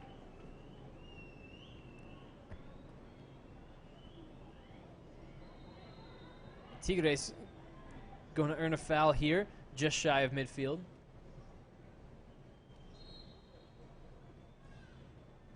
And a Tigres player cramping up here on the near side. Going to need a little bit of attention. Trainers come out to check on him. Yeah, sometimes we joke about gamesmanship with a team with a lead. Looks like he's actually in quite some pain. Hope he can get stretched out, get the fluids he needs. Be ready to go for the next game.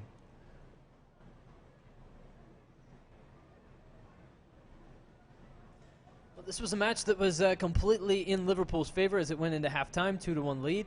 Tigres came out, scored 2 goals early in the second half, and have taken the lead and now lead 3-2 and are trying to see out the final 15 minutes of this one.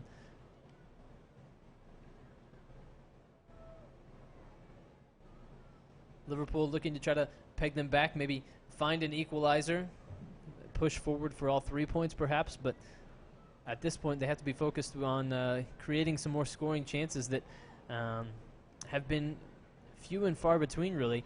And to be fair, their first goal in the first half came on a shot from outside the box that was, as we've pointed out, maybe the last time they made an audacious attempt at goal. Their second goal came off of a corner kick, and while they dominated a lot of possession and a lot of the ball, I don't know that they created a ton of scoring opportunities other than that. But because they had the lead and because they had a lot of the ball, it felt like they were dominating the match. But in terms of scoring opportunities, Tigres has created more, especially here in the second half.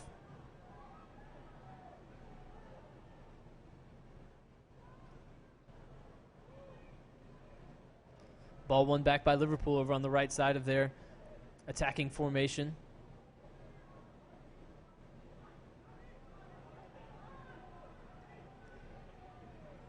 Coming down the left side now, the rookie on the ball. Playing it into the channel and just not able to turn was Remy Savage. Liverpool trying to win the ball back in midfield. Hard challenge there. It's going to be, I believe, a throw-in for Tigres there, but before that we will have a sub here. As it appears as though Enrique Prieto is coming in for Tigres. He's coming in for Garza, I think. Jesus Garza. Tigres with the ball in the back, long ball forward. Header's going to be won here by Liverpool back into midfield. Ping-ponging a bit back and forth between the teams. Tigres with an opportunity to calm it down, win possession here. And all the way back to the keeper for Tigres. Ball going to be won by Liverpool in midfield, but it's going to go out for a throw-in for Tigres here on the near side.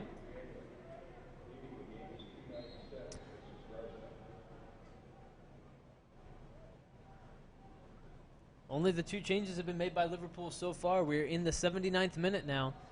Liverpool searching for the equalizer, but finding chances few and far between. They're going to make another modification here shortly, Tyler.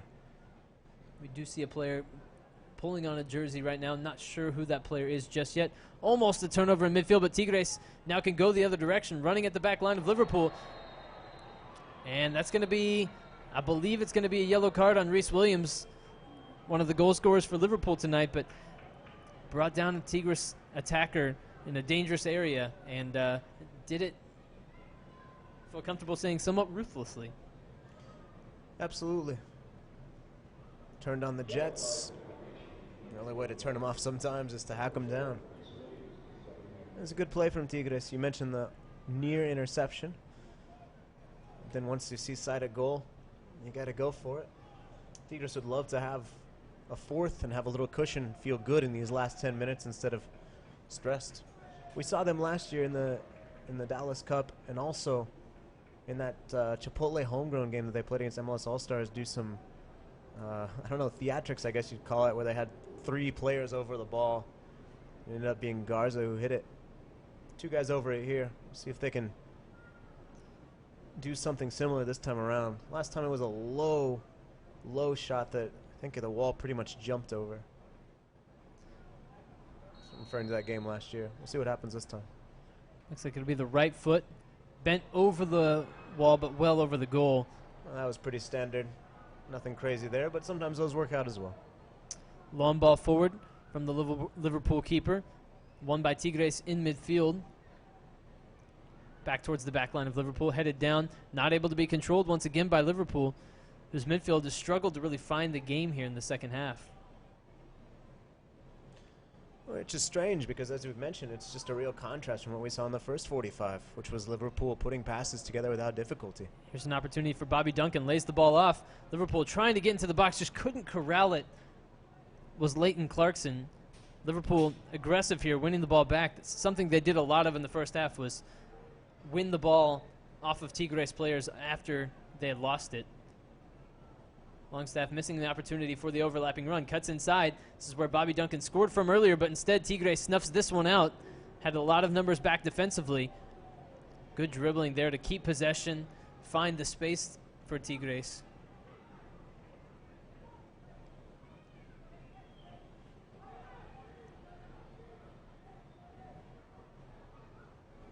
Once again, finding the space here in the 81st minute, about to be the 82nd minute of the game. Tigres with the 3-2 lead, trying to see this one out, win all 3 points.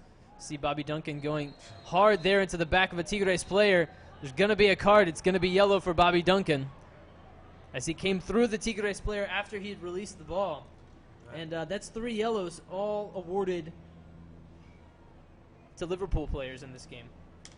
I mentioned that Duncan might have to come back, and I like his aggression there to a point. You also have to know that that foul didn't help you at all. Now you're on a yellow. Oh, little verbal altercation here. Have to be separated. No, it's not a good foul. It's not a good yellow, but I mean, it's well awarded. The referee's right to see that. Looks like Duncan might even made contact with his elbow there. A little up high. You can't let the game get away from you like that. Now, Tigres have 2 minutes probably going off the clock. You're maybe getting one of those back in stoppage time if you're fortunate. And they're sitting there on the ball in their own half, just outside the center circle with no pressure. You can't press on a free kick. So I like the aggression, and again, I feel like Duncan needs to drop back more to see more of the ball.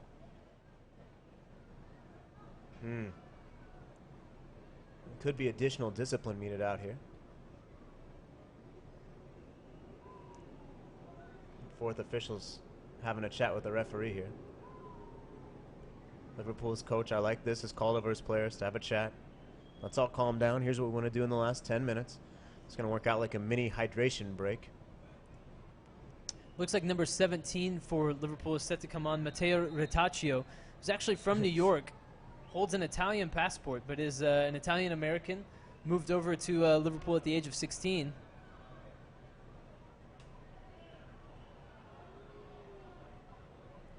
There's a conversation. If I'm not mistaken, there's another Italian-American that played in this tournament, Giuseppe Rossi from Manchester United. I think that's correct. I think you were right about that. So, referee having a conversation with both of the captains here. Just about maybe the way that the rest of this game is going to play out. I would imagine now that we're going to see a lot of stoppage time added on to the end of this one, as we've had a decent number of stoppages here in the second half. 2 goals, a penalty, an injury down here, and now this hydration break and kind of stoppage of play. I also wonder if Tigres now have 2 players called over there. I wonder if there's some communication breakdown between the native Spanish speakers and I believe an English-speaking crew that we have officiating.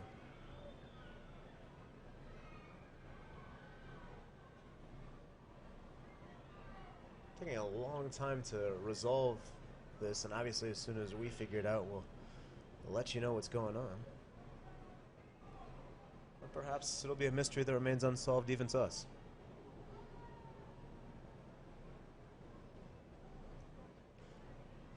As I mentioned, Duncan, I thought might have had a little bit of an elbow in there on the tackle, and then there was some words exchanged on the far side of the field. Players coming together like they do sometimes. I didn't see a push or a headbutt or anything like that, so yeah, I do wonder what exactly is taking place here.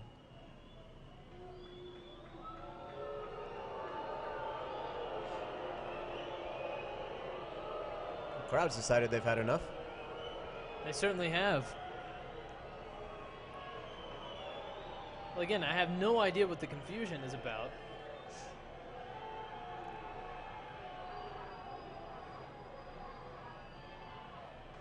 Or if there's a Liverpool player that's been dismissed. I don't think so. I mean, everyone's huddling up.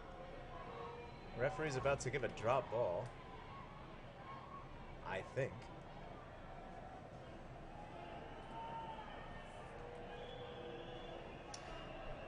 Well, the situation as we currently know it is that the game is still 11 v 11. Tigres has a 3-2 lead. We are now up to the 86th minute. We haven't put a ball in play in about 5 minutes. Matteo Retaccio from New York is set to come on for Liverpool. They're going to make the substitution now. Off comes Elijah Dixon-Bonner, and here's Retaccio. Rotaccio more of an attacking midfielder, an 8/10 perhaps, according to various reports, depending on what you read. But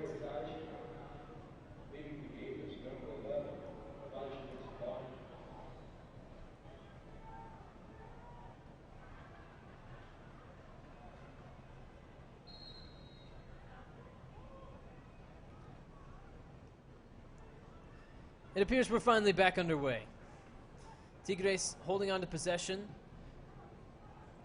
We'll see how aggressive Liverpool is willing to be. And there's another push from a Liverpool defender. And here's the thing. We've talked about this being a learning opportunity. But you squander every opportunity that you have to get back into this game when you continue to make decisions like what Liverpool has done up to this point, and let the frustration get the best of you. Tigres holding on to the ball towards the back line. Another opportunity there, and Liverpool is going to earn the free kick this time. And a yellow card is going to be given here to a Tigres player, I believe, for time wasting. Kicking the ball away after the whistle had been blown. Yeah, I don't love that. I don't love that at all. I get it, but if you're not going to card some of the physicality from one team, yeah, carding the kick away I think is an interesting choice. But again, as I mentioned, it's easy to criticize up here, and I'm sure that whole incident is something that they'll be chatting about at the referee symposium. Nutmeg there from Larussi, but not able to get onto the end of it on the other side. Tigres coming the other direction, and now a foul on Abdi Sharif, who came in hard on the Tigres midfielder who's breaking forward with the ball. So it's gotten chippy, John Arnold. We saw this at the end of Arsenal Monterrey. We're seeing it again here. Yeah, because as much as we want to talk about learning experiences and player development, these kids want to win the trophy. They want to win the boot and ball. They want to get another honor for their club. Another tough tackle from Liverpool. And another yellow card has been shown, this one to Leighton Clarkson. So 4 yellows have been shown to various Liverpool players.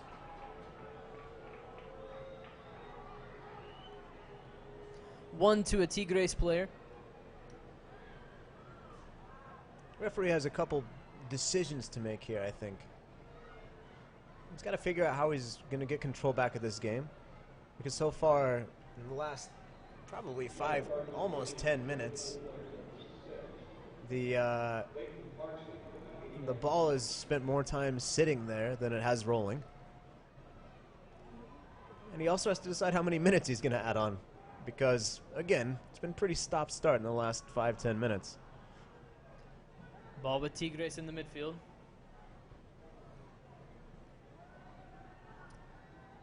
Liverpool winning a header. We'll see if they can control possession for a moment here. Not so much. Tigres still on the ball, much as they have been for the second half here. It has been a tale of two halves.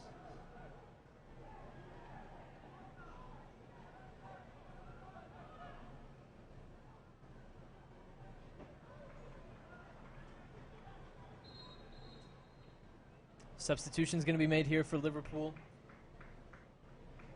Fidel O'Rourke is going to come on. Nico Williams, right back tonight for Liverpool, is going to come off. And so adding another attacker for Liverpool as he immediately goes up top. Looks like maybe they go to 3 in the back here. Yeah, I'm not even sure it's going to be a super discernible formation. I think they're just going to try and get as many players forward as possible and score. Bobby Duncan trying to hold possession, plays the ball over to his left. Misplayed there by Liverpool, and it'll be Tigres' ball over here. And Tigres going to make another substitution.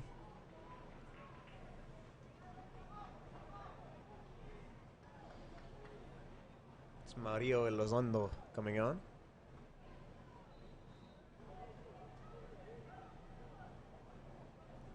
Well, if Tigres is able to see this one out, it will be a good first day for the Mexican teams here at Dallas Cup, with Monterrey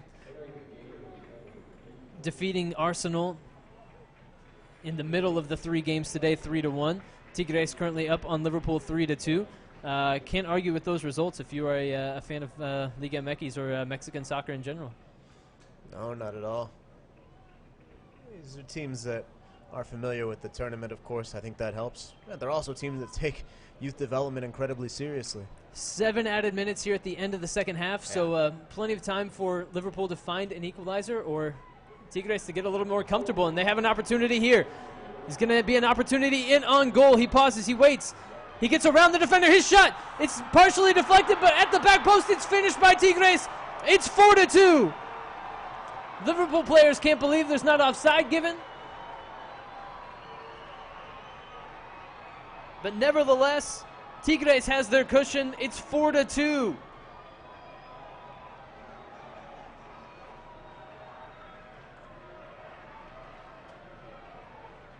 What a turnaround as 3 second-half goals for Tigres. Has seen them burst out in front here. And just as we're talking about this being a good day for Mexican soccer, it looked like he was on. I think he's level. I think it's he's a good level. call. I think the referee's watching it closely. She doesn't put the flag up. I think she's made the right call. 4-2. And while there is still time left, it's going to be tough to find 2 goals for Liverpool, who really struggled to create too much here in the second half. A lot of individual dribbling, but not a lot of stringing passes together. Well, and I also said there's not going to be a super discernible formation. Tigres breaks forward. Liverpool's got 2 or 3 defenders sort of bunched up in the same area. And suddenly, Tigres have all the time and space that they need to create an opportunity.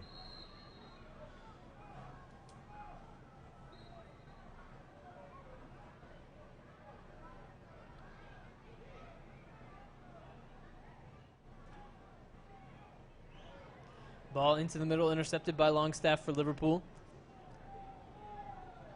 Played over to the left. Ball rolled forward for Savage, taken away.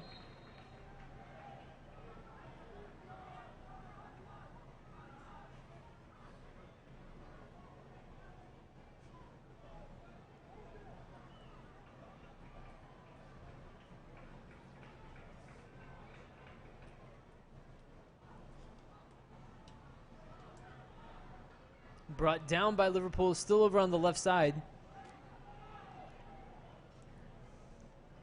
Towards the end line, looking for a cross. That one's easily caught.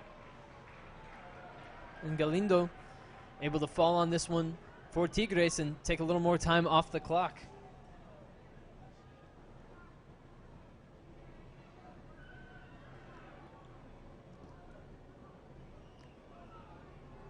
Long ball out of the back for Tigres. Brought down in midfield.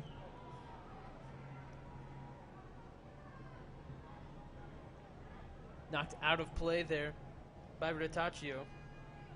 Clean tackle as well. A lot of times players are looking for fouls in these situations. Retaccio didn't give him any opportunity. Fantastic second half of action here for Tigres. They've scored 3 goals. Push in the back. It's going to result in another foul called here on Liverpool. And the frustration's really boiling over for the team in red, as they've seen their halftime lead evaporate and get left in the dust here by a Tigres team who knows what it takes to win this tournament. They are the defending champs after all, and for good reason.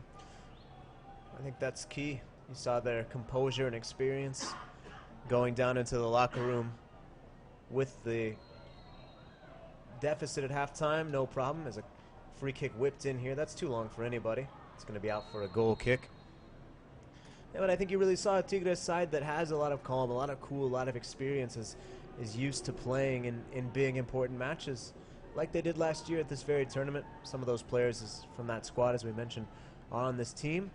Now it's about moving into the next phase, getting the job done against the other teams in their group, NYCFC and Ekapa United. And from there, they hope going into that Easter game and defending the title.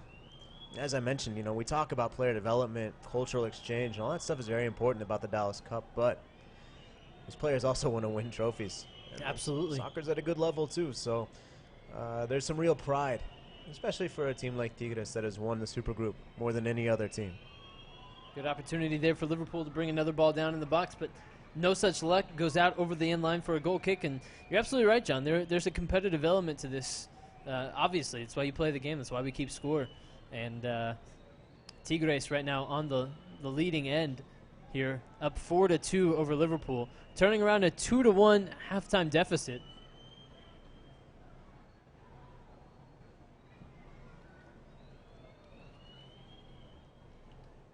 Header won by Liverpool in midfield, but again, needing 2 goals. Laruki trying to break through that midfield, but again, one too many dribbles, and Liverpool's offensive plan here in the second half has been lacking or has not been carried out properly. Bobby Duncan trying to turn, not able to find a teammate, cleared out by Tigres once again. Lots of players behind the ball for Tigres. Liverpool trying to flood players forward, but again, not able to hold on to the ball, not able to string passes together, not really even able to deliver the ball into the box on a terribly reliable basis.